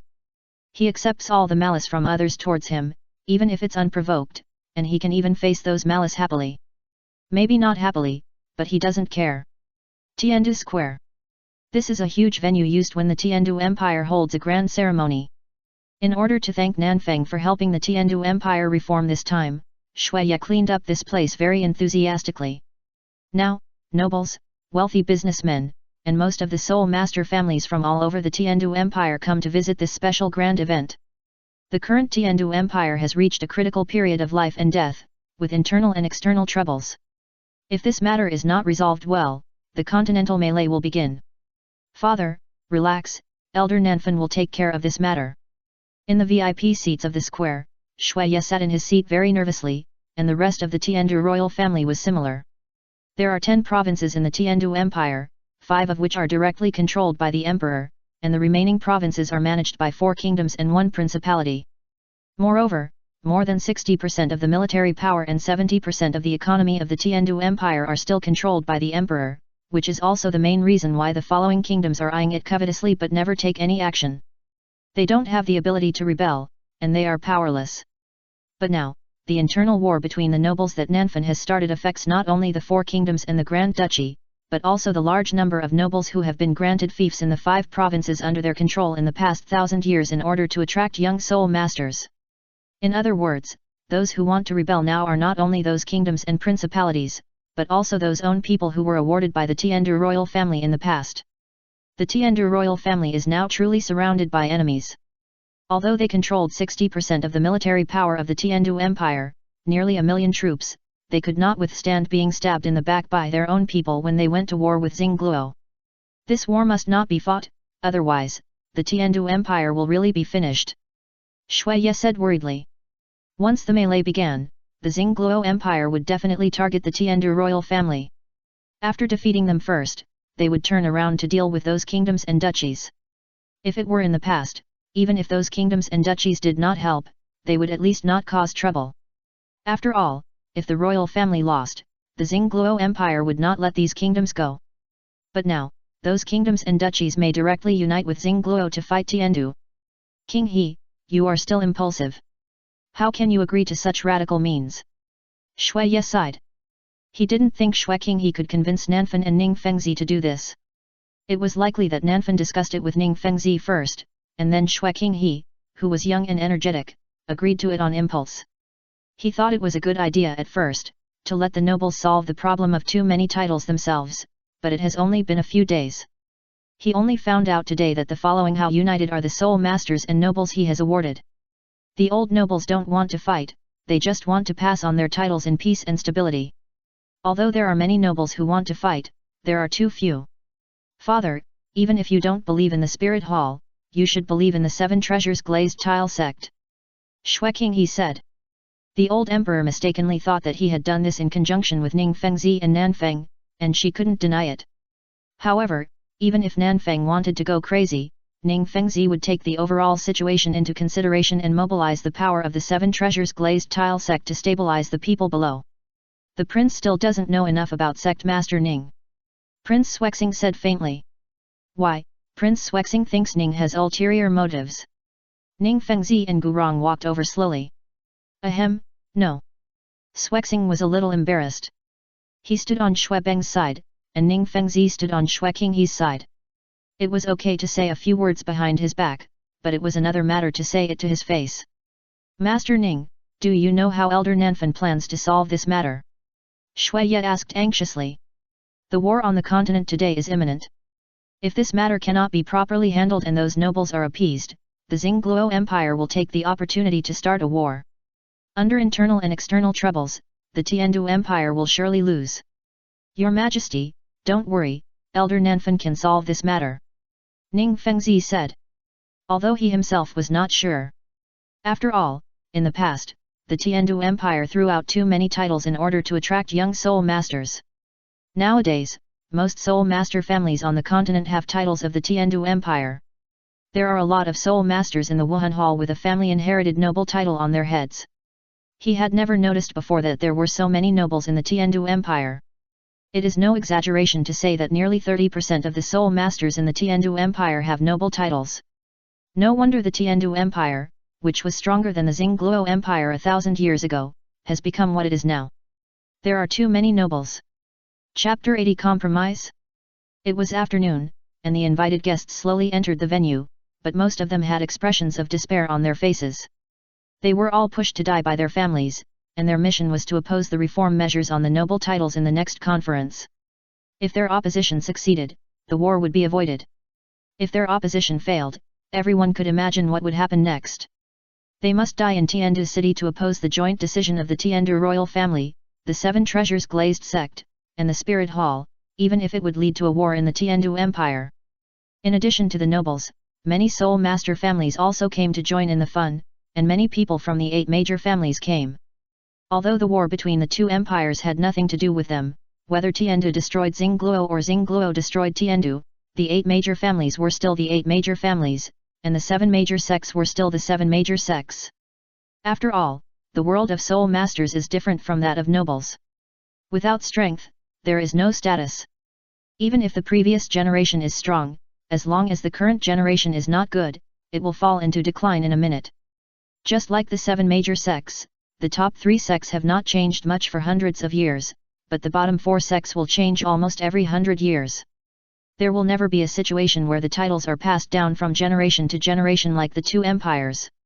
The world of Soul Masters only cares about strength. Do you think there will be a fight? The probability of a war is very high. On the seats of the 8 major families, several old soul Douluos with grey beards are gathering together. In the past, when the 2 empires went to war, there was always the Spirit Hall to mediate, but this time, the Spirit Hall does not seem to intend to reconcile. A skinny old man said. The 2 empires would have a conflict almost every 10 or 20 years, and the Spirit Hall would mediate when both sides were helpless, and would not make the scene too big. Therefore, the image of the Spirit Hall has always been good. However, the old Soul Masters have more information and a more thorough understanding. Although the Xingluo Empire has the ambition to annex Tiandu, they are not idiots. Although the Tiandu Empire has accumulated problems for a long time, its foundation is still there. If they fight head-on, even if Xingluo wins, it will be a miserable victory, which is not worthwhile at all. Instead of nibbling away at it bit by bit, it is better not to fight. Let the Tiandu Empire relax its vigilance, let this huge empire rot more thoroughly, and wait until the Tiandu Empire is really unable to fight against Xingluo, and then destroy the country in one battle. But the Wuhan Hall cannot allow such a thing. After all, if the 2 empires are at peace, the position of the Wuhan Hall will become very embarrassing. For the Wuhan Hall to develop, grow, and continue, it is inseparable from the large number of Soul Masters absorbed from the 2 empires, and Soul Masters are not fools. Most Soul Masters do not have any ambition to compete for the world's number 1. They just want to enjoy life after practicing to a certain level.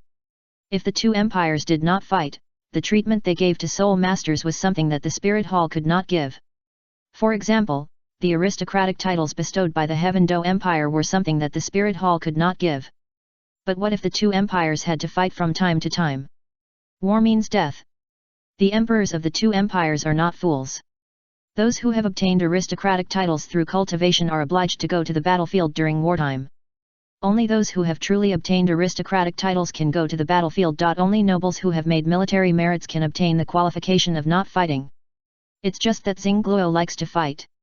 Most of the noble titles bestowed by the Xingluo royal family can be eliminated by fighting a few more battles. Only those truly powerful Soul Masters can retain their titles. If they want to continue to improve their titles, they have to obtain more military merits, so Xingluo is generally warlike. But the Tiandu Empire is a bit embarrassed. Although it has the same noble policy as Xingluo, the Tiandu Empire does not like to fight, so the number of titles bestowed is increasing, so it can't be eliminated at all. Even these nobles have formed a group, and they almost ignore the rule that nobles can only obtain the qualification of not fighting if they participate in the war and gain military merits. There are more and more nobles, but there are only so many rewards that can be given, so each person can get less and less. The old nobles united together, and their interests would not be shaken too much, but the new nobles who were awarded by virtue of their cultivation later were embarrassed. They only had a noble title, but no noble treatment. In contrast, they naturally chose to join the Wuhan Hall. As time went by, the power of the Spirit Hall grew stronger and stronger. Gradually, the spirit halls in each place were almost all a kind of alternative nobles in the local area. They were more noble than the nobles enfeoffed by the two empires because they had a large number of soul masters and were concentrated together, so no one dared to offend them. Therefore, in order to attract more soul masters, the spirit hall needed the two empires to maintain a state of war, but they could not fight too much. Whether Xingluo destroyed Tiandu or Tiandu destroyed Xingluo, it would not be good for the spirit hall. But now, the spirit hall seemed to help Tiandu reform, but in fact it brought a greater crisis to Tiandu. The interests of the nobles were not so easy to change. Amid the discussions of the crowd, the core figure of this incident finally appeared. Facing the gnashing eyes of countless people, Nanfeng slowly walked to the center of the square, and did not go to the high platform prepared by Shui Yet. What does he mean by this? Shui Yet asked in confusion. Nanfeng was ready to explain what happened this time, but he should stand on a high ground to speak on this occasion. I think he wants to compromise. Shui Xing said. After all, if such a big thing is not handled well, not only will the Heaven Do Empire go to war, but the Spirit Hall and the Seven Treasures Glazed Sect will also lose face. Elder Nanfeng is also young and hot-tempered. Even a titled Douluo elder would not dare to say such words on his own initiative. Even if the Pope wants to do something with such a huge impact, he must pass the Elder Hall meeting. According to the information he has learned, there was no news inside the Spirit Hall before this matter fermented. It can be said that this was Nanfeng's impulse. Compromise? This is probably impossible. Shui King he said. Facing more than 10 titled Douluos in the Elder Hall, and even facing her grandfather, Nanfeng refused to give in half a step. How could he give in on such an occasion?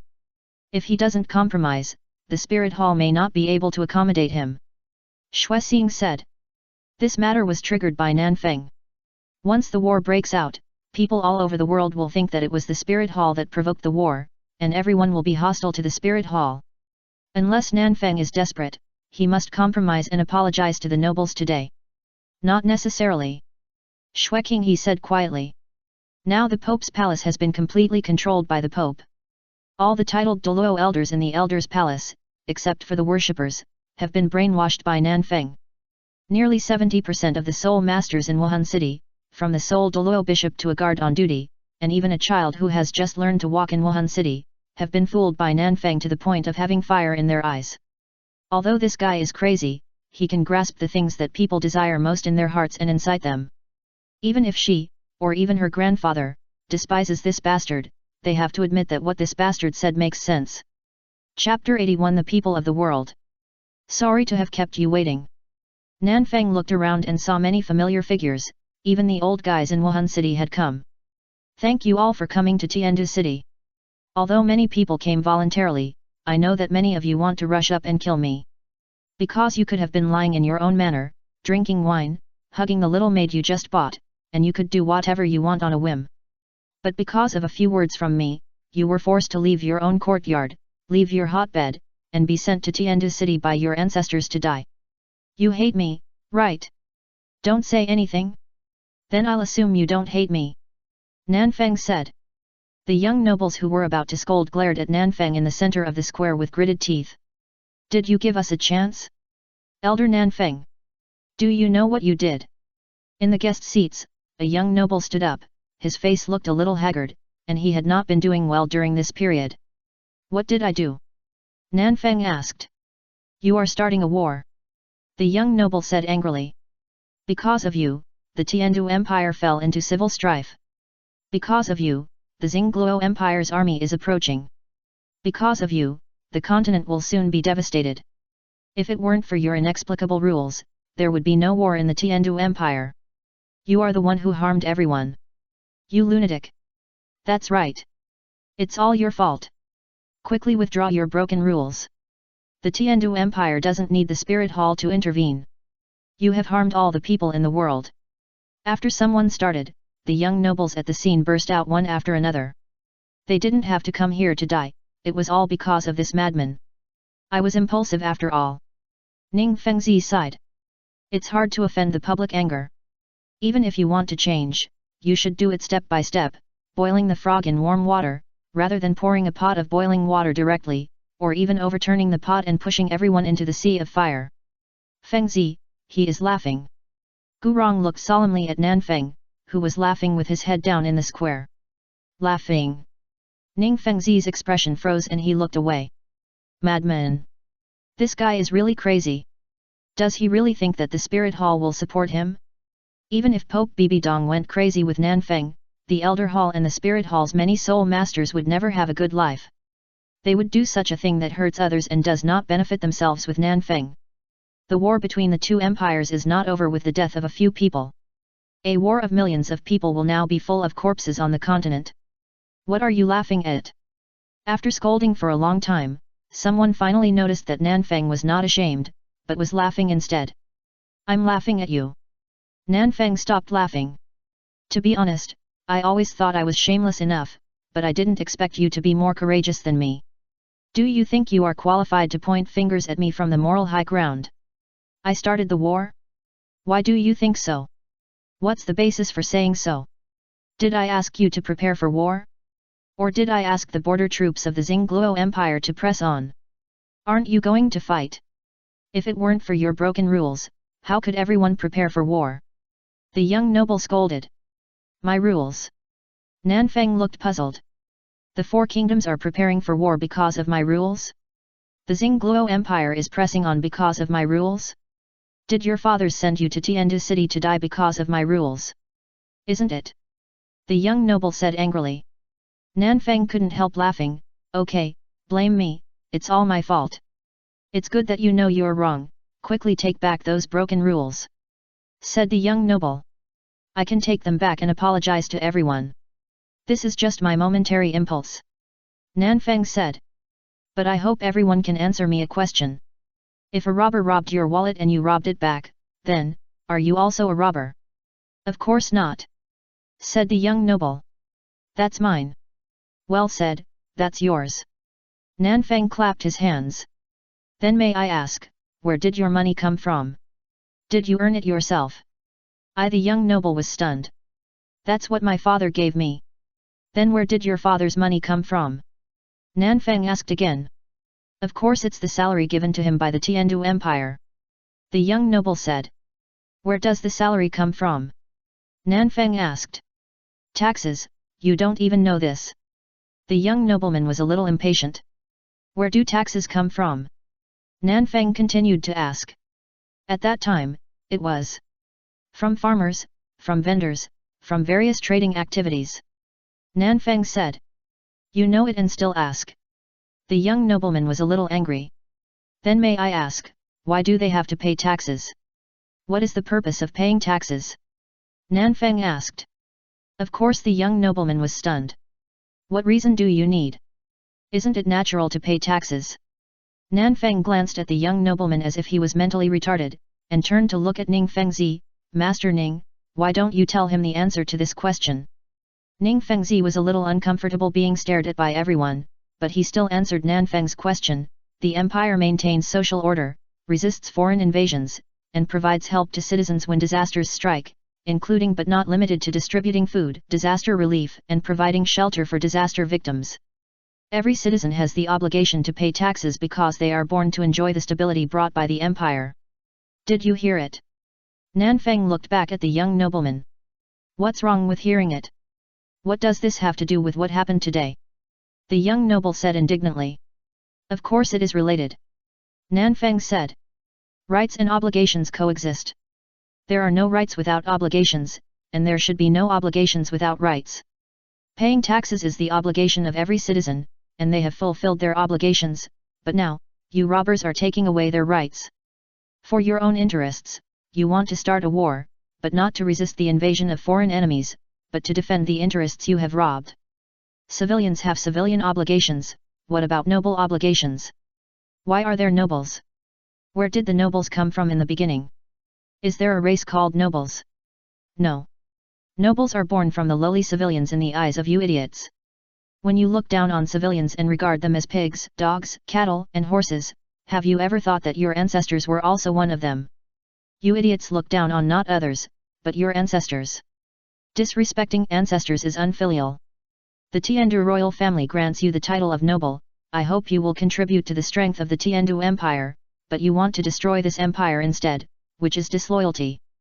As a noble, you only know how to enjoy yourself, not your responsibilities, and bully the people, which is unkindness. The Douluo Empire's army is approaching, but you are still thinking about internal strife, which is unjust. A bunch of disloyal, unfilial, unkind, and unjust bastards. What qualifications do you have to talk about the people of the world in front of me? Just for the benefit of those bastards, countless people will die, and you. You idiots. But you still think I took away your things.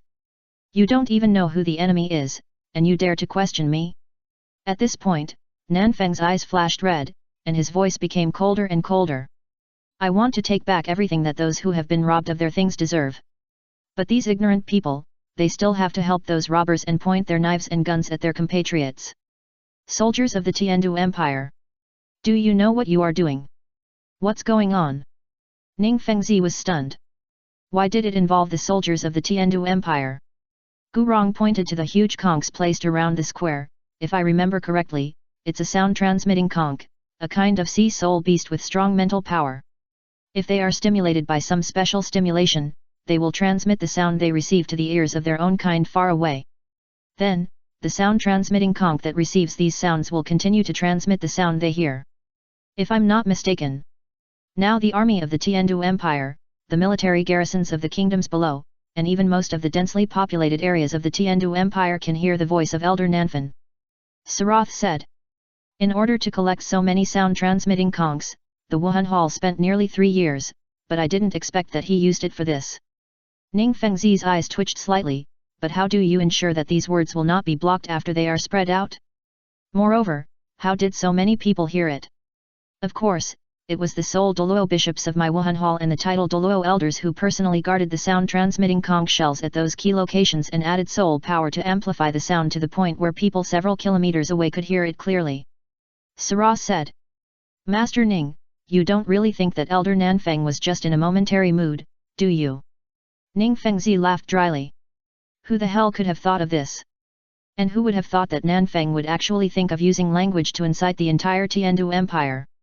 This guy really dares to play like this. Before today, many people advised me that it is difficult to offend public anger, but I don't think so. Public anger? Is it the anger of those bastards? Nanfeng asked. No. They don't deserve it. The real public anger is your anger. It is the anger of the people of Tiandu. See clearly who your enemy is. Who should you aim your swords and guns at? What are you fighting for? Are you going to swing your butcher knives at your families for those disloyal, unfilial, unkind, and unjust bastards? Answer me. You idiots who can't even tell the enemy apart. No. No. No. This Ning Fengzi was confused. Where did the voice come from? It's the Tiandu City Imperial Army led by General Ji Long. Shueking, he said. It's just that the place where the army is stationed is a few miles away from here. How many people are shouting? The voice has reached here? See who your enemy is. Don't let these wretched and greedy bastards destroy this country. Destroy your life. Find out these black sheep. Drive these plagues out of the Tiandu Empire. I know that my speech today will soon be forgotten by you, but I hope you can see it clearly. Who is provoking the war? Who is betraying the Tiandu Empire? Who plundered your wealth? Now, who will take your life? Leave you with nothing. For the Tiandu Empire. And for yourselves. Find them out. Kill them. Chapter 82 Heavenly Maiden Scattering Flowers. It has been nearly half a month since Nanfeng's speech at Tiandu Square. A lot of things have happened in the past half month. There are many good aspects, and there are many bad aspects. On the good side, Douluo withdrew its troops, and the nobles who originally opposed the previous policies wrote letters to express their support and were willing to obey the reform of Tiandu Royal Academy. On the bad side, Nanfeng has completely become a thorn in the eyes of the nobles. Faced with the army approaching, internal and external troubles, not only did he not stabilize the people's hearts in time, but he encouraged them even harder. Prince's Mansion. Since Nanfeng was still in Tiandu City, Qian Daoliu did not dare to leave easily and could only guard Qian Rongxiu. He also saw what Nanfeng said that day, but he did not understand it at all. He damaged the interests of the nobles, and did not help anyone gain more benefits. He just made the contradiction between the nobles and the common people, or should I say, the contradiction between the soul masters and ordinary people, even greater. Qian Daoliu closed his eyes. Since that day, he has been thinking for a long time. Until now, nearly half a year, he still can't figure out what Nanfeng is doing. What's the point of doing something that hurts others and does not benefit yourself? Rights? Obligations? Where are these things? Only the strong have rights, the weak only have obligations. The strong have the power to decide the life and death of the weak, and the weak have the obligation to obey this arrangement. This is the basic rule of Douluo continent. Do the common people not want to resist the nobles and the exploitation of the soul masters? They want to. But they don't have the power. That's why they hope that their descendants can become soul masters and escape from this fate of being exploited. Rights cannot be obtained with a few words. Rights come from strength, not obligations. What Nanfeng said makes sense at first glance, but for this world, there is no feasibility at all. Are there any species of kings, princes, generals, and ministers? Really? Soul masters are born. The power of soul masters is also based on talent. The fate of most people in this world is destined from birth. What is against the will of heaven to change their fate is just unrealistic empty talk. If he has no power, then everything he says is a joke, but he has power, and everything he says contradicts his own situation. Qian Daoliu opened his eyes. He is totally self-contradictory. You just realized it. Qian Rongxiu looked at Qian Daoliu, who suddenly realized with a strange look. Qian Daoliu's eyes twitched slightly. What do you mean? Do you think he would think carefully before doing anything? Qian Rongxiu said strangely. He always does what he wants, right? Those words that day, it's probably just a spur of the moment. To put it bluntly, he got carried away in that lively scene. You should have been watching in secret at the time, right? Then what he said was completely because that idiot noble made him a little angry. He didn't mean to incite anyone at all. He cursed in a fit of anger. He didn't think carefully about what he said. Qian Daoliu. Then what he said in the past half-month? No. The nobles below need a reason to rebel, and the Xingluo Empire also needs an opportunity to attack. Nanfeng's reform of the Tiandu Empire's noble policy is a perfect excuse. Unless Nanfeng slaps himself in the face and says that he was just impulsive and had a brain spasm, and had nothing to do with the Spirit Hall, the Tiandu imperial family, and the Seven Treasures glazed sect, otherwise, this melee is inevitable. Qian Rongxiu poured a cup of hot tea for Qian Daoliu and sat down. After that day, I asked Saras if Nanfeng was really going to respond to this war with a speech. Guess what Saras said? Is that kid gambling? Qian Daoliu said. No. Qian Rongxiu shook her head. The speech part was completely impulsive. At least Saras didn't receive any news in advance. What about those sound-transmitting conches? Qian Daoliu asked in confusion. The Spirit Hall has been collecting them for 3 years.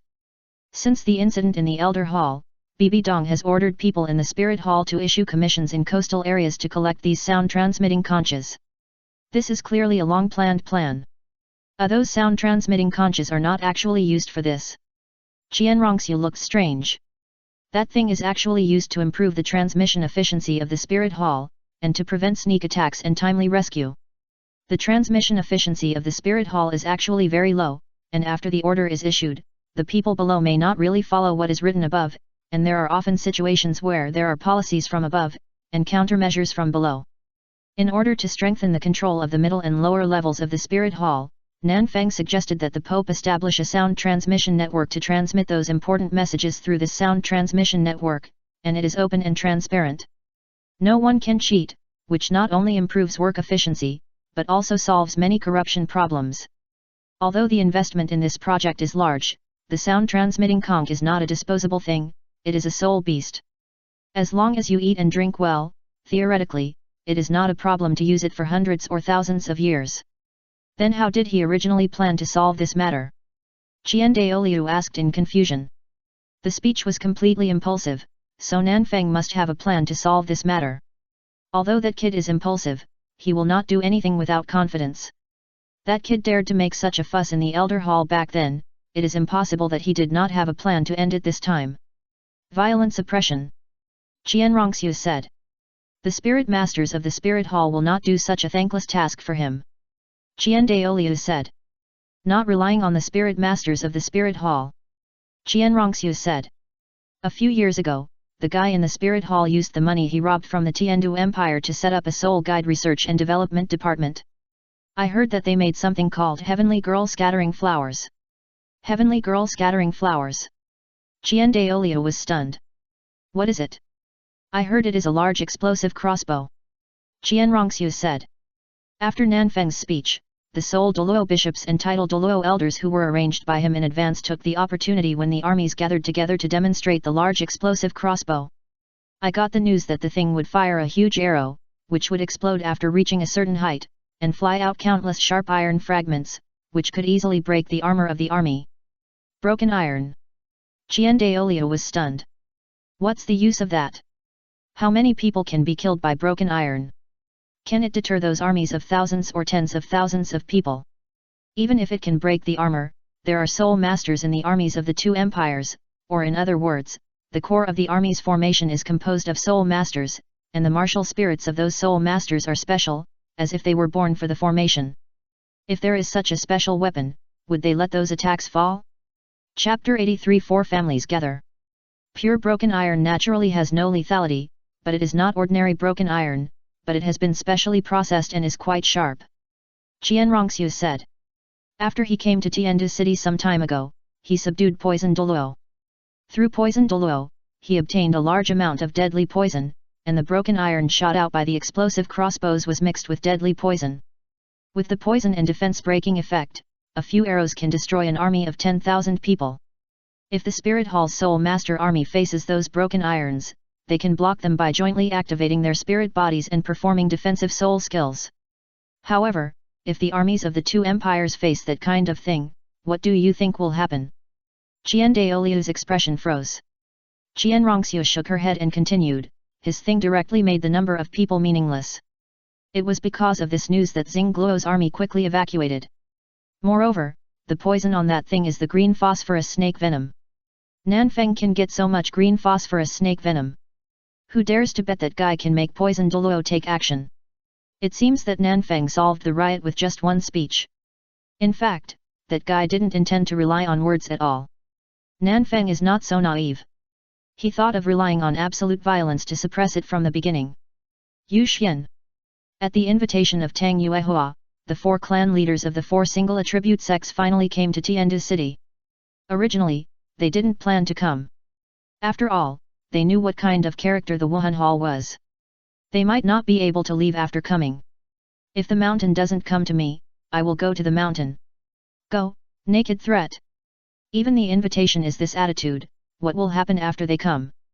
But after seeing the special weapons that the Spirit Hall demonstrated in the Tiandu Empire and the place where the Xingluo army pressed on, they deeply realized that they had to come. A madman who dared to play with poison on the battlefield. What else can't he do? If they don't come, I'm afraid someone will run into the tribe in the middle of the night and poison them, and it's not impossible that they will never wake up.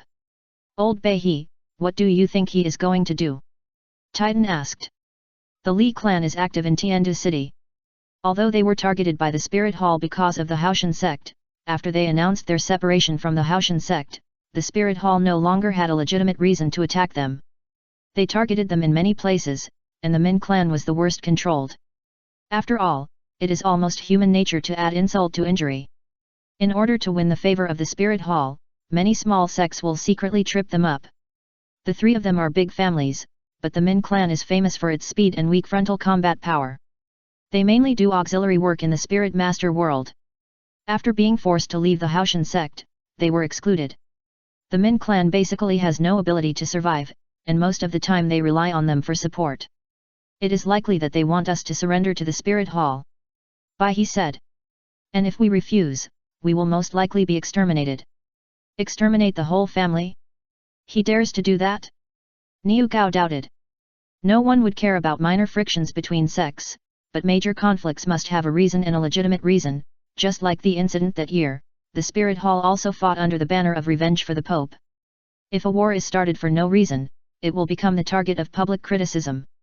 Even if Nanfeng is a lunatic, the Spirit Masters of the Spirit Hall will not cooperate with him. I thought so before, but after I saw him do that kind of thing on the battlefield, I think this guy's behavior cannot be guessed with ordinary people's thinking. Baihe said. Just like the nearly nationwide speech he made in the Tiandu Empire, he made specious arguments and stole concepts, but I have to say that he is very good at grasping people's hearts and reversing black and white. But we didn't do anything, could he destroy us for no reason? Niu Gao said. Not for no reason. Bai He said. If we don't come, that guy will probably do it directly, and there will be no evidence after the death. But we are here. Niu Gao said. If he comes, it will be even worse. Bai He sighed. As long as he sees us, the right to speak will fall into his hands. Let's say now, our 4 families are gathered together, he just needs to get hurt here, make a big scene, pretend to be attacked by us. Can he be so shameless? Niu Gao couldn't help interrupting. Pretend to be attacked? Not so shameless, this kind of thing, for that guy, can only be said to be basic operation. Bai He said. Tang Yuehua told him a lot about Nanfeng, as if she was afraid that he would not come. To sum up, there is only one sentence, there is nothing that Nanfeng can't do except what they can't think of. It seems that Chief Bai He knows a lot about me. Under Tang Yuehua's guidance, Nanfeng walked into the guest room. I don't want to know, but there's nothing I can do. Bai He was alert. Can't sense his cultivation? Could this guy be a titled Douluo? Don't be nervous, I don't have any ill intentions. Nanfeng said. Malice. Bai He put down the teacup in his hand. Did Elder Nanfeng forget what happened 6 years ago? What happened 6 years ago? Nanfeng asked in confusion. The spirit hall bullied others with its power, was inferior to others in skills, and bit back, and even made up some nonsense that Tang Hao attacked 3 titled Douluos and a group of soul saints in the spirit hall alone. Tai Tan narrowed his eyes slightly. Elder Nanfeng can't remember it. That was done by Qian Sunji, that idiot. What does it have to do with me? Nanfeng asked in confusion. I didn't beat Tang Hao, nor did I kill anyone from the Haoshan sect. In fact, I can swear to heaven that I have only killed 1 person in my life. And he was from the spirit hall. Except for the demon bear, he really hasn't killed anyone, and in the case of the demon bear, he was purely defending himself. Nothing wrong with it. Didn't you kill the great elder and the 6th elder of the Haoshan sect? Titan questioned. Are you stupid? Nanfeng raised his eyebrows. Who doesn't know that those 2 old guys were killed by Tang Xiao? If it weren't for you to sow discord, It was Tang Xiao who killed them. It was you. Tang Xiao smashed the great elder's head with a hammer. It was clearly. Everyone saw it. Looking at Nanfeng's rogue look, the 4 clan leaders' eyes twitched wildly. He really has no self-esteem as a strong man. Elder Nanfen, don't you even have the courage to take responsibility for what you did? Bai He said. I will definitely admit what I did, why should I admit what I didn't do? Nanfeng asked in confusion. You still? Okay, I admit it, okay. Nanfeng said. King Sunji was actually killed by me, Tang Hao was the scapegoat, the elders of Haoshan sect were killed by me, and I also robbed the corpse of Tang Hao's wife and slept with his sister. Is this okay? Are you happy? Bai He's eyes twitched slightly. Fuck you. How come it's as if we were being tortured into confessing? Chapter 84 Choice and Respect. I wonder what Elder Nanfen wants us to do. Bai He gave up on any verbal dispute with Nanfen, he couldn't win. A man who can incite the entire Tiandu Empire, it would be a miracle if he could win over this guy. Well, there are a few things that need your help. Nanfeng said. But don't worry, it's not a big deal. If you want to join the Spirit Hall, forget it. Tai Tan said. Spirit Hall? Nanfeng asked with a puzzled look on his face. Why do you want to join the Spirit Hall? What do you mean? Bai He asked in confusion. I just want to ask you to do something with me. Nanfeng said. The leader of the Power Clan, Tai Tan, is proficient in casting. He is the vice president of the Continental Blacksmith Association and one of the 3 great master blacksmiths on the continent. This person is very valuable. The leader of the Po clan, Yang Wudi, is proficient in refining medicine and is also a good assistant.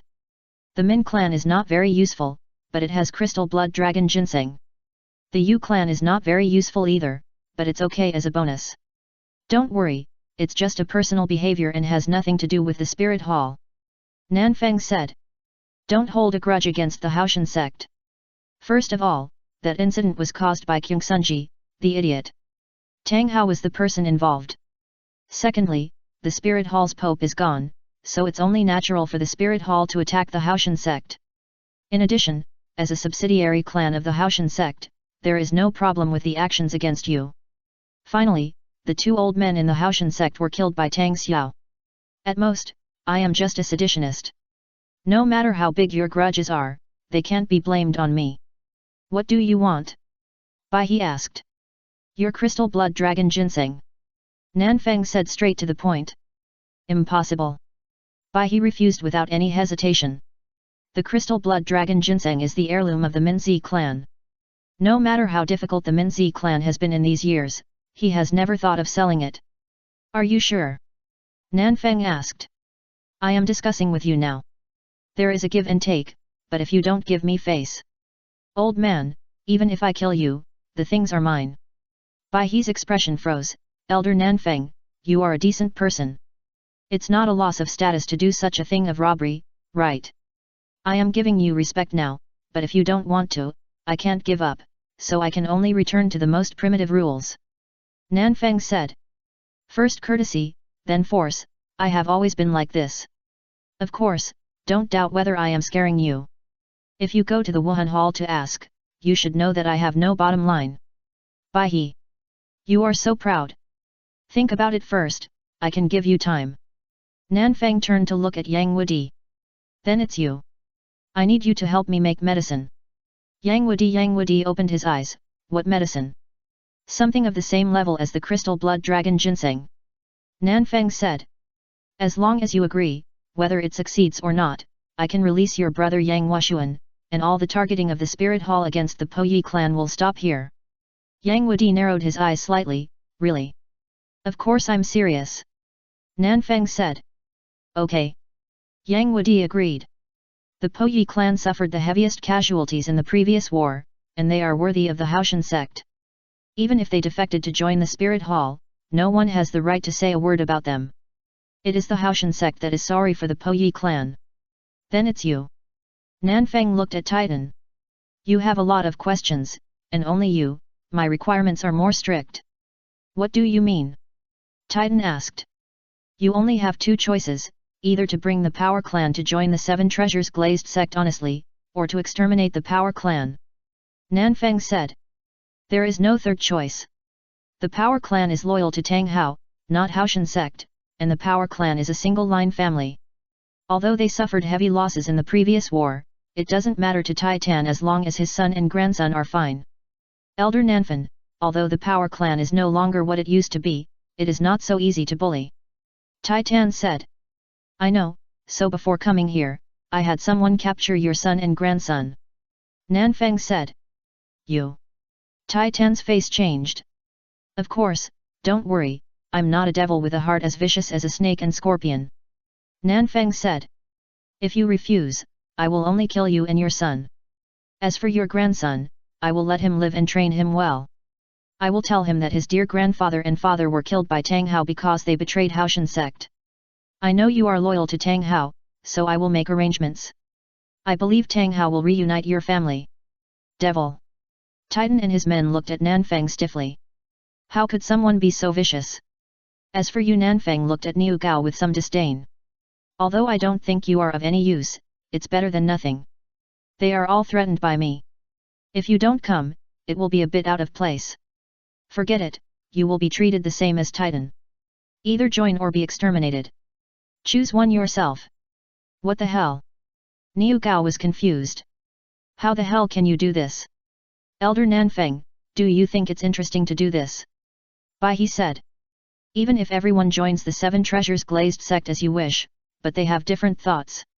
Is it meaningful? Of course it is. Nanfeng said. With Ning Fengzi's methods, it is easy to disintegrate your families from within. Don't think you are so steadfast. You can only represent yourselves, not the people below. Guess whether they want to live, or die like you. After saying that, Nanfeng stood up. That's what I mean.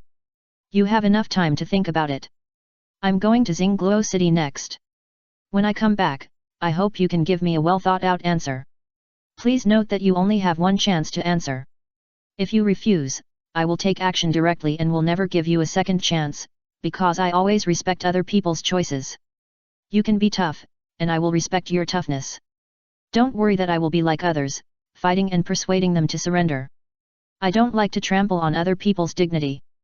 I will even help you stick to those self-esteems that you can't stick to. Even if you beg for mercy halfway through the fight, I will still kill you all. After all, it's better to die standing than to live on your knees. I believe you all think so, so I won't let you live and embarrass yourself. After speaking, Nanfang turned and left, leaving Baihe and the others in a mess in the room. He is quite principled. Baihe said strangely. Although he is cruel and ruthless, he has to admit that this guy does respect them. He respects them too much. Chapter 85. Go to Douluo. Douluo City. After solving the problem of the four sects with single attributes, Nanfang went on a spontaneous trip, dragging Douluo and Douyan to Douluo City. I say, can't you bring 2 more people? Douluo said strangely. That's Douluo City, not Tiandu City. If it was Tiandu City, he was confident that he could run away with these 2 people. But Douluo City, just the martial soul fusion skills of the royal family were enough to give him a hard time, not to mention those soul Douluos and soul saint ministers. Douluo City and Tiandu City are 2 different concepts. Title Douluos dare to run into Tiandu City for a stroll, because their strongest are only the 3 teaching committee members of Tiandu Royal Academy. But in Douluo City, title Douluos don't dare to barge in. The nobles of Douluo are different from those of Tiandu. And the atmosphere here is that they fight whenever they want. What are you afraid of? Nanfang asked in confusion. With your time freezing and your 9th soul skill, how many people in Douluo City can survive? Douluo's eyes twitched wildly. I haven't lived enough. He can really kill a lot of people with one big move. But the problem is that after the big move, those who are still alive will definitely go crazy and kill him. I have to make it clear to you, the more powerful the soul skill, the more terrifying the soul power consumption. If I use the 8th and 9th soul skills together, it will instantly consume nearly 70% of my soul power, causing me to enter a weak period. At that time, even if a soul saint rushes up, he can kill me. Douluo said. Most of the 9th soul skills of the titled Douluo will directly clear at least 30% of the soul power. The more powerful the soul skill, the greater the consumption. Some 9th soul skills can even consume half of the soul power at one time. In battle, no one is willing to use this kind of soul skill that consumes terrifyingly unless they have to. After all, if the opponent happens to be able to deal with this kind of soul skill, then it's over. Whether it is a martial soul or a soul skill, there is a restraint relationship. Even a 10,000-year soul skill may be restrained by a 1,000-year soul skill. And the consumption of a 10,000-year soul skill and a 1,000-year soul skill are completely 2 concepts. In a fight between true soul masters, they will not easily release high-year soul skills. Even in a fight between titled Douluo, they can only use their martial soul avatars most of the time. As for using the 8th or even 9th soul skills, unless someone is there to back them up, otherwise, it means risking your life. I know. Nanfang said. The higher the age of the soul ring, the more powerful the soul skill is, but at the same time, the greater the consumption. For titled Douluo, things like the 8th and 9th soul skills can only be used once a day. The battle between soul masters is not like the one in the Great Soul Arena, where they use skills against each other. That is just a show match. The real soul master battle is actually similar to the one in the Hell Killing Field, except that there are a few more low-year soul skills, and occasionally the martial soul avatars are used to fight. This is also the root of the advantage of self-created soul skills. The most direct example is that the title of the world's #1 weapon spirit may change. After all, these titles are based on the heights that the strongest person with this spirit can reach. However, the world's #1 sect has always been the Haoshan sect, and since its appearance, it has stood for 1,000 years, and the status of the Haoshan sect has never been shaken at all, because of their inherited self-created spirit skills, such as the Haoshan 9 Absolutes, the Chaos Cloak Hammer method, and the Secret Explosion Ring. Almost all sects have their own exclusive self-created spirit skills, but none can compare to the secret method of the Haoshan sect. Don't talk about the angel family that has been passed down for 20,000 years. Living a long life does not mean being powerful. The size of the ability has nothing to do with seniority. The times are progressing, humans are progressing, and technology is also progressing. If the strongest things in a world are all old things, then it can only be said that this world is heading towards destruction. After all, each generation is worse than the previous one, what future is there? When a person, a family, or a country knows how to brag about how awesome their ancestors are, it means that they are not doing well now. Because they can't brag about their own achievements, they can only brag about their ancestors, just like those who like to brag about having a friend. Only those who are not doing well will like to reminisce about the past. Do you know that you didn't call 2 more people? Douluo said. No need, I'm not going to fight. Nanfeng said. Besides, if a fight really breaks out, you just need to use your ultimate move and leave the rest to me. The destructive power of the Dark Gold Terror Claw Bear is no joke. The extreme gold attribute can almost tear the space apart by brute force. It's all about violence. And the real horror of the Dark Gold Terror Claw Bear lies in its berserk ability, super burst of speed and strength, and rampage. Judging from the Dark Gold Terror Claw Bear years that he can transform into now, once it starts to berserk, no one dares to stand in front of him unless he is a peak Douluo above level 95. If a fight really breaks out, Douluo will first use his explosive power to poison most of the opponents. In such a highly toxic environment, who dares to stand in front of a mad Dark Gold Terror Claw Bear? Besides, if one doesn't work, he can use 2. Even if he can't stand the beating, no one can stop him from running away. Then why do you have to take Yunyan with you? Douluo asked. Aren't you worried that you will run away quietly? Nanfeng said. I'll take her with me, for safety. Douluo and the others looked at Nanfeng with strange expressions. Do they dare to run? After several days of trekking, Nanfeng and his companions finally arrived at Xingluo City. It is as prosperous as Tiandu City, but it is full of fierce atmosphere. It is somewhat similar to Wuhan City. After all, the customs and culture of Xingluo are like this. The establishment of the Tiandu Empire was a union between the Tiandu imperial family and the following kingdoms, because the Tiandu imperial family was the strongest and they did not like to fight. When the country was founded, the Tiandu imperial family did not choose war and merger, but chose negotiation, so they retained the autonomy of the 4 kingdoms in a principality. The establishment of the Xingluo Empire was more bloody. There was no negotiation at all. They directly destroyed the country. Most of the time, regarding the history of the founding of the Xingluo Empire, they were doing the same thing, exterminating the race.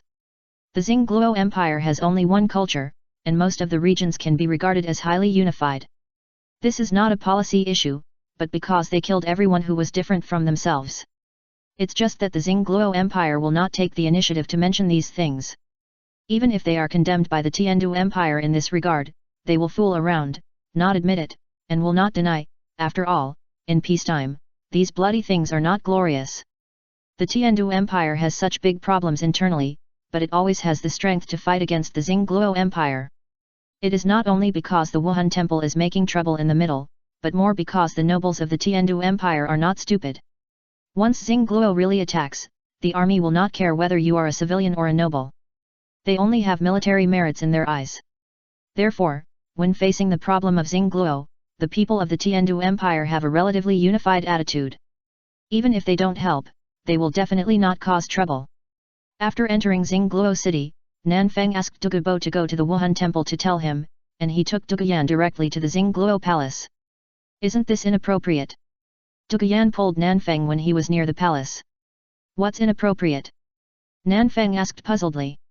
I am an elder, although only an honorary elder, but in terms of status, I am on the same level as the title Douluo elders. How dare that old thing not see me? But the palace is someone else's territory. If we go in like this, aren't we sending our heads into their encirclement? Douluo said. What are you afraid of with me here? Nanfeng said.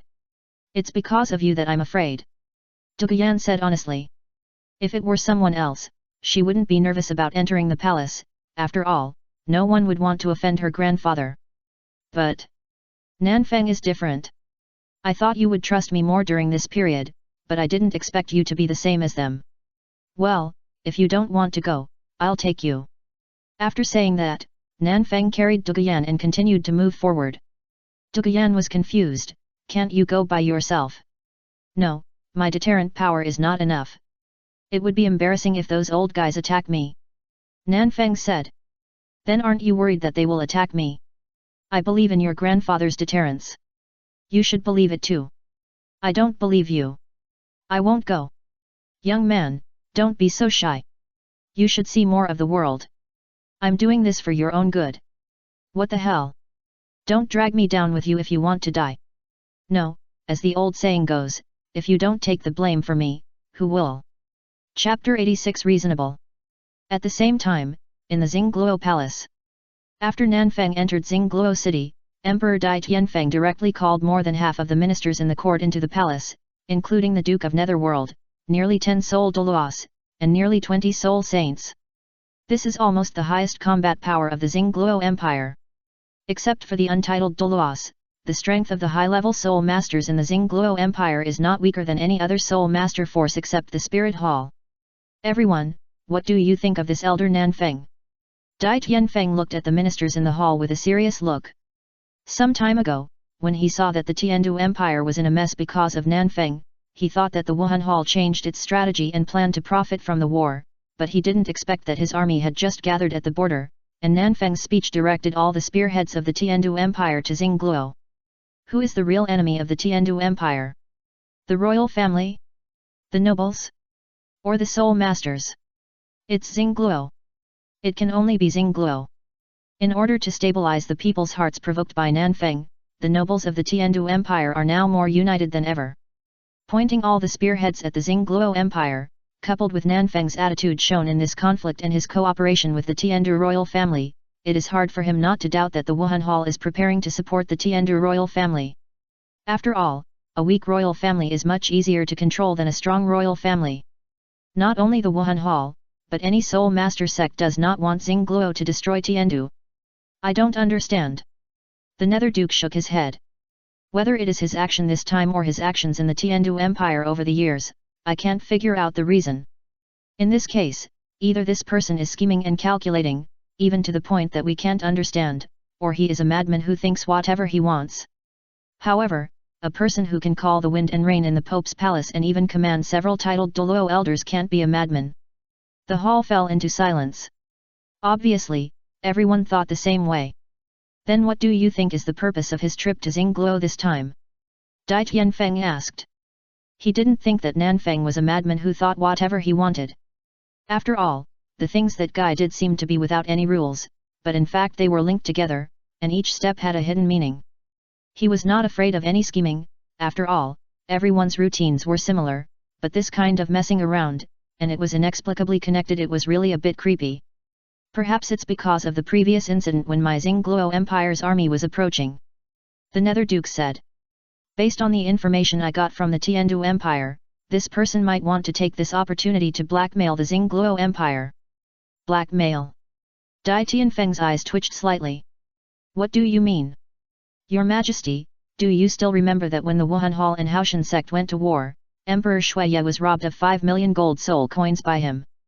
The Nether Duke said. Dai Tianfeng was stunned. He dares to blackmail me with such a thing. He is not afraid of war. And the war between Xingluo and Tiandu Empire was not something he just wanted to do. It's a conflict that has lasted for hundreds of years. Isn't it reasonable to take advantage of the situation? Could it be that when he sees that the Tiandu Empire has problems, he still has to help it attentively, and wait until the other side boosts morale before fighting to the death? Isn't that a fucking brain bag? Your Majesty, Ning Fengzi of the Seven Treasures Glazed Sect once said in private when he was appeasing those nobles that Nanfeng is a man who does everything and has no bottom line. The Duke of the Netherworld said dimly. For example, the reform of the Tiandu nobles before was completely Nanfeng's own initiative. He forcibly dragged the Seven Treasures Glazed Sect and the Tiandu royal family into it, and almost set off a war. He dares to mess around with such things. Do you think there is anything he can't do? But how can he threaten me? Dai Tianfeng said. I'm not afraid of his titled Douluo of the Spirit Hall. The reason why Shuiye could be threatened by Nanfeng was that the old man was too weak and was afraid that the Spirit Hall's soul masters would come to assassinate him. Although Shuiye's cultivation was online, the old man only had cultivation but no strength. Most of the Tiandu royal family was like this. After all, they had the best resources, and their ancestors were all powerful soul masters. Most of the inherited talents were not too bad. At least they could cultivate to the level of Soul Emperor, and even if they didn't cultivate, they could force themselves to pile up. The soul masters who relied on external forces to pile up had weak soul power. For example, Shuiye had shown his soul rings in the previous all-continent soul master competition, and he was an 8-ring soul Douluo. But Shuiye's soul Douluo, any soul saint could press him to the ground. He was just a show-off. But he was not a show-off. Ordinary titled Douluo couldn't take him down in a short time. Besides, he lived deep in the palace, and the guards of the imperial army were not for show. Although the titled Douluo was strong, he was still a human being. Without soul power, no matter how powerful the titled Douluo was, he would die. Your Majesty, the spies of the Spirit Temple just sent news that the poisoned Douluo, Douluo, came with him. The Duke of the Netherworld said. Dai Tianfeng's expression froze. Douluo? Why would that old guy come? He was not afraid of other titled Douluos, but he was really afraid of Douluo. Because Douluo was so fucking special. Even those peak Douluos above level 95 could be killed by the human wave tactics. But this Douluo, what the hell? When his snake venom was released, even few titled Douluos dared to get close to him. He withdrew his army so quickly this time, because he was afraid that Douluo would run to his army's station and release poison. When other titled Douluo take action, the army will consume at most 100 people, but if Douluo takes action, there will be tens of thousands of casualties in a minute. I don't know, but... Your Majesty, Elder Nanfeng of the Wuhan Hall and his granddaughter Duguyan, the poisoned Douluo, are outside the hall to see you. The eunuch who sent the message ran in. Dai Tianfeng took a deep breath. Please let them in. Your Majesty, you should have thought of the reason. The Duke of the Netherworld said strangely. I thought of it, but I didn't expect that an elder would do such a thing. Dai Tianfeng said speechlessly. Tied up Douluo's granddaughter. How could this person not come? After a while, Nanfeng took Douluyan and walked into the hall in a relatively harmonious manner. Dai Tianfeng also stood up to greet him politely. Elder Nanfen, you are so kind, I'm sorry for not welcoming you from afar. It's okay, I'm a very reasonable person, just give me some apology. Nanfen said. Dai Tianfeng's eyes twitched. Elder Nanfen is joking. You old thing, do I look like I'm joking? Nanfen asked. The air was suddenly quiet. The atmosphere in the hall became tense in an instant. Dai Tianfeng's party didn't expect Nanfen to attack so directly, and didn't expect him to use such a childish reason. And Duguyan, who was forcibly pulled in by Nanfen, was really about to cry. Brother! Don't you have any pre-swing before you do things? Be mentally prepared. How much does Elder Nanfen want? Dai Tianfeng asked directly. Oh? I didn't expect you to be such a straightforward person. Nanfen was very surprised. Okay, so I don't have to talk too much. Not much, 1 million. I forgot about it. Deal. Dai Tianfeng agreed decisively. Back then, Shuiye bargained for 5 million directly. He would never make the same mistake at this stage. Chapter 87 Patent Fees. I wonder what Elder Nanfeng is doing visiting Xingluo. In order to prevent Nanfeng from talking nonsense again in terms of attitude, Dai Tianfeng led everyone directly to the banquet hall, served delicious food and drinks first, and made a good scene. Just a little thing. Nanfeng waved his hand and took out the heavenly girl scattering flowers installed in the soul guide. A large crossbow cart of nearly 10 meters, and a matching super large explosive arrow of nearly 7 meters long. The crossbow cart itself adopts a lot of composite designs, which maximizes the range of the crossbow arrows. Although he doesn't know how those special crossbows are made, he still remembers some basic physical mechanics theories. He handed those things over to professionals. After a few years, those people have made some improvements based on the current crossbow arrows. Do you know what this is? Nanfeng asked. The Duke of the Netherworld's expression changed slightly. Is it the weapon that was concealed at the Xingluo border before? Although he didn't go to the front line, according to the report of the vanguard troops at that time, the lethal range of this thing, the range is extremely exaggerated. As long as a Soul King operates it, it can have a range of thousands of meters, and after the explosion, it can cover hundreds of meters. Even if it is not highly toxic, this thing is quite dangerous.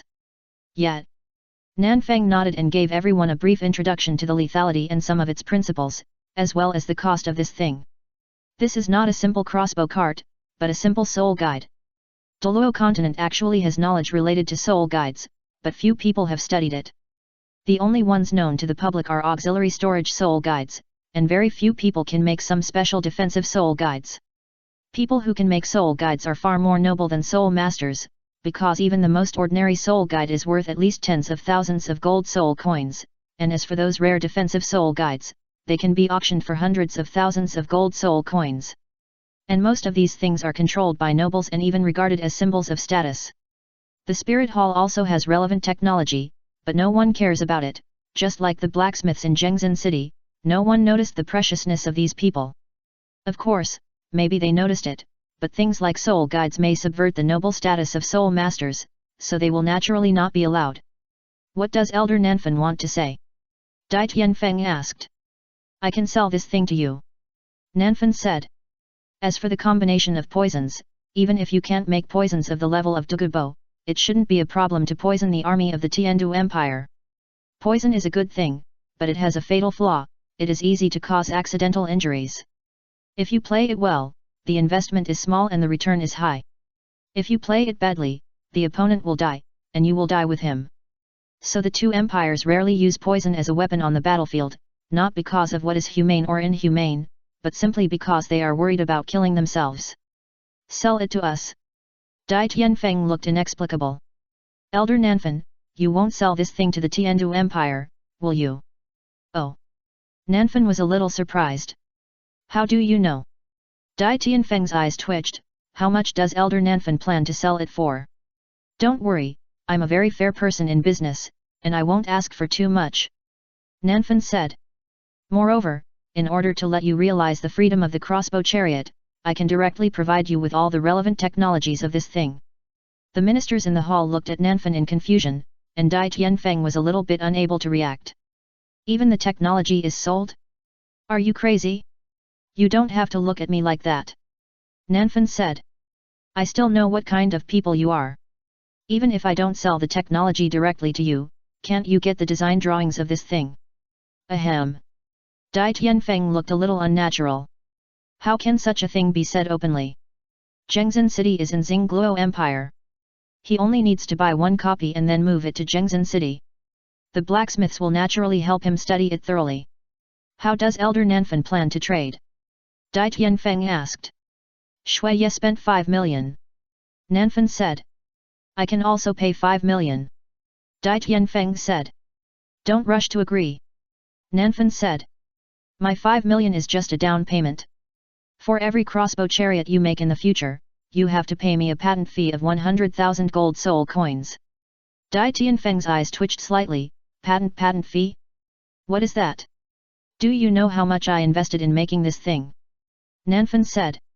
Manpower and material resources are all my costs.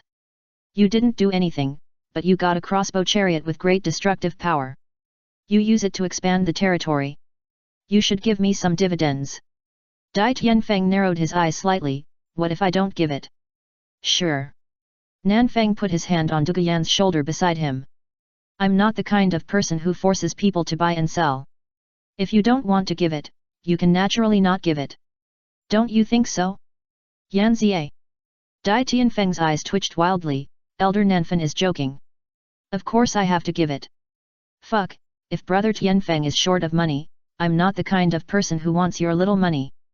Nanfeng said. It's not tight, it's not tight. This kind of money can still be given by my Xingluo Empire. Dai Tianfeng smiled on his face, and he was already cursing in his heart. Damn it! Threatening me.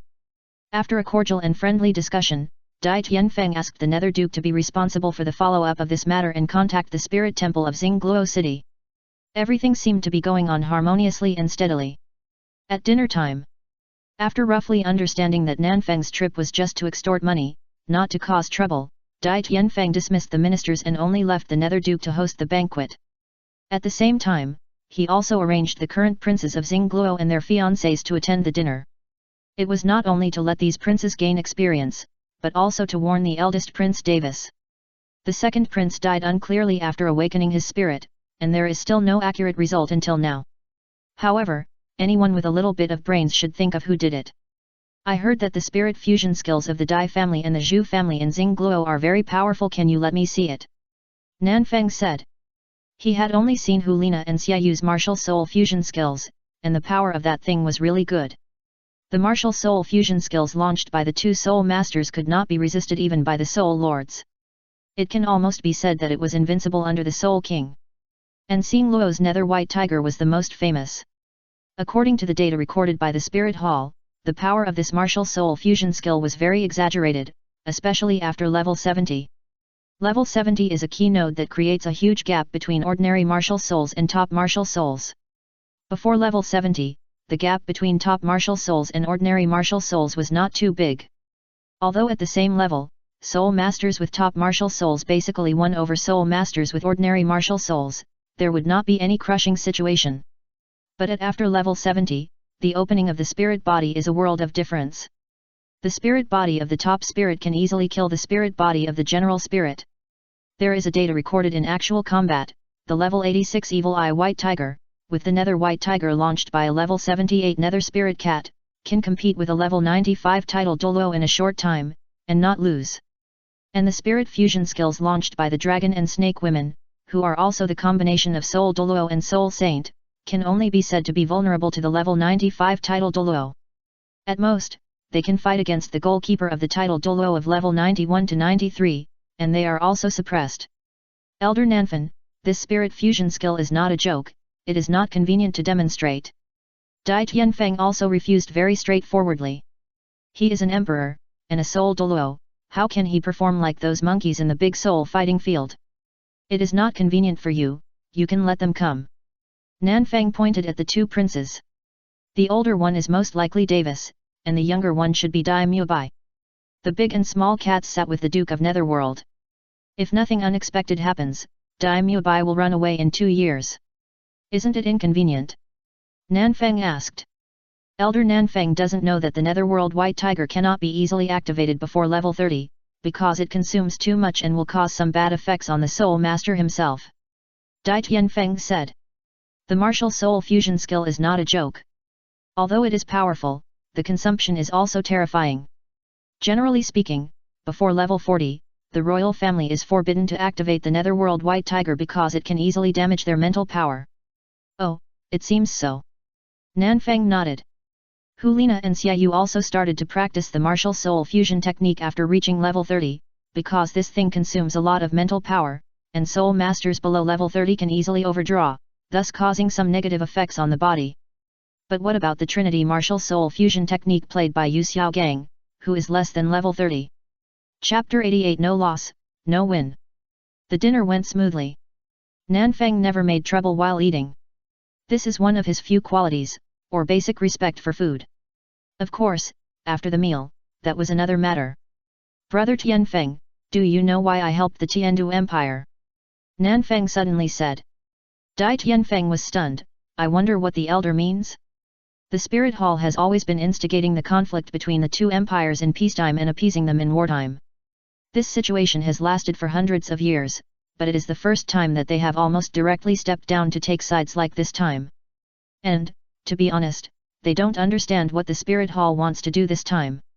They can understand that the Spirit Hall does not want Xingluo to destroy Tiandu, but at the same time, the Spirit Hall does not want to see the two empires become stronger. The stronger the country, the better the treatment it can give.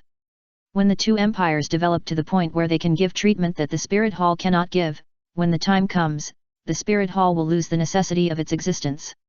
Anyone can see that the number of soul masters on the continent has been increasing over the past 1,000 years. If this continues, the noble status of soul masters will disappear. Things are precious because they are rare, not only precious gems, but also people. Today, there are not many soul masters, accounting for less than 1,000th of the total population of the continent. There may not be one soul master in 1,000 people, so a social system can be formed where ordinary people support soul masters. But if the number of soul masters increases, the survival of the fittest, one day, soul masters will be everywhere, and even titled Douluo will no longer be a legendary figure. This situation has little impact on the two empires, because their social rules are based on the majority of people. But the Spirit Hall is embarrassed. An organization composed of pure soul masters, when the soul masters lose their noble status, the Spirit Hall is no longer noble. Look at the current continent, there are nearly 100,000 soul masters registered. What if we add those soul masters who are not counted by the Spirit Hall? Most of the sects, the 8 major families, and some nobles, they will not consider themselves. The information was exposed to the spirit hall. After all, a tall tree attracts the wind, and it is inevitable that someone will plot against it. Therefore, in addition to the spirit masters counted by the spirit hall, there are still a large number of spirit masters on the mainland that have not been counted. The total number of spirit masters on the entire continent is at least tens of thousands. That is to say, there are more than 100,000 spirit masters on the Douluo continent now, and it is expected to exceed 200,000 in another 100 years. But 1,000 years ago, the total number of spirit masters on the entire continent was probably less than 10,000. Why can a big white goose like the Tiandu royal family rise from the war and become a royal family of a country? There is no other reason, it is simply 1,000 years the number of former soul masters was too small. Even the big white goose spirit of the Tiandu royal family still had powerful military power for most people.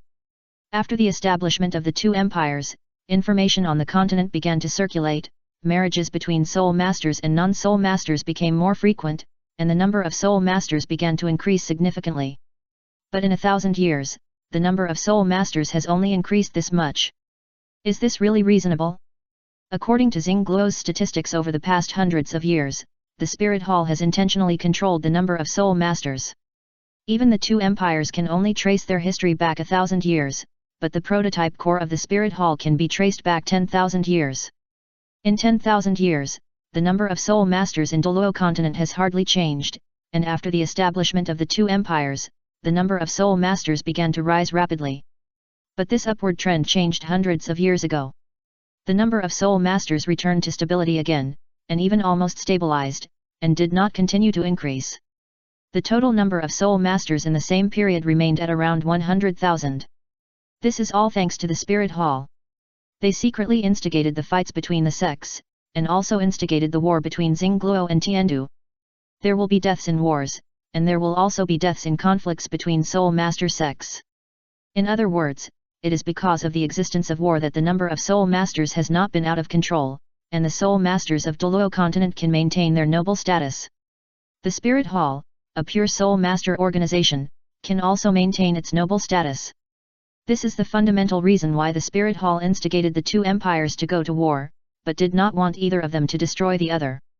But now, the Tiandu Empire has become more united than ever because of Nanfeng's troubles. Facing such a Tiandu Empire, Douluo is unlikely to start a war in a short period of time, because it will gain nothing and will only increase consumption. If there is no war, and both sides rest and recuperate, the number of soul masters that should be consumed by the war will gradually get out of control. In the long run, the noble status of soul masters will be lost. This is not good for the Spirit Hall at all. Because I am a kind-hearted person and love peace. Nanfeng said. The Tiandu Empire is getting worse year by year, while Douluo is thriving. If nothing changes, a war of annihilation will surely break out in the near future. What does war mean? I don't need to say more, right? Dai Tianfeng nodded. So, Elder Nanfen hopes that Tiandu and Douluo can maintain a balance? So that the Spirit Hall can profit from it. No, I don't intend to let anyone profit. Nanfen said. I hope that Tiandu and Douluo can promote each other in a peaceful way. Just like the thing I sold you today, Tiandu bought it, and Douluo will definitely buy it. In order to get rid of the dependence on my stuff, you will definitely improve it based on that crossbow chariot and create new weapons that surpass that thing. And in order not to lag behind Douluo, the Tiandu Empire will also find ways to become stronger. Without war, the two empires can also become stronger. Dai Tianfeng was stunned, but the two empires are getting stronger, which is not good for the Spirit Hall. I don't care. Nanfen said. It is natural for things that cannot keep up with the times to be eliminated, whether it is the Spirit Hall, the two empires, or the 7 major sections. Wouldn't it be better to let Douluo destroy Tiandu, unify the continent, and no longer have wars? Dai Tianfeng said. Then what do you think will happen if the Spirit Hall destroys the 7 major sects and the 8 major families, and eliminates all the spirit masters of all sizes on the Douluo continent, leaving only the Spirit Hall as the only one in power? Nanfeng asked back. Dai Tianfeng was speechless for a moment. Wouldn't the Spirit Hall be able to rise to the sky? I always believe that power leads to corruption, and absolute power will inevitably lead to absolute corruption. Nanfeng said. Once human beings lose the threat of external forces, their desires will be completely out of control. Only with competition can there be progress, and only with pressure can there be motivation. If there is no opponent, it means there is no winning or losing, but if there is no losing, will you still think about winning? Chapter 89 Exchange Students. Elder Nanfan, you have a far-sighted vision. Dai Tianfeng sighed. If there was no Tiandu Empire, Xingluo would not think about becoming stronger, and if there were no 7 major sects, Wuhan Hall would not actively absorb external soul masters. It's all because of competition, all for winning. In the competition, you don't need to have good results, as long as your opponent is strong, that's winning. But if there is no opponent, the results are not important. Why did the Tiandu Empire gradually weaken? To put it bluntly, it was simply because Xingluo was weaker than the Tiandu Empire in the past, and much weaker. When the Tiandu royal family and the several kingdoms and principalities under its rule jointly established the Tiandu Empire, the Xingluo Empire did not have the qualifications to fight against the Tiandu Empire. But at that time, the Tiandu royal family did not want to continue the war. After hundreds of years of war, the entire continent was affected. After the Tiandu royal family united several kingdoms to establish the Tiandu Empire, they signed a ceasefire agreement with Xingluo. During hundreds of years of peace, the Tiandu Empire gradually became corrupt. Because they felt that Xingluo was not a concern, they all became arrogant. By the time they realized that Xingluo was no longer the Xingluo it once was, the Tiandu Empire had already it no longer has the power to counter Xingluo. But the Tiandu Empire does not want to admit its backwardness, so it does not hesitate to falsify history, saying that Xingluo was as powerful as Tiandu 1,000 years ago, and was even a brother country. It was Xingluo that broke its promise and started a war again. To flatter the enemy is actually to flatter yourself. However, has Elder Nanfan ever thought about one thing? Dai Tianfeng said. You want stability and peaceful mutual promotion, but others may not think so. He didn't know how Nanfan had such a terrifying status in the spirit hall.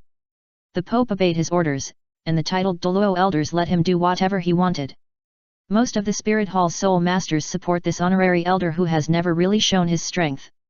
However, how long can this situation last? To put it bluntly, how many years can Nanfan control the spirit hall?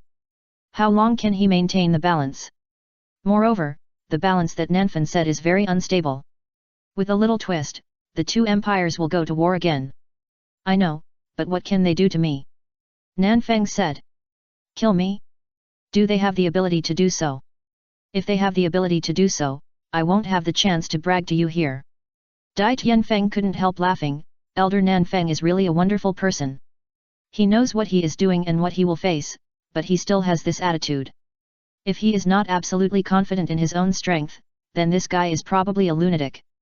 However, Elder Nanfeng, do you think it is appropriate to say these words so bluntly and tell me? Dai Tianfeng said. He knew that at least in his generation, it was impossible to destroy the Tiandu Empire. Although there are many problems within Tiandu, if a war really breaks out, the Tiandu Empire is not as weak as everyone imagines. The weakness of the Tiandu Empire is because the royal family is weak, so it seems that the whole country is weak, but this is just an illusion. The military strength of the Tiandu Empire has never been weaker than Xingluo. It's just that the Xingluo royal family is so powerful that everyone thinks that Xingluo is far stronger than Tiandu. But the real power gap between the 2 empires is not that big. What's inappropriate? Nanfeng shrugged. There is nothing to be said. I am not doing anything shameful. Everything I do can withstand the supervision of the world. I don't seek profit for myself or anyone else. I am just for the peace and progress of the continent and the prosperity of mankind. I am the one who is truly qualified to stand on the moral high ground. Not you beasts in human clothing who talk about morality and righteousness but are actually full of selfish desires. Dai Tianfeng's eyes twitched slightly. Elder Nanfan, don't you think about your future? In the future? I don't need the future. Nanfeng said. If I can't accomplish something, I won't pin my hopes on others. If I fail, then I fail. Elder Nanfan is righteous, I toast you a glass. Dai Tianfeng said seriously. Xingluo respects the strong and despises cowards. Although what Nanfan did was not in the interests of Xingluo, he personally admired this kind of lunatic. It doesn't matter if I respect you or not, as long as you don't scold me next time. Nanfan said. Dai Tianfeng was stunned and had a bad premonition. what does Elder Nanfan want to say? In order to strengthen the cooperation in the future, I hope that Xingluo can send a few representatives to Wuhan City for exchanges and learning. Nanfan said. There are. The best candidate is naturally Your Majesty's Prince. Nanfan said. Dai Tianfeng's eyes condensed. Elder Nanfan, do you want to detain hostages? Not hostages, just exchanges. I can announce to the world that they can return to the Xingluo Empire at will without any restrictions. Nanfan said. If Your Majesty is worried, you can go together. Dai Tianfeng's eyes twitched. You are so shameless. Can I go? Go to Wuhan City? Sending heads? Why, didn't Your Majesty understand me just now? Now you changed your mind. Nanfeng said.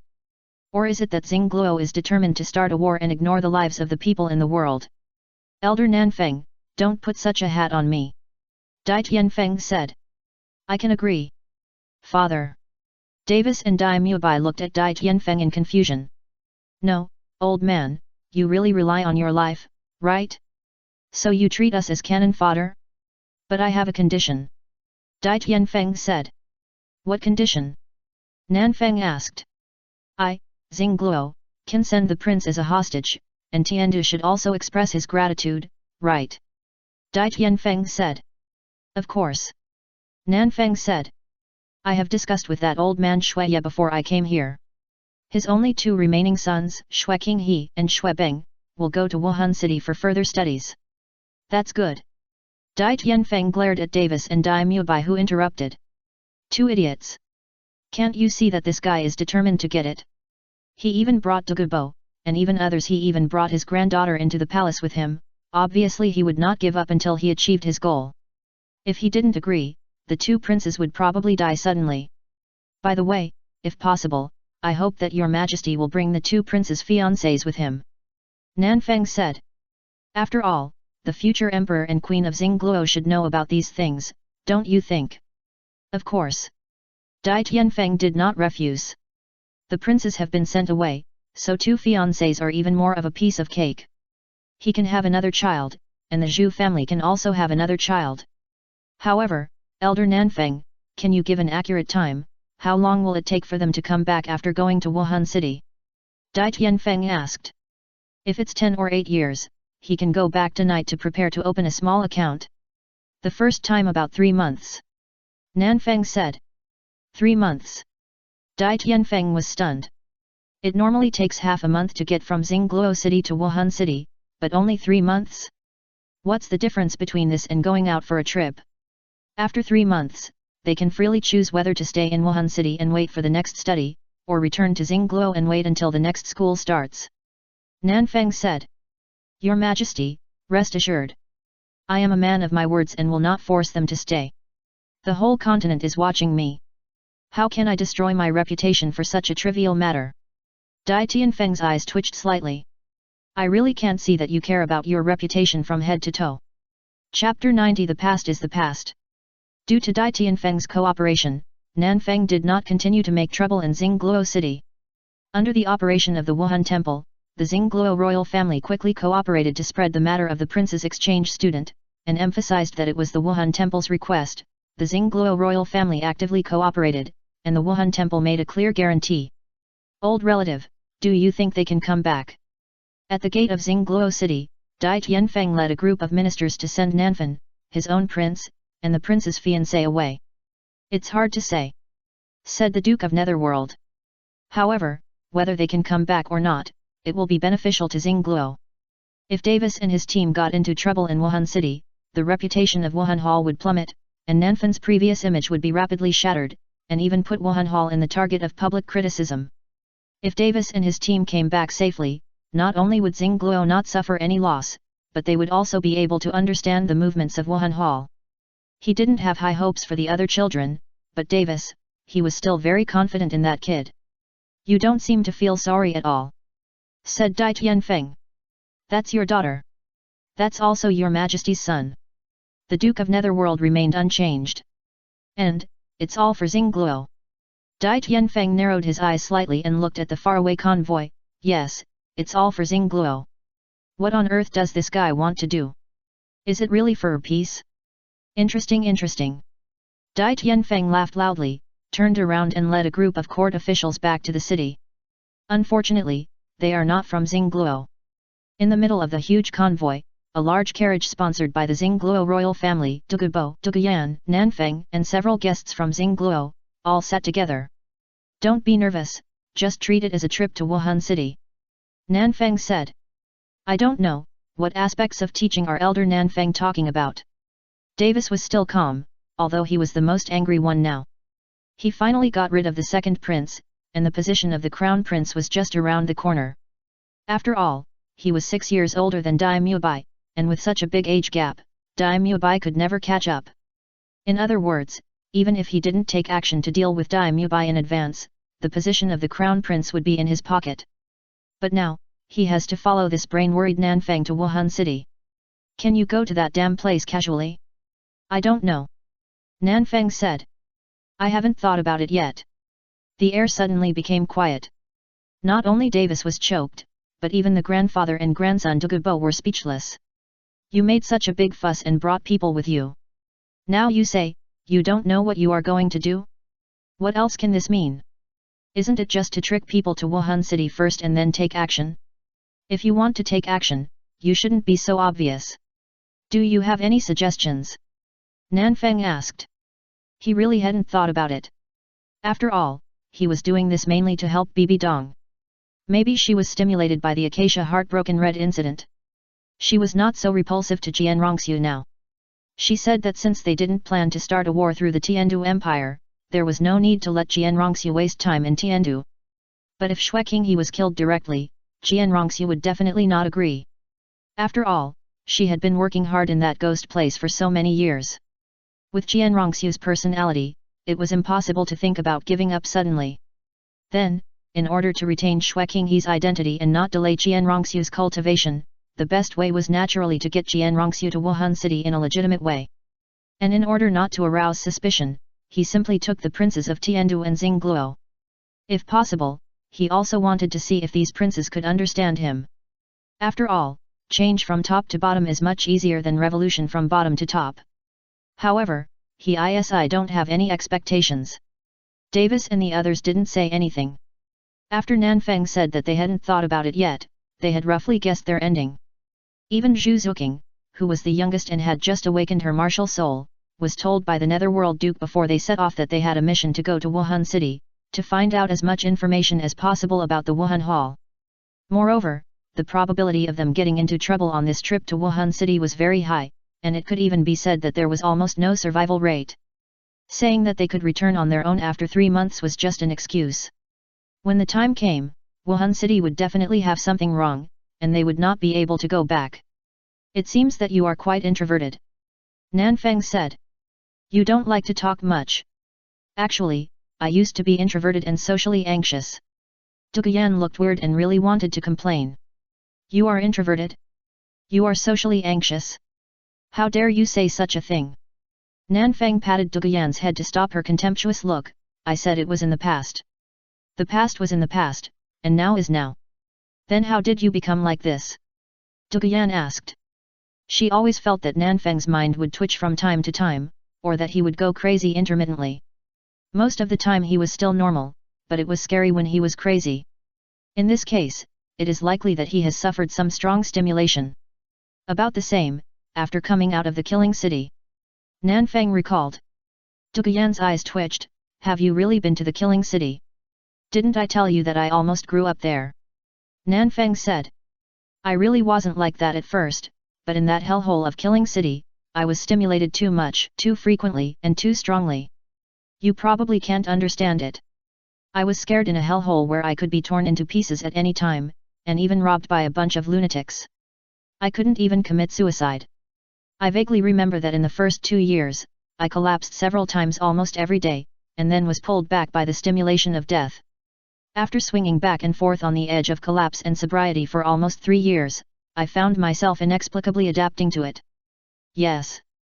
Besides, when I was in the killing city, I felt quite normal, but after leaving the killing city, I was a little uncomfortable because I lacked the usual stimulation, so in your opinion, I was a little crazy. He felt that he might have formed a certain dependence on the toxin of Bloody Mary, and it was normal to go crazy in the killing city. He had so little soul power at the beginning, and it was impossible for him to start treatment at any time. Basically, he would give himself a thorough treatment when he felt that his brain was about to lose control. However, he didn't know in what mental state he made the judgment that he should be treated. How did you go to that kind of ghost place? Duguyan asked in confusion. Nanfang shook his head, I don't know. I was there as soon as I opened my eyes. And I feel that when I was in the city of slaughter, I was not mentally unstable except for being nervous. Of course, maybe my mind is no longer able to make a correct subjective judgment on my own situation. I should have had problems a long time ago, but I just didn't find it. The power of the horse spell is to expel the influence of external forces, but under the influence of Bloody Mary, his mental changes may not be due to external forces. His changes should be considered his own choice. Chapter 91 Quarrel. After a long journey of half a month, Nanfeng and his party finally arrived at Wuhan City. Amid the cheers of the residents of Wuhan City, Nanfeng led Duguyan and his party towards the direction of the Pope's palace, while Dugubo turned around and headed towards Tiandu City when he was close to Wuhan City. You are so popular. It was not until they reached the range of the Pope's palace that the cheering residents were intercepted by the guards of the Pope's palace, and Duguyan finally spoke. It was so scary. From centenarians to children of 3 or 4, they were all cheering on the roadside. It felt like this guy had more influence in Wuhan City than the Pope. And she could see that those people were not arranged in advance, and even the news that they would come to Wuhan City today was not spread until the city gate. Those people gathered around after hearing the news. It's okay. Nanfeng said. It should be because I stopped the war between the two empires some time ago, and today is a holiday. It wasn't so exaggerated before. After all, everyone is busy and doesn't have so much time to chase stars. It's because there are guests today, otherwise I would have scolded them. Fuck, so many people gathered together, what if there is a stampede? They can't even watch a 3-year-old child. Parents nowadays. Welcome Elder Nanfeng. Nanfeng's eyes twitched, I've said it 800 times. Keep your voice down. I get scared by you every time, damn, if you scare me again next time, I'll deduct your salary. Yes. Walking into the magnificent Pope's palace, Nanfeng was familiar with it. Lu led the group towards the hall where Bibi Dong was. Davis and the others followed nervously, not daring to breathe. Don't be nervous, the Pope is still very kind. Nanfeng said. As long as you. I don't need you to teach me. A delicate shout came from the hall, and Nanfeng's eyes twitched. He quickly turned around and stopped Duguyan and the others behind him, and took them to the nearest side hall quickly. You stay here and don't move. I'll go in and see the situation. Nanfeng said. Don't run around. Don't run around. There are many things in this place that are shameful. If you accidentally see them, you will really die. After speaking, Nanfeng trotted out of the room. Am I so invisible? In the hall, Hulina, who stood up and was about to say hello to Nanfeng, looked a little unnatural. She is so old sitting here, can't she see? By the way, Nana, keep an eye on them. The door opened again, and Nanfeng poked his head in. Don't let them run around. After saying that, Nanfeng trotted away again. By the way, how long have they been arguing? Nanfeng turned back. Almost half an hour. Hulina said. What was the content? Nanfeng asked. Hulina shook her head, I can't hear it clearly, but it seems to be related to you. Me? Nanfeng paused. Didn't they fight? Not yet, but it should be soon. Hulina said. During the time you went to Xingluo, they had quarreled several times, and each time ended in a fight. Who won the quarrel? Nanfeng asked. Of course it was the teacher. You taught her. Don't you know how capable she is? Hulina said.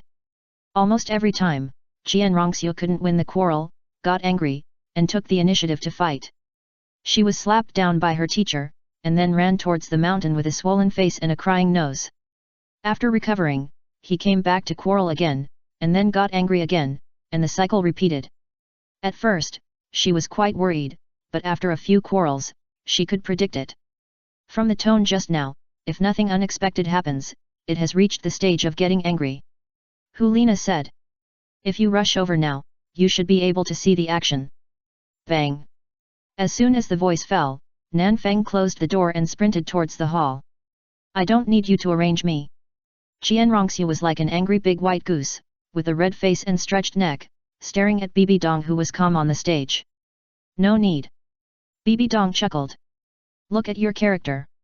You have been scheming against each other in the Tiandu imperial family for so many years, but you are still this kind of person?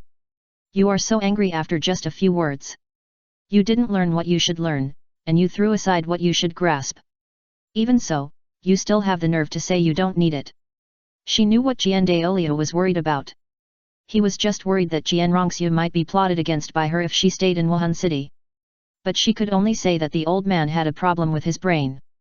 He didn't see what he should worry about, and thought about a lot of things he shouldn't worry about. Would she sacrifice herself just to get revenge on Qianrongxue? Even if she wanted to play, she had to play big. Qianrongxue, who was angry and embarrassed, activated her Wuhan again. Stop it, you still don't remember. Bibi Dong was speechless. How could a little broken soul king have the courage to fight with her, a peak Douluo at level 98? Does she think she is Nanfeng? And, it's the 7th time. If there weren't many people in the Pope's palace, and Hulina would have helped her call away everyone in the area after hearing the noise, Qianrongxue's shouting would have echoed in the huge Pope's palace. Stop watching the fun. Bibi Dong looked at Nanfeng who was quietly watching the show in the corner. Qianrongxue was stunned, followed Bibi Dong's gaze and turned her head to see the sneaky Nanfeng. When did you come? If I say I just arrived, would you believe it? Snap. The little girl really doesn't know how high the sky is and how deep the earth is.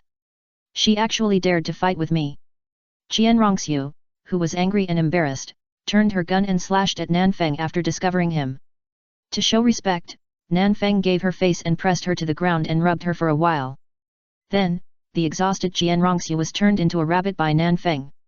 After all, spanking Qianrongxue in front of Bibi Dong was a bit strange. But spanking a rabbit wouldn't be so strange. What are you arguing about? Nanfeng lay on his own big sofa, put the little rabbit Qianrongxue on his chest, and looked at Bibi Dong. She asked me if I arranged for the princess to go to Wuhan City. Bibi Dong said. I said no, she didn't believe me. I said yes, she got angry. She asked why, I said I looked down on her cowardly look, she got angry again. She asked why you were the one to do this, I said you helped me, she got angry again. She asked why I didn't discuss this with her before doing it, I said it was unnecessary, she felt disrespected and got angry again. Bibi Dong shook her head, you came back just in time, she annoyed me this month, she came every few days, and today was the 7th time.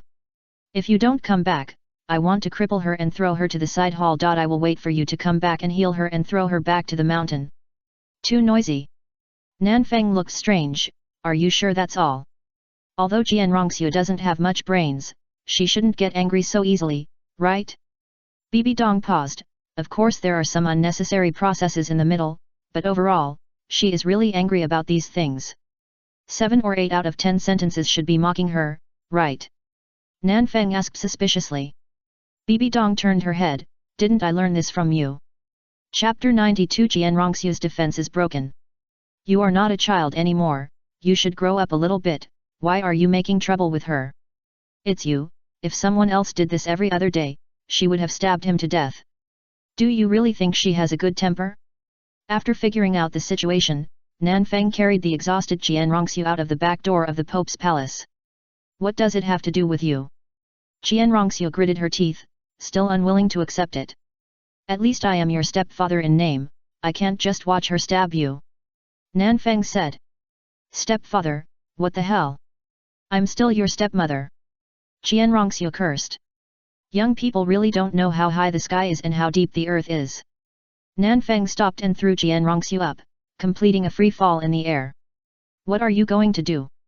Qianrongxue looked stiffly at the big stick in Nanfeng's hand that was shining with golden light. You. Bang. After Qianrongxue fell to a suitable height, Nanfeng swung the stick and hit her directly towards the mountain. Looking at the bent pure gold baseball bat in his hand, Nanfeng's mind moved, and the horse spell was activated, and the completely damaged baseball bat instantly turned back to brand new. I'm talking to you nicely, how come you really think I'm easy to talk to? After watching Qianrongxue fall on the mountain, Nanfang shook his head and turned back to the Pope's palace. So fast. Looking at Nanfang, who came back in just a few minutes, Bibi Dong had a bad premonition. Broken a few of her bones, it should be quiet for a few days. Nanfang said. How many? Bibi Dong's eyes twitched slightly. How many exactly? Broken forearm, fractured upper arm, comminuted fracture of lower leg, fractured thigh, all broken ribs, fractured skull and sternum. Nanfang said. Don't worry, it's a minor injury. Bibi Dong's eyes twitched wildly. Minor injury? In your eyes, as long as she doesn't die, it's a minor injury, right? She didn't hit her so hard. Why, are you heartbroken? Nanfang asked in confusion. Not that I feel heartbroken, but Bibi Dong paused. She will probably not let you go next time. I know. Nanfang came over and lay on the sofa. Why else do you think I beat her? Bibi Dong looked strange. You didn't do it to motivate her, did you? Of course, look at her, she has no enthusiasm for cultivation, her talent is not particularly good, and she doesn't work hard. If I don't give her some motivation, I'm afraid Nana will surpass her. Nanfang said. Qianrongxiu's innate level 20 includes level 10 divine soul power, and that level 10 divine soul power will not enhance her own talent, it is just a gift, and Qianrongxiu's own talent can only be regarded as a genius among the innate level 10, which is better than Qian Daoliu, but still far behind the top innate level 10 like Bibi Dong. You are asking for trouble. Bibi Dong shook her head. She is not so easy to deal with. The more you beat her, the more excited she is. Besides, she has no self-knowledge. Even if she knows she is not your opponent, she will still bother you. That is to bother you. Nanfang said. You can't even deal with a little girl, or because she is your daughter, you can't do it. She won't learn her lesson after a beating, can't you just beat her harder? Bibi Dong was speechless. Beat her harder? How can I beat her? Do you think I am you? Nanfang hit hard. Even if he beat someone to the point where he only had one breath left, he could still revive him and continue beating him. She? Both of her martial spirits are extremely poisonous. One is more dangerous than the other. If she doesn't try her best to stop, the poison can kill Qianrongxiu. Can't you just let me come back to heal her after you've crippled her? Nanfang said. That's what I planned today. Bibi Dong said. Then why didn't you do it just now? Nanfang asked in confusion. Since you're back, of course you should do it. It's just right to attract her firepower and I can have some peace. Bibi Dong said as a matter of course. Where are you going? Pick her up from the mountain, heal her, and then tell her that everything just now was ordered by you. Aren't you going to be her motivation? I think it's more appropriate for you to play the role of hatred. About 10 minutes later, the paralyzed Qianrongxiu was picked up from the mountain by Nanfang. Zioxiu, you have to believe me. Everything just now was instigated by her. I have my reasons. Nanfang looked at Qianrongxiu lying on the sofa, unable to move her head, with a look of heartache. The blow to you hurts my heart. Qianrongxiu gritted her teeth, her eyes red, unable to speak. It hurts so much. My whole body is broken. This bastard is killing me. Look, she's so moved that she's about to cry. Nanfang pointed at Qianrongxiu, who was trying her best not to cry, and looked at Bibi Dong. Bibi Dong. Can't you see that she's crying in pain? Zioxiu, remember, if you want to blame someone, blame her. She made me do it. Nanfang pointed at Bibi Dong and said. If you know, just shake your head. If you don't believe it, don't move, okay? While speaking, Nanfang held Qianrongxiu's head to prevent her from moving around. Fuck. That's right. Blame her if you want to. It's all this vicious woman. Woo. Qianrongxiu, whose defense was broken by anger, finally shed tears. She really couldn't imagine that there was such a shameless bastard in this world. Hey, don't cry. I know you are very touched, but there is no need to express it in this way. It's not good for a little girl to cry too much. Nanfang wiped Qianrongxiu's tears considerately. Besides, if you cry your eyes blind, you won't be able to get married. Ah! Qianrongxiu, who was completely broken, burst into tears. Stop playing. Bibi Dong pulled Nanfang, who was still trying to tease Qianrongxiu, up with a black face. Heal her quickly. Rongxiu had never cried like this even after being beaten by her 6 times. This time she was really broken. Okay, okay. Nanfang shrugged. I know that in this Pope's palace, I am just a miserable tool. I come when I am called and go when I am dismissed. I am pulled over when I want to use you, and kicked away when I am done. What a fate I have. Bibi Dong's eyes twitched. I will wear it for you to see, okay? Nanfang raised his eyebrows. Which one? Bibi Dong took a deep breath. You choose. Then I will choose a few more. You okay? That's what you said. Nanfang's face became serious, and he kissed Bibi Dong on the face. He turned around and patted Rongxiu, who was crying loudly on the sofa, and completely eliminated her serious injuries. Rongxiu was stunned.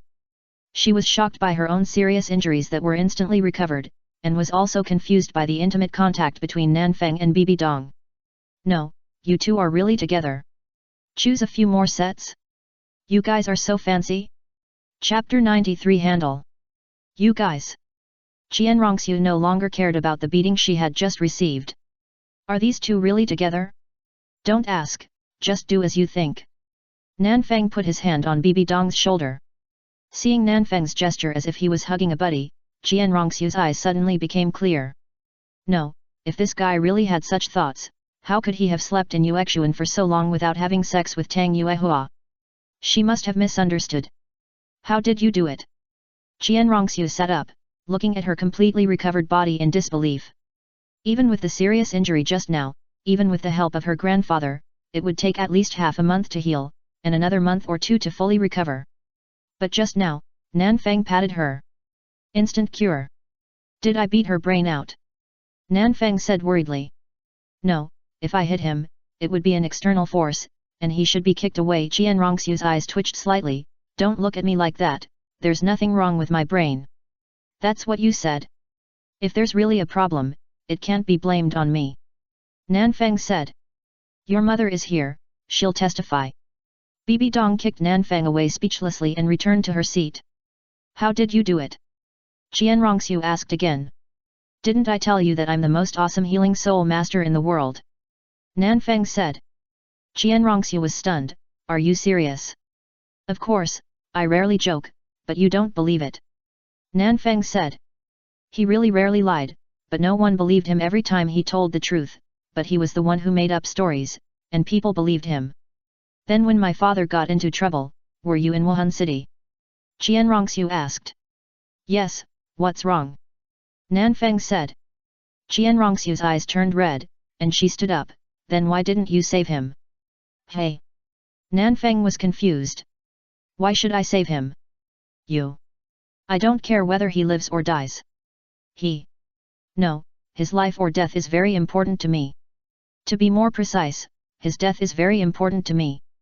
Rongxiu narrowed her eyes slightly. What do you mean? Literally. Nanfang said. How can I be your stepfather if your stupid father doesn't die? Rongxiu was stunned. You killed him.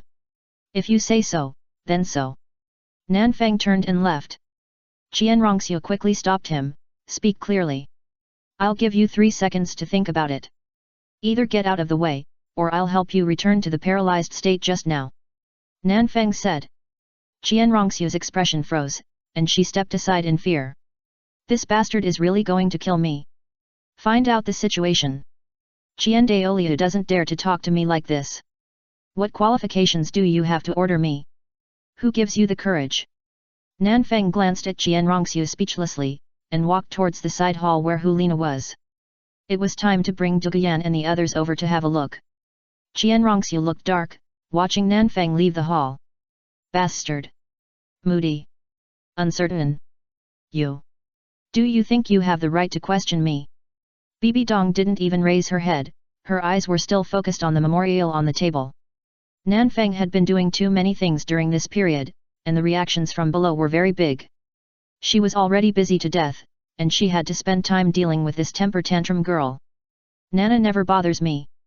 Bibi Dong said. She won't throw a tantrum at me like you do. So you treat her as your daughter.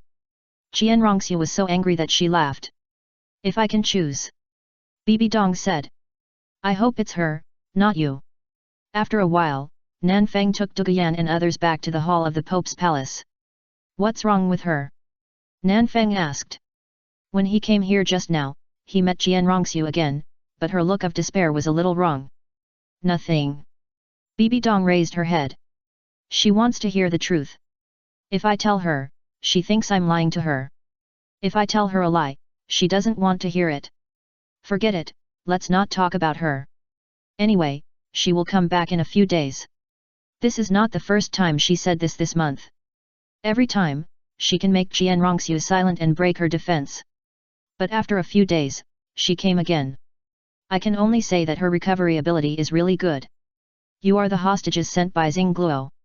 Bibi Dong looked at Davis, Zhu Zuyun, Dai Mubai, and Zhu Zuqing, who were arranged in order from tall to short.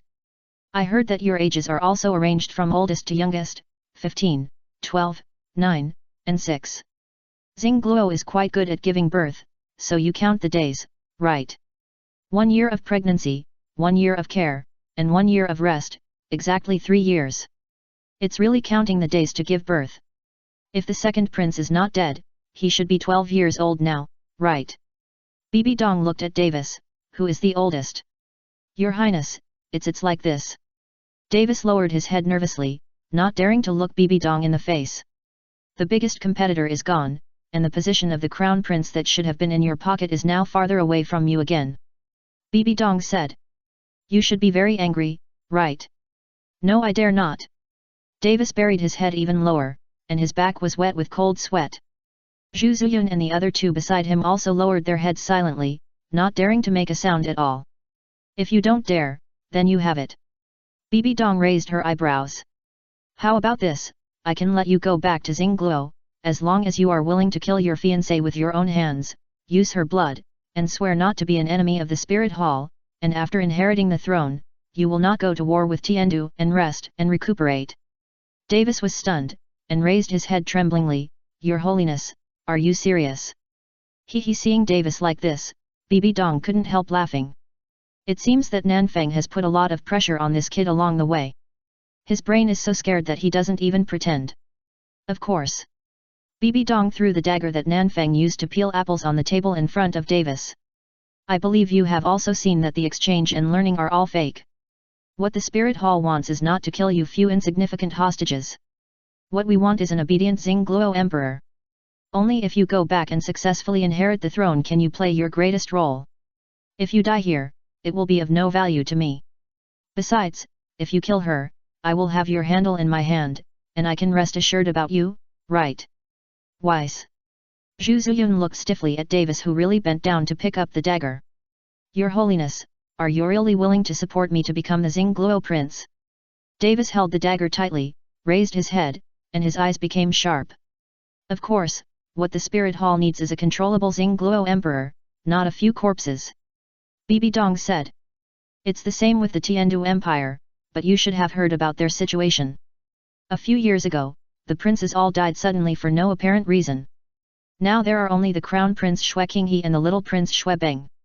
With so many people watching, it's not convenient for Xue Qinghe to take action for the time being.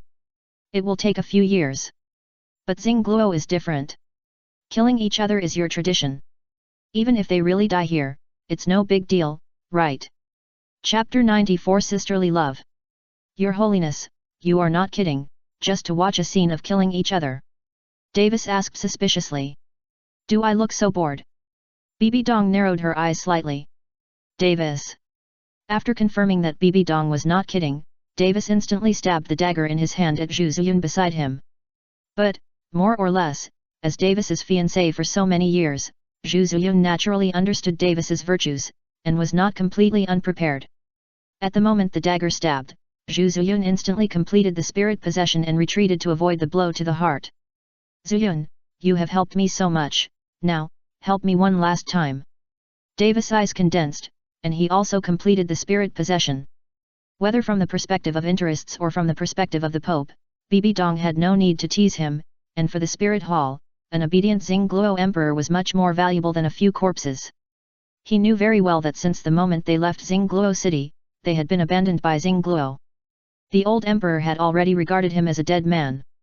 Even, Xingluo wished that they would all die here. If he wanted to go back alive, he had to rely on himself. Kill me, without the nether white tiger, do you think you can still sit on the throne of the prince? Zhu Ziyun said in a deep voice. Davis couldn't help laughing. Ziyun, why are you so naive? Xingluo can live without you, or even without me. Since the moment the old emperor sent us out of the city, he has been ready to start a small account. That old thing can regenerate, and the Zhu family can do the same. You don't need to worry about the matter of the nether white tiger. After the words fell, Davis' third soul ring flashed, and the muscles around him became swollen. His speed and strength increased greatly, and he rushed towards Zhu Ziyun. Didn't you say she is not yet level 30? Nanfeng looked at Zhu Ziyun, who had 2 yellow and 1 purple soul rings flashing on her body, with a strange look. Is that old thing fooling me? Zhu Ziyun is 7 years older than Zhu Zuqing. Now she is 13.5 years old. She just got the third soul ring 2 days before we arrived in Xingluo. Duguyan said. You seem to have even got her age wrong. Nanfeng's eyes twitched slightly. Really? He thought Zhu Ziyun was 12 years old this year, so it was normal for her to be less than level 30, so he believed Dai Tianfeng's lies. No, how did you know? Nanfeng asked in confusion. These royal nobles will not register relevant information at the Spirit Hall after their breakthroughs. Generally, they will only be exposed during the Continental Advanced Spirit Master Academy competition. Some nobles can even hide for a lifetime, and even hunt for spirit rings in secret, and will not let people know their cultivation at all. I asked on the way. Duguyan said. We took a carriage from Xingluo City to Wuhan City for half a month. It's impossible for us to say nothing for such a long time. Nanfeng was stunned. Why didn't she tell me? Duguyan looked strange. Why don't you think about it for a while? What did you do? If Nanfeng didn't do this, Zhu Ziyun would basically be the future queen of Xingluo. As a result, because of this guy, not to mention the queen, her life is almost gone. Just like this, Zhu Ziyun can take the initiative to talk to Nanfeng? Talking to her is to get along with her and try to save her life after coming to Wuhan City. After all, she seems to have a good relationship with Nanfeng, and her grandfather is a titled Douluo, so it is still possible to save her life. Why is Davis's strength weaker than I thought? Nanfeng said. At the age of 15, the soul power fluctuation is only around level 33. Dai Mubai was level 35 when he was 15. No wonder Dai Mubai was scared and ran away. His talent is indeed a bit threatening to Davis. Of course, it's not big. Without cheating, Dai Mubai will die when the decisive battle comes. Innate soul power does not completely represent talent. It is just the most intuitive manifestation. In other words, innate soul power only determines the upper limit of Soul Master's practice. As for the speed of practice, it is a hidden talent and it takes time to judge. Some innate level 5 or 6 practice faster than many innate level 8 or 9 in the early stage, but after reaching level 50 or 60, the speed will plummet. After reaching level 70, it may not be possible to upgrade a level for more than 10 years or even decades. The Soul Douluo Platinum bishops who served in the 2 empires' martial soul temples, represented by Sarath, had reached the end of their practice many years ago. The potential has been completely exhausted. No matter how they practice, it is futile. The cultivation has been locked. Strictly speaking, the level of innate soul power only represents the Soul Master's practice potential. There are many people who have potential but have not fully developed their potential. And talent is very complicated and depends on many aspects. Patience, perseverance, stress resistance, and combat intuition during practice are all talents. The speed of practice is just one kind of talent. Davis. After a fairly fierce battle, Zhu Ziyun was defeated after all. A soul master who had just broken through and was not familiar with his third soul skill faced a soul master who was already proficient in using the third soul skill. The winner and loser were determined from the beginning. Besides, the white tiger spirit is indeed more powerful than the nether spirit cat spirit. This is an indisputable fact. Ziyun, don't hate me. If I don't do this, we will all die here. Davis approached the exhausted and seriously injured Zhu Ziyun with a dagger. At least we have 6 years of friendship. I will give you a quick death. Go on your way with peace of mind. No. Zhu Zuqing, who had been hiding in the corner and trembling since the battle began, ran out and stood in front of Zhu Ziyun. Davis was stunned. What are you doing? Don't kill my sister. Zhu Zuqing said nervously. Zuqing, get out of the way. Zhu Ziyun said. A few months ago, Zhu Zuqing awakened her martial soul and was just married by the old emperor. She was paired with Daimyo Bai and formed a competition with them. At that time, she had already made it clear to Zhu Zuqing. They are no longer a family, but enemies. Get out of here. Davis said impatiently. I'm not interested in seeing your sisterly love. Don't tell me you don't know that if she survives, you will be the one to die. Don't kill my sister. Zhu Zuqing stood in front of Zhu Ziyun with trembling body. Get out. Davis swung his palm, but it didn't fall on Zhu Zuqing. Elder Nanfan, what do you mean? Davis looked at Nanfan, who suddenly appeared and stopped him with a confused face. What do I mean? Nanfan took the dagger from Davis' hand speechlessly. First of all, this knife is mine. I use it to cut fruit. You actually used it to stab people? Pa! Nanfang slapped out with his palm, and directly turned Davis 3.5 times in the air, and fell heavily to the ground. The hall was suddenly quiet. Davis was stunned, and Zhu Ziyun, who was ready to die, and Daimyo Bai, who dared not speak, were also stunned. Secondly, do you have a pig brain? I brought you back, and you actually wanted to kill people in front of me. Nanfang narrowed his eyes slightly. Have you forgotten how I promised Dai Tianfeng? Have you forgotten how I issued an announcement to the whole continent? You killed her, damn, how will those idiots outside look at me? Will they think you, an idiot, killed her? Those idiots will think I killed her. Chapter 95. Whose words are effective? Your Holiness? With a swollen face, Davis raised his head with some difficulty and looked at Bibi Dong for help. You asked me to do this. Why are you looking at me? Bibi Dong ate grapes with an innocent look. I just said it casually, who knew you took it seriously? Young man, can't you even understand a joke? Davis's face froze, and a mouthful of blood was blocked in his heart. Just said it casually? Just joking? You are the fucking Pope. What are you playing? Pa! Nanfang walked up and slapped Davis to death with another big fight. Third, you can even kill such a cute girl, beast. Pa! I despise you. Hearing this, Bibi Dong looked at Nanfang with some contempt. In this Wuhan city, from a 100-year-old man to a 3-year-old child, how many people have been killed by you? The nearly 200-year-old golden crocodile was almost sent to the Douluo palace by you. How dare you look down on others? I didn't hit the little girl. Nanfang emphasized. Bibi Dong raised his eyebrows. Little girl? Qianrongxue was almost beaten to death by you just now. How old is she? Still a little girl. Nanfang said speechlessly. Giant baby. Bibi Dong was speechless for a moment. Qianrongxue was indeed not small. Besides, it seems that Nanfang has never hit a little girl. At least a little girl over 12 years old in the Wuhan Academy will be killed by this guy, and after beating, this bastard will also heal her. You, carry him up. Nanfang looked at Daimyo Bai and pointed at Davis on the ground. Daimyo Bai was startled and hurried over to carry the unconscious Davis. Next time, if you encounter this kind of thing again, can you ask me first? Nanfang patted Zhu Ziyun's head and eliminated her serious injury. You. Zhu Ziyun was a little unresponsive. I brought you to Wuhan City, you just need to listen to me. Nanfang said. But Zhu Ziyun looked at Bibi Dong in a daze. What do you mean, do you think she speaks better than me? Nanfang asked. Zhu Ziyun was choked. Death question. No matter how you answer, it's wrong. Ask her, who speaks better, me or her? Nanfang said. Zhu Ziyun looked back and forth between Nanfang and Bibi Dong with an embarrassed look on her face. Does she dare to ask?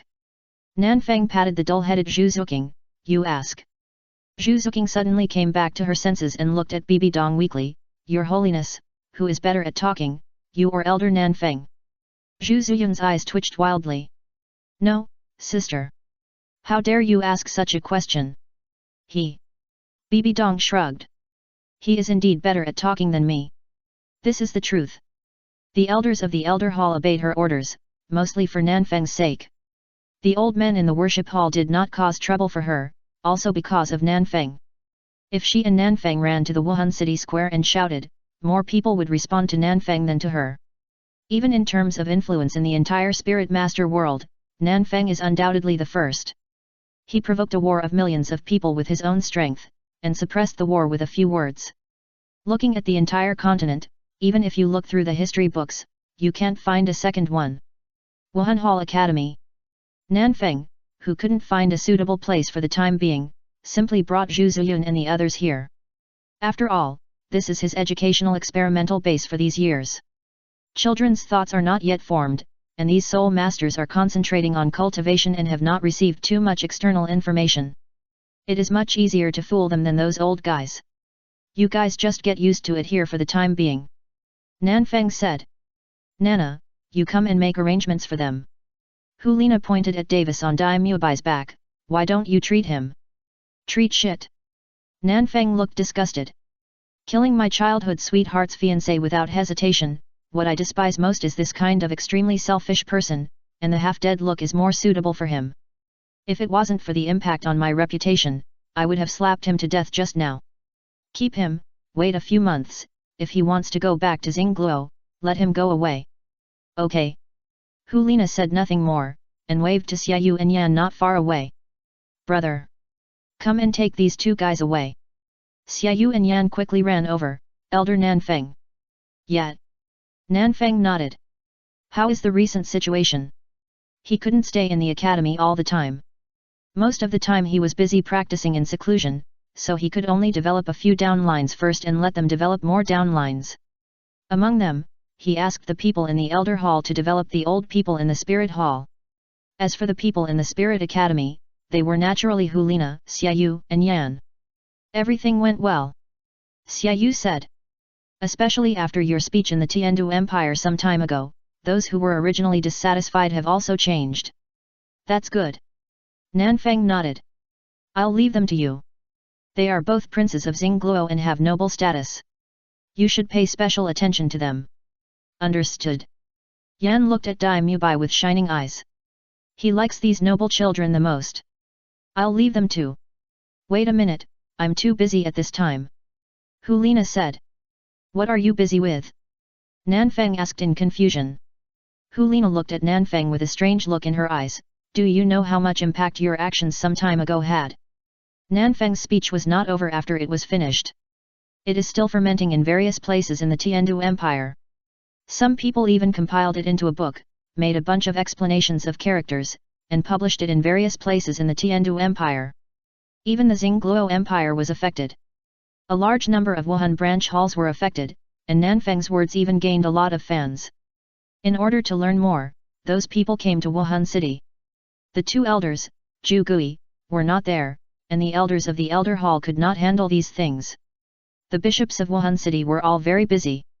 As a disciple of the Pope, she was requisitioned during this period. Even, many students in the Wuhan Hall Academy who had the ability to deal with this were forcibly requisitioned. So exaggerated. Nanfeng looked strange. The mobilization of the mustache-style speech was so awesome. No wonder it could start a world war. But it's not right. What he said emphasized the civilian class. What does it mean that the Soul Master reacted so strongly? You may have some misunderstandings about the world of Soul Masters. Hulina said. Soul Masters also have lower level ones, and there are still cases of oppression, and there are even many such cases. Soul Masters, oppressed. Nanfeng looked strange. Can these two things be combined? Hulina's eyes twitched slightly. Brother, you have to understand one thing. Not everyone is like you, who dares to risk their lives at any time. Most Soul Masters cherish their lives very much, and there are many Soul Masters who live by making compromises. Soul Masters also need to make a living, and Soul Masters are not bandits, because bandits will be besieged and killed by the Spirit Hall, the two empires, and the major sects. As Nanfeng said, whether it is the Spirit Hall, the two empires, or the 7 major sects, they are all the ruling class, and the ruling class pays the most attention to rules. There is no order without rules. For those who try to break the rules, what he touches is not the interests of a certain family, but the interests of the entire ruling class. This is a question of stance. There are many Soul Masters who don't like being constrained, from a great Soul Master to a titled Douluo like Douluo. Just like Douluo was hunted down by the two titled Douluos Chuigui because he did not join the Spirit Hall, many idle Soul Masters were also oppressed by some local sects and imperial nobles. Moreover, those Soul Masters are not alone and have concerns. Under such circumstances, many things will naturally be born to compromise. The resentment accumulated for many years was ignited in an instant when it encountered the incitement of Nanfeng. Chapter 96 A Morality. Davis ran away. Nanfeng looked at Hulina with a strange look. How did he run away?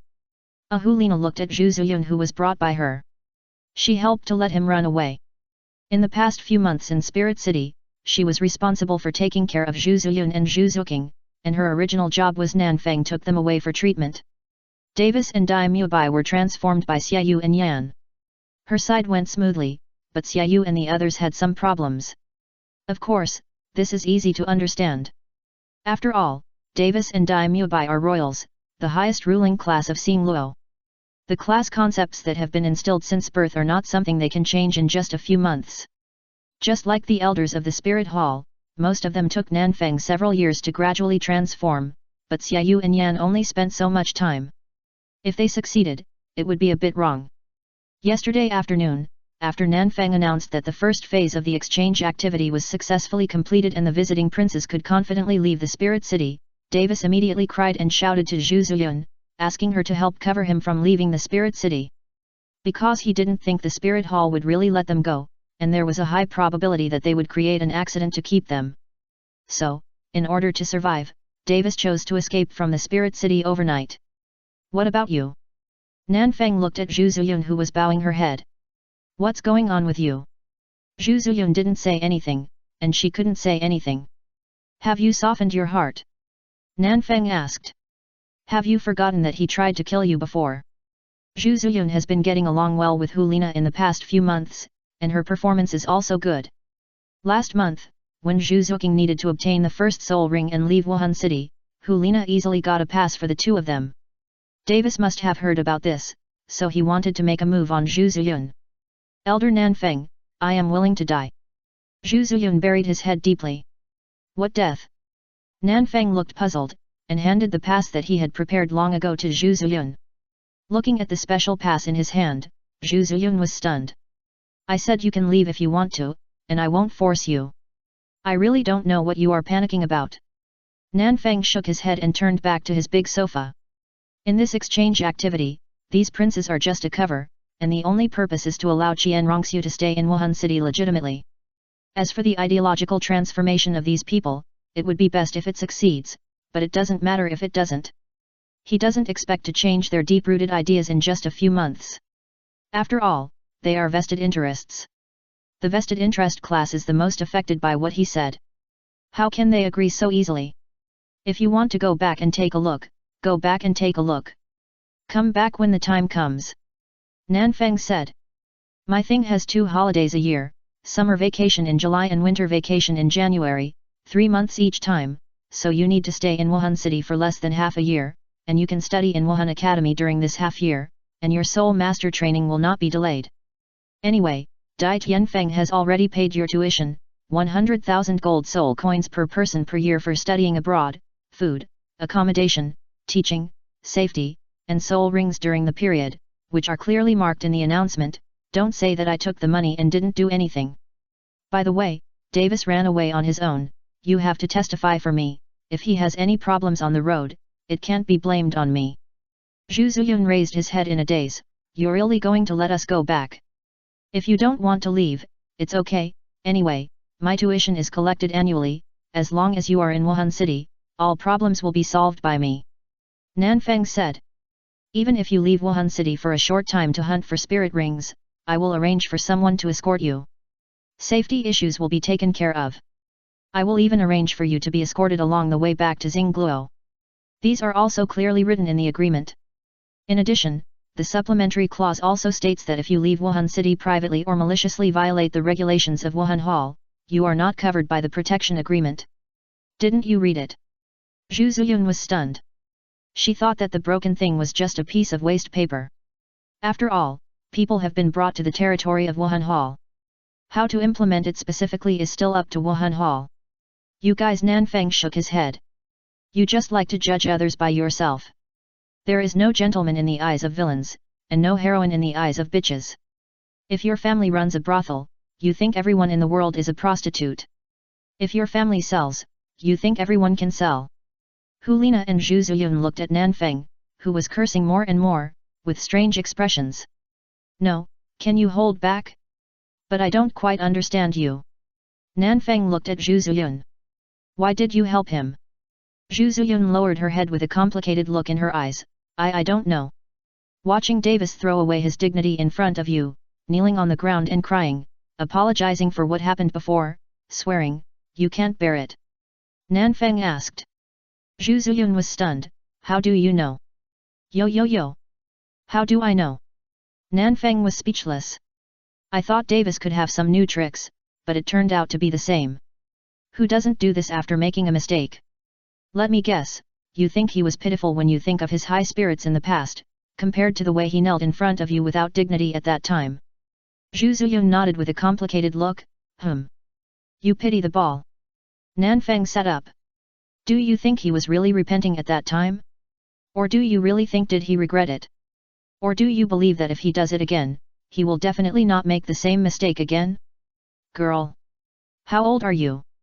You are over 13 years old, and you will be 14 soon. How can you still believe such nonsense? I tell you, don't think that he looked pitiful when he knelt in front of you and cried bitterly. When he knelt on the ground, his tears did not cover his sincerity, but the resentment buried deep in his heart. The confessions you heard, once he finds an opportunity, he will definitely return the insults he felt at that time to you 1,000 times. The harder he cries, the more he curses, and the more pitiful he behaves, the deeper his resentment towards you will be. You think you helped him?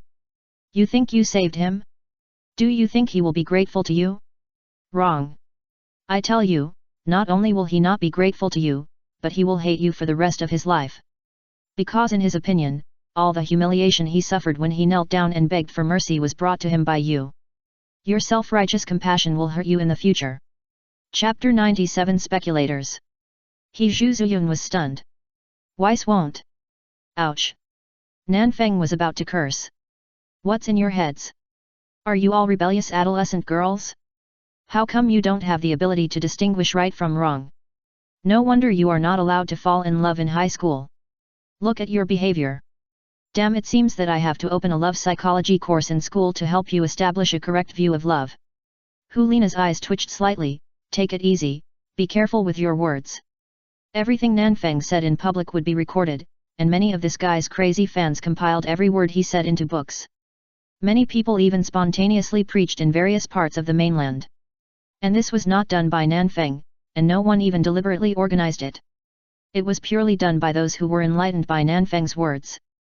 The belief in angels and gods in the Wuhan Hall is not as weird as the worship of Nanfeng. Cautious? Have I ever made a mistake in what I say or do? Nanfeng said. Hulina looked strange. Isn't it that you always get lucky every time? Everything Nanfeng did had a lot of luck. Even this guy himself admitted that he was gambling most of the time. Wrong. Nanfeng stood up.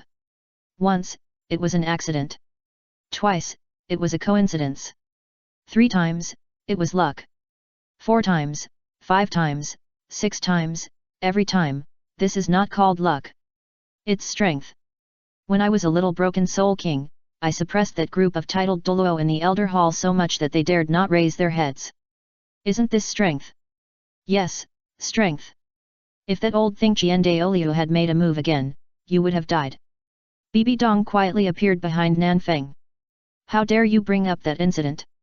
At that time, Nanfeng controlled Douluo once and directly killed half of his mental power. If Douluo made a move again, Nanfeng would have overdrawn his mental power and fainted on the spot. Pure deception. This bastard was really crazy at that time. Knowing that there was no bullet in his gun, he still pushed the muzzle of the gun against someone's head. He's really gambling with his life. I bet you don't dare to bet with me. What's there to be embarrassed about? Nanfeng shrugged. It's natural to lose, but if you win, you'll be a legend. A little broken soul king, with his own strength, bluffed so many titled Douluo, who can replicate it? Bibi Dong's eyes twitched slightly. Not everyone has a brain problem like you. Nanfeng basically goes all in when doing things. Winning is good, but losing doesn't matter. To put it bluntly, this guy doesn't care about the result at all. He just wants to know how far he can go. He is not without desires. He has things he wants to get, but it doesn't matter if he can't get them. He has desires but no desires, so this guy is fearless. But how many people can achieve desires but no desires? Most people just want a result. What is the purpose of work? Isn't it for money? What is the purpose of cultivation? Isn't it for strength, for power, for being high above? Because there is a purpose, when you can't complete it and can't get the desired result, you will be disappointed and angry. But Nanfeng, success or failure is the same to him. Because this guy often doesn't know what he wants. Martial Soul Academy. After explaining the situation to Zhu Ziyun, Nanfeng came to Dai Mubai. Have you heard about Davis? Nanfeng asked. Elder, calm down. This matter has nothing to do with me. I don't know. I didn't participate in it. Dai Mubai said in a panic. Why are you panicking? Nanfeng asked in confusion. I'm not going to eat you, I just came to inform you. If you want to go back, you can go back. I will arrange someone to escort you. Dai Mubai was stunned and knelt down on the ground. Elder, spare me. I really don't want to escape. Originally, he had nothing to do with staying in Xingluo. Davis will not let him go. Coming to Wuhan City is more or less safer. At least Davis dare not attack him here. But if he goes back, he doesn't want to die unclearly like his second brother. Whatever you want. Nanfeng did not force it. However, Xue Qinghe and Xue Beng of Tiandu are going back, and Zhu Ziyun and Zhu Zuqing also want to go back. If you don't want to go back. Zhu Zuqing. Dai Mubai was stunned. She wants to go back. Her sister wants to go back, so she has to go with her. Nanfeng said. As for whether you stay or go, it's up to you. I won't force you. The contract between Dai Tianfeng and I is only 3 years. Within 3 years, you are all considered exchange students of the Spirit Hall. I will guarantee your personal safety. As for after 3 years, that's your own business. Zhu Zuqing is still young and easy to fool. In the past few months, she has been led astray by Hulina and has even learned how to hide. As for Zhu Ziyun, she has also been involved in the intrigues of Xingluo for so many years, so she needs to spend more time. As for Davis, there is no way. When he dreams, he thinks of the supremacy of imperial power, which is impossible to change. As for Dai Mubai, he was scared by Davis and left his fiancée to run away. He doesn't even have the most basic responsibility as a man. He doesn't have any expectations for such a person. I thought you were going to train one of the 2 princes to inherit the Xingluo Empire and cooperate with you. Bibi Dong said. Davis ran away. Dai Mubai, don't you plan to fool him? A person who doesn't even have the most basic sense of responsibility, can you expect him to have a sense of social responsibility? The determination to fight for the future of a group of irrelevant people. Nanfeng said. Cultivate oneself, manage the family, govern the country and bring peace to the world, from small to large. A person who can't even do the basics well, expect him to do the following things. People without basic beliefs are rootless duckweed. The so-called non-partisanship and neutralism, to put it bluntly, are fucking speculators. Whichever way the wind blows, they lean to that side. See who develops well, they will follow whoever. When the landlords are there, they are the running dogs of the feudal landlords. When the capitalists come, they will become the running dogs of the capitalists. Whoever is strong can become their master. Dai Mubai is a typical representative of this aspect. He is submissive to the strong and strikes hard at the weak. I can't expect too much from this kind of lackey of authority. If he were an ordinary person, I might try it, but he is a prince, and it is impossible for him to betray his class position. Bibi Dong looks strange, but you have to admit that most people in this world are the kind of lackeys you despise. Smart people are a minority after all, and most people are smart, which is what Nanfeng calls speculators. They will not feel ashamed for wavering, and they are even proud of it, thinking that they are the so-called heroes who know the times. Most people also agree with this kind of people. So I'm trying. Before I lose my patience, I will try my best to change this fucked up status quo. Nanfeng said. What if it can't be changed? Bibi Dong asked. Then let the raging fire pave the way for the new world. Chapter 98 Can't Stop. Sunset Forest, Yin-Yang Eyes of Ice and Fire. After several months, Nanfeng returned here again. The incorporation of the 4 single attribute families was quite successful. Under Ning Fengzi's operation, the Power Clan, the Control Clan, the Agility Clan, and the Break Clan were all settled, and the Spirit Hall also lifted its targeting of these 4 families. This wave of cooperation, coupled with the previous events, now the 7 Treasures Glazed Tile sect is almost tacitly regarded as being in cahoots with the Spirit Hall in the eyes of the Soul Master world. Or in other words, in cahoots with him. What's the situation with my medicine? Nanfeng asked. Yuegwen Ghost has been responsible for guarding the yin-yang eyes of ice and fire during this period. Douluo also returned here after returning from Xingluo. The patriarch of the Break clan, Yang Wudi, is here with Yuegwen and others to be responsible for the matching of these herbs. You can refine it, but it takes a lot of time. Yang Wudi said. How long will it take? Nanfeng asked. In order to maximize the success rate, I estimate at least 3 years. Yang Wudi said. Nanfeng was stunned. 3 years? How about you refine Neza? Yang Wudi's eyes twitched slightly. My cultivation is not enough, I can refine it in 3 months, but I can't guarantee the success rate. These immortal herbs are very old, a bunch of immortal herbs comparable to 100,000-year-old soul beasts, and they are nurtured in the special environment of the yin-yang eye of ice and fire. The internal energy is extremely unstable. At least a titled Douluo above level 95 can refine these immortal herbs at the same time. He is only at level 82, and it is already amazing that he can stabilize these things with the help of Yu Guan and others with this family alchemy technique. Okay, 3 years is 3 years, be safe. Nanfeng shook his head. He remembered that Kyunkan Creation Pill relied on a level 9 soul guide, plus Huo Yuhao, that cheater, and it took 3 months to successfully refine it. Yang Wudi is only a soul Douluo at level 82, with nothing else. With this little equipment of millet and rifle, it is good enough that he can refine it. But, you can't waste my medicine in 3 years, right? Nanfeng said faintly. Old goat, these top treasures are hard to come by 4 years. Yang Wudi said. I'm 90% sure in 4 years. What if I want 100%? Nanfeng asked. Then just kill me. Yang Wudi said. This level of divine medicine is the first time I refine it. I don't know if I can stick to it for such a long refining cycle. 90% is the limit I can guarantee. And I can say that no one in this world dares to say that he is 100% sure to refine these things. Then 4 years. Nanfeng turned and walked towards the yin-yang eye of ice and fire. 4 years, if you succeed, you will have a share of the medicine, if you fail, I will kill your whole family. Yang Wudi's eyes twitched. Didn't you say before, whether it succeeds or not?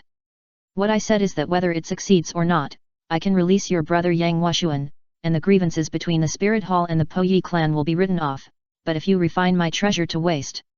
Nanfeng paused. Brother, this is not a grudge between you and the Spirit Hall, this is a grudge between you and me. Beside the yin-yang eye of ice and fire. Unlike before, the herbs around the yin-yang eye of ice and fire have been replaced. During this period, Yang Wudi and his team have dug up everything that can be used in the process of refining medicine. In addition, Yu Guan also moved the precious flowers and herbs he collected here. Although they are not as good as the immortal herbs that are born naturally here, they are also quite precious. Are you really going to retreat here? Bibi Dong asked. It's pretty good here. Nanfeng said. The energy conflict of the yin-yang eyes of ice and fire is not suitable for low-level soul masters to survive for a long time. Even titled Douluo cannot stay close to the yin-yang eyes of ice and fire for too long. Because the energy conflict here is too intense, it is hot and cold, even objects can't stand the cold and heat, let alone people. But because of the terrifying energy contained here, it is actually very suitable for soul masters to use for short-term special training. Of course, the time cannot be too long, otherwise they will die. And he doesn't need to worry about these problems. Just kick away the negative effects when he can't stand it. How many years do you plan to stay in seclusion this time? Bibi Dong asked. Not sure, maybe 2 years, maybe 3 years, maybe 5 or 6 years. Nanfeng said. He is practicing here mainly for the ice and fire dragon souls below. If he can absorb these 2 dragon souls, then his future affairs will be more secure. What about Jian Rongxiu's matter? Bibi Dong asked. Just do what you need to do. I have told her enough. If she still can't understand, then let her do whatever she wants. Nanfeng said. What about seeing Luo? Bibi Dong asked. Don't you have any ideas about those two girls? Yes, but not much. Nanfeng said. Besides, don't you have one? Zhu Zuqing is young and has been fooled by Hulina. Zhu Zuyun was scolded by him before. In addition, this time she went back to seeing Luo to see Davis's situation, so the problem is not big. Bibi Dong only needs to spend some more time to solve the follow-up problems. The problem of seeing Luo is actually very easy to solve. As long as the Dai family and the Zhu family are not in harmony, and the military forces of seeing Luo cannot reach a consensus, then there will be no fighting. It is much easier than the Tiandu Empire. What about Xiao Wu's situation? Bibi Dong asked. The people of the Spirit Hall can't go to support, or in other words, only you can go. Tang Hao stayed in Notting City. Even if Xiao Wu got what Nanfeng needed, she couldn't pass it out. The Spirit Hall couldn't send anyone to pick her up. Once discovered, Tang Hao might just go crazy and run away. Nanfeng looked strange. I say, are you stupid? Xiao Wu gets the Spirit Master subsidy from the Spirit Hall in Notting City every month. Can't you just arrange someone to pick her up in the Spirit Hall? Don't tell me you didn't think of it. You really can't bear to leave me? Nanfeng asked. Bibi Dong nodded. Now most things are on track. As long as you take it slowly, you can change. You can be more stable. You've done enough. But I can't stop. Nanfeng leaned back and lay on the grass. My brain is like a boiling pressure cooker. It must be constantly vented, rotated, and operated, otherwise it will explode. You can reduce the fire a little. Bibi Dong leaned against Nanfeng. No need to keep boiling. I thought about it, but when I look at these things, I can't calm down. Nanfeng said. This world makes me sick, humans make me sick, everything I see makes me sick. If I don't keep boiling and try to change, I'm afraid I won't be able to help but burn it all. In the past, I could only live with disgust, but now I don't want to endure it anymore. I've endured it all my life, and I really can't stand it anymore. What a bullshit ideal world, it doesn't exist at all. The human heart is dark and hopeless. You can ignore it. Bibi Dong turned Nanfeng's head over. You know that what you are chasing will never succeed, why don't you change direction? This is the truth you told me. You spent so many years changing me. Why did you fall into it again? Fall into it? Nanfeng laughed inexplicably. What do you mean by fall into it? I never came out at all. Chapter 99, Coming Out of Retreat. 5 years later. That is he really still alive? Beside the yin-yang eyes of ice and fire, the grown-up Zhu Zuqing, Zhu Zuyun and Hulina sat on the shore, staring at the lake in a daze. Nanfeng started to retreat 5 years ago. The first 2 years were fine. He would wake up for 1 month every 5 months, which was considered a relaxation and rest. He would visit Tiandu City and then return to Wuhan City. But since the winter 3 years ago, after Nanfeng sank the yin-yang eyes of ice and fire, he never came out again. I think so. Hulina was also a little uncertain. But the teacher said he is still alive. Is he not going to come out now? Zhu Zuqing hugged her legs, squatted on the ground, and rested her chin on her knees. It's possible. Hulina said. Before he went down 3 years ago, I felt that his mood was a little wrong. Nanfeng's spirit has always been unstable. He wants to change the world and change it according to his ideas, but he also knows that change is not that simple, so he tried from all angles. But the more he tried, the angrier and more desperate he became. He knew that his ideal was impossible to achieve. Many times, Nanfeng would have the idea of ending it all and destroying everything. However, every time he had such extreme thoughts, the power in his body would suppress these impulses, putting him on the edge of reason and collapse. Nanfeng has been in pain all the time. This is not only what her teacher told her, but also what she saw herself. Those seemingly crazy operations are actually when Nanfeng's anger is on the verge of an outbreak, the backlash brought by the forced balance. He himself admitted that he often didn't know what he was doing. So whenever Nanfeng became crazy, her teacher couldn't laugh, and she couldn't laugh either. Because they knew that Nanfeng was not crazy, he just couldn't find other ways to vent his anger. He was not happy at all. Because he heard crying and laughing, and against the background of crying, those laughters seemed particularly harsh, he couldn't be happy, and couldn't laugh.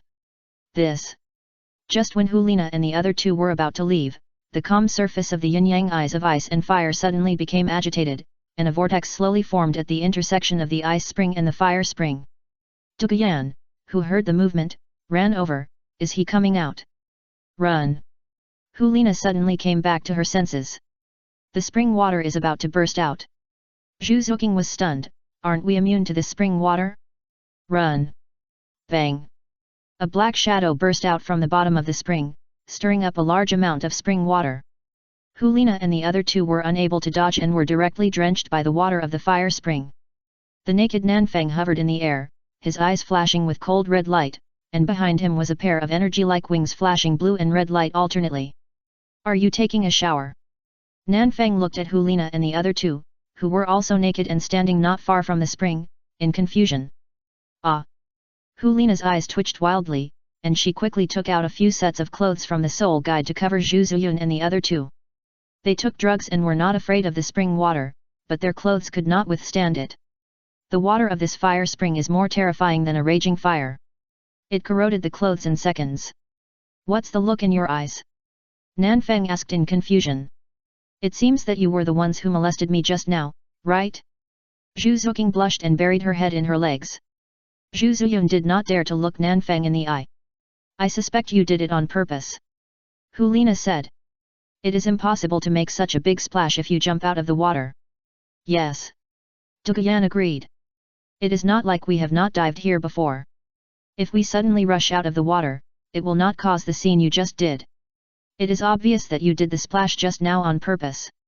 4. It is to make their clothes disappear. You are right.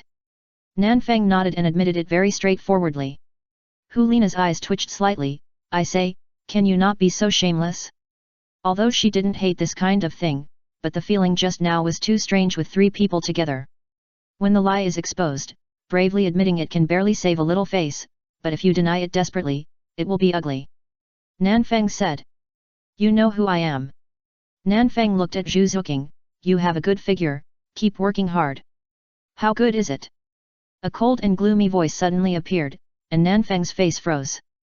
Compared with you, it is still a little inferior. Bang! It was getting dark, and there was a small wooden house not far from the yin-yang eye of ice and fire. Nanfeng, who had just come out of retreat, was beaten by Bibi Dong, who had just come out of retreat, and he became much more honest. At least he didn't continue to tease Zhu Zuqing. There was no movement for 3 years, I thought you were dead down there. Everyone gathered around the fire. Bibi Dong was flipping the barbecue, Hulina was spreading seasonings, Zhu Zuyun and Zhu Zhuqing was in charge of stringing the strings. Nanfeng was still the old man leaning on the side to watch the show. It almost died. Nanfeng said. But fortunately, I won by one move. Bibi Dong was stunned, stretched out her hand and put it on Nanfeng's shoulder, her face suddenly froze. Level 80. Are you taking drugs? 3 years ago, when they last met, Nanfeng was only level 65. After soaking in the bottom of the yin-yang eye of ice and fire for 3 years, he directly reached level 15. What drugs did I take? The bottom of this spring is nothing but water and soil. Nanfeng complained. You Bibi Dong couldn't believe it. Did you really absorb the dragon soul below? Almost. Nanfeng nodded. I spent more than a year to conduct a profound and comprehensive ideological transformation on the remaining souls of the 2 dragon kings, and successfully convinced them. However, the energy of the dragon soul is too huge, and they don't have much time left. Once they start, they can't stop. So, I went down 3 years ago and have been here until now. Bibi Dong looked strange. Did you succeed? It's barely half successful. Nanfeng said. I have successfully absorbed their energy, but it's not completely absorbed. Moreover, the real power of the dragon soul can only be truly opened after I have completed what I promised them. Oh, Bibi Dong nodded. In other words, your method of getting something for nothing didn't work. Nanfeng's eyes twitched. What do you mean by getting something for nothing? Aren't those big lies of yours just getting something for nothing? Bibi Dong complained. You made others believe in something you don't even believe in. Fortunately, these 2 dragons are still a little smart. They didn't lose their wealth to you with just a few words. If Nanfeng really got the dragon soul so easily, she would be a little worried. I'm not afraid of the price, but I'm afraid of free. Chapter 100. It's easy to talk. After dinner, Hulina and others went back to the room to rest. while Nanfeng and Bibi Dong came to the cliff above the yin-yang eye of ice and fire, lying on the grass to watch the moon. How has it been in the past few years since I was away? Nanfeng asked. The one with the weakest aura here is Zhu Zuqing, but she is also nearly level 40, and Bibi Dong's aura has exceeded the previous level 98 and reached level 99. This effect shows that the medicine he asked Yang Wudi to refine has been successful. Is everything going well? Bibi Dong said. Xingluo's exchange student contract expired more than 2 years ago, and you have been missing. Adhering to the basic principle of complete voluntariness, I did not force Xingluo's prince to continue to come to Wuhan City for study. Davis has not been doing well in the past few years. After all, he ran away overnight after the first training. After he came back, Xiaoyu and the others have always been very caring for him. Over the years, that kid has also had a big shadow on Wuhan City. As soon as the contract ended, he said that he had learned enough knowledge in Wuhan City and did not need to trouble Wuhan Hall anymore. Daimyo Bai originally wanted to stay. After all, staying in Wuhan City is much safer than returning to Xingluo, but... Bibi Dong paused and looked at the girls who were hiding in the bushes not far away and peeping. Nana knows that you like cats, so she helped you drive that kid away. Then. Last year, Yang Wudi refined the medicine. Bibi Dong interrupted Nanfeng and took out a jade gourd. As you said, I have distributed what should be distributed. I also distributed the 2 sisters for you. The effect is good. They helped me break through to level 99. The Rakshasa God test has also begun. These are the rest. You can see how you want to use them. Nanfeng opened the gourd and took a look. There are still so many. It is estimated that there are still 10 or so. Do you know how much they paid to refine this medicine? Bibi Dong said with a strange look. Yu Guan, Gui Mei, Dugubo, 3 titled Douluo took turns to protect Yang Wudi and recover. Since the beginning of refining the medicine, Yang Wudi has almost been awake. And in the 3rd year, the pills began to merge, and the power of those immortal herbs was officially stimulated. If it were not for Yu Guan who took Qirong Tongdianju to suppress it through his martial soul, Yang Wudi would have almost refined himself to death at that time. When the final pill was about to take shape, the energy of the fusion of these immortal herbs had problems again. Even with her, a peak Douluo at level 98, and Yu Guan, a peak Douluo who had just broken through to level 97, suppressing them, they still couldn't stabilize the energy of the furnace of pills. Finally, she ran back to Wuhan City and used Qian Rongxiu as an excuse to get old man Qian Daoliu to help her, and only then did she succeed in refining this furnace of weird things. At that time, Qian Daoliu even suspected that she wanted to kill him under the pretext of refining pills. Yang Wudi almost died. This old goat is pretty awesome. Nanfeng said with a strange look. For 4 years, he really risked his life to refine pills. You should know that there is a probability of waste in refining pills. Yang Wudi refined so many finished products for the first time. He is really capable. You took the whole family of his family and killed them. If he dares not fight to the death, how dare he not fight to the death? Bibi Dong complained. Yang Wudi really risked his life to make medicine.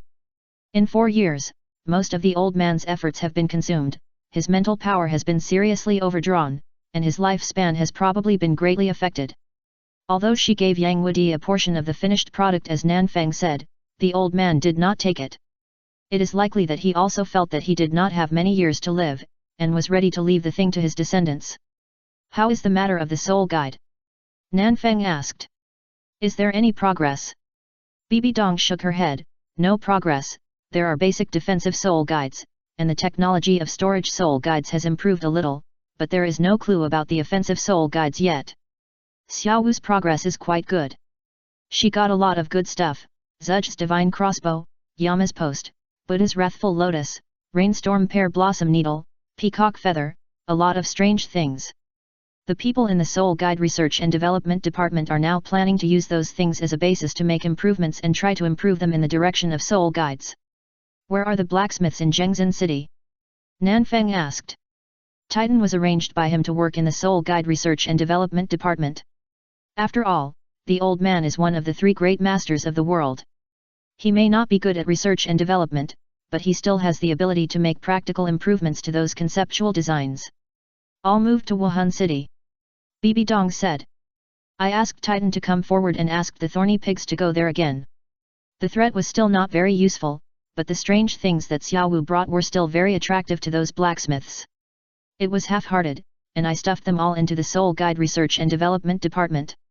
However, whether it is the research and development of soul guides or those hidden weapons, the materials are very troublesome and it is too difficult to find suitable materials.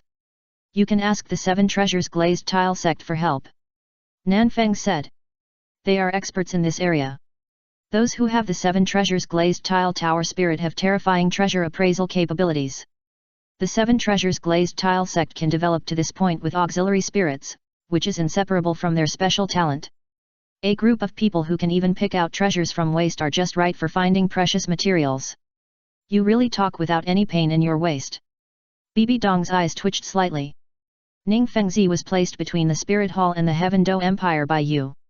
He is quite reluctant to be at the forefront of this storm. I still asked him to help? Everyone knows that the Spirit Hall has been focusing on the research and development of soul guides and weapons in recent years, and the major soul master forces can basically get the news of any difficulties they encounter. After all, it was Nanfeng who said it himself. There is no need to hide it. Just put it at the door and see who dares to steal it. If the 7 Treasures Glazed sect helped the Spirit Hall in this matter, it would be equivalent to announcing to the whole world that their 7 Treasures Glazed sect, from today on, will be in cahoots with the Spirit Hall. Just as a powerful country is a kind of hegemony over a weak country, a powerful soul master force also has hegemony over a weak soul master force, but sometimes it is obvious and sometimes not. Over the years, the Spirit Hall has always appeared in the vision of soul masters as a hegemony, especially after Nanfeng came to power. The Spirit Hall directly became a fucking bandit. Of course, it was also a bandit before, but everyone wants to save face, so it's not so obvious. But Nanfeng tore this face directly. Don't mess with me. If I'm unhappy, I dare to kill you without reason. Originally, the 7 major sects and the Spirit Hall could maintain a balance, but in recent years, first the Haoshan sect was beaten to close the mountain and avoid the world, and then the Xiangjia sect took the initiative to lean towards the Spirit Hall. The balance of the Soul Master world has long been broken and is in an extremely sensitive period of turmoil. If the 7 Treasures Glazed Tile sect leans towards the Spirit Hall again, who knows what this continent will become? It's better to be a chicken head than a phoenix tail. Who would be willing to run to the Spirit Hall to be someone's grandson when they can call themselves the ancestor of their own little land? Once the 7 Treasures Glazed Tile sect has problems, there will definitely be no so-called heroes who know the times in the Soul Master world, but there is a probability of more than 90% that a war will break out.